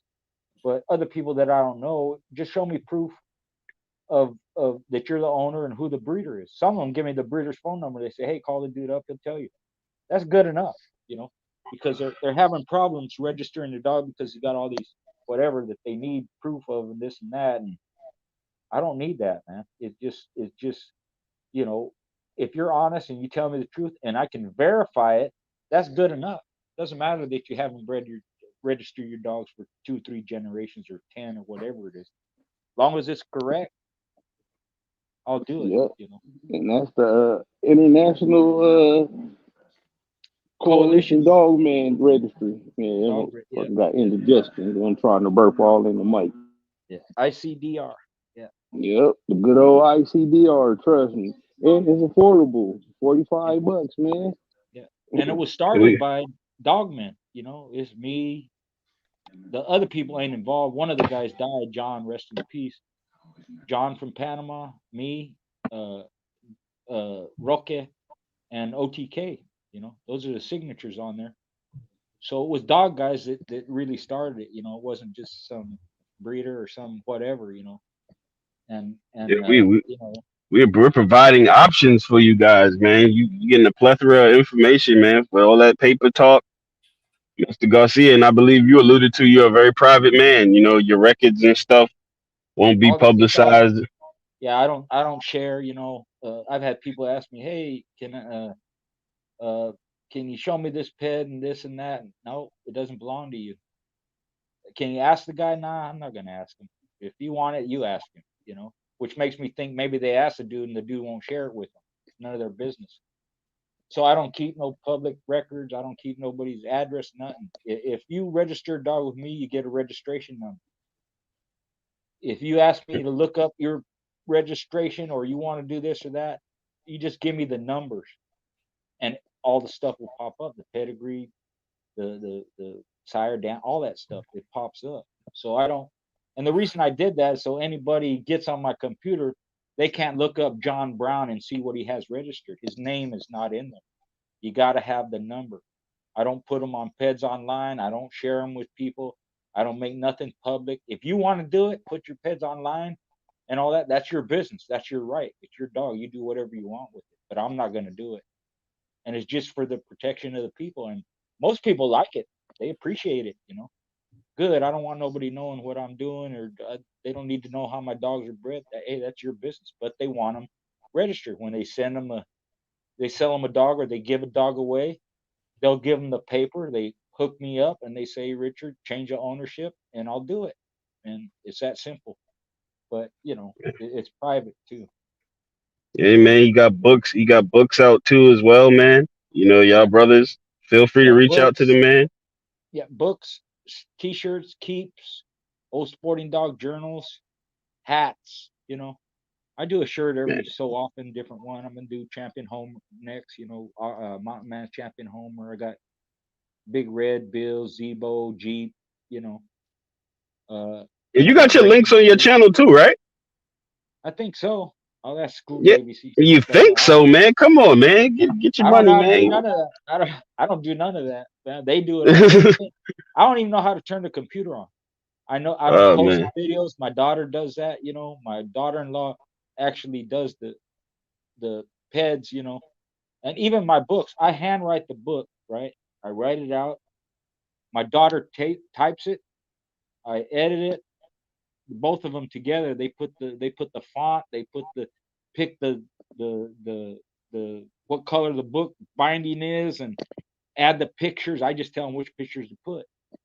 So I'm not, I'm in charge, but I'm not hands on that way. I don't know how to do none of that. I can barely go on my Man. own channel and look at the videos. My Man. daughter uploads them, she edits them, she does all that. So it's a And family thing, but it's kind of like it's something there for when I'm not here, they can keep it going. It ain't never going to end. And I've told people this too. I have a bunch of videos that won't be posted until after these people are dead. That's the agreement I have. They trust me. We're friends. I promised them I won't do it. After they're dead, they don't give a shit. I have interviews and I have different topics and stuff, and so it's something for in the future, you know. I have man. notes where all School Baby got to do is put it together and put another book, put my signature on there. I got a stamp with my signature too. So, it's just something for the Man, family for help them out. They can keep you it going. fortifying your legacy, brother. You fortifying that Yeah, legacy. yeah, yeah, I mean, that's big, man. A lot of people don't think about their legacy. yeah. That's something You that gotta, you gotta acknowledge. Because ain't nobody gonna be here forever. yeah, true. You gotta But have foresight. Even with these chats, I tell people, long as you have content, long as you have some experience, some knowledge, you can keep them going forever and ever. It's never ending. You can take one topic and do 100 different videos, just condition, just breeding, just your experience, even dog training or weight or anything. But you got to have that content and you got to know how to keep it going forward, because you can get to the point where you hit a wall. Like, what do I do now? My daughter the other day was telling me, Dad, she monitors it, so Dad, you got to do more this and that and this. I got it, and she go, no, really, this topic that I said, look, and I showed her my booklet. There's hundreds of topics there that I haven't covered, that I have a list of, that shit, I don't know if I'll get them done before I die, man. There's tons of them in there, just different things, feed, conditioning, top dogs, competitors, this dog, that dog, and so there's a lot of it, but you have to have some kind of information about it, some kind of knowledge. Some stuff people hit me up and I just tell them I don't know that dog, or I don't know, I can't help you with that topic. I don't know medicine like that, so I'm not gonna fake and pretend like I do just to make a video. I got too many other ones that I have experience with that I can do that way. So, you know, I try and advise people, if you're gonna talk, whether it's a chat or a group or something, speak some truth and give, opinion based on experience, and you can keep it going, you know. man, shit, I greatly appreciate it, man. Buck City, and I appreciate walking down Ram. All of these brothers' links, Ram was nice enough to post them down here in the chat for you guys, so you can check out OG Garcia on his YouTube channel and on Patreon for Game Dog Talk. That's including Ram, Buck City Kennels. Y'all know where to find him. He's back, people. He's back. He's back. And Back it up. y'all know me, man. I'm on YouTube. That's pretty much all I got going on. And you may get a video a week out of me, maybe a live every 2 weeks. I'm trying to be somewhat consistent with what I got going on. But I appreciate everybody who that came through on this Saturday for this epic 4.5 hours of just nonstop bulldog talk. The knowledge that was spewed on this platform tonight, I hope y'all brothers take heed to it. And like I said, I always wanted to say this shit. Yeah, man, Ram, hit me with the disclaimer, man. Hit me with the disclaimer, man. There you go. Hey man, none of this shit is intended for, nor should you be using it towards any illegal purposes or activities. If you is using it towards that, you didn't get it from us. You just so happen to say you got it from us and telling anybody up here, especially me, hope your night fight game is up. I'm a dope fiend you and stab you to the floor as soon as I see you on the yard. Other than that, it's Saturday, man. If you're going out, Uber home. Don't be drinking and driving. Don't be out there just fighting too. Just fucking walk away. It's better to walk away sometimes. You feel me? Yeah. That's dope, man. Yeah, we catch y'all on the next one. Appreciate it again, y'all. Yeah, that's Live as gonna be long as you want, never 100 want as too, long as you Thompson, for live. that. So yeah, when you send the dog on the shippers, cash out me $100 too. Put in the small. I got you, Ram. I got you. Damn. All right, brother. We'll All right, stay in OG. touch. Thank you Take for care. stopping in, man. We appreciate that.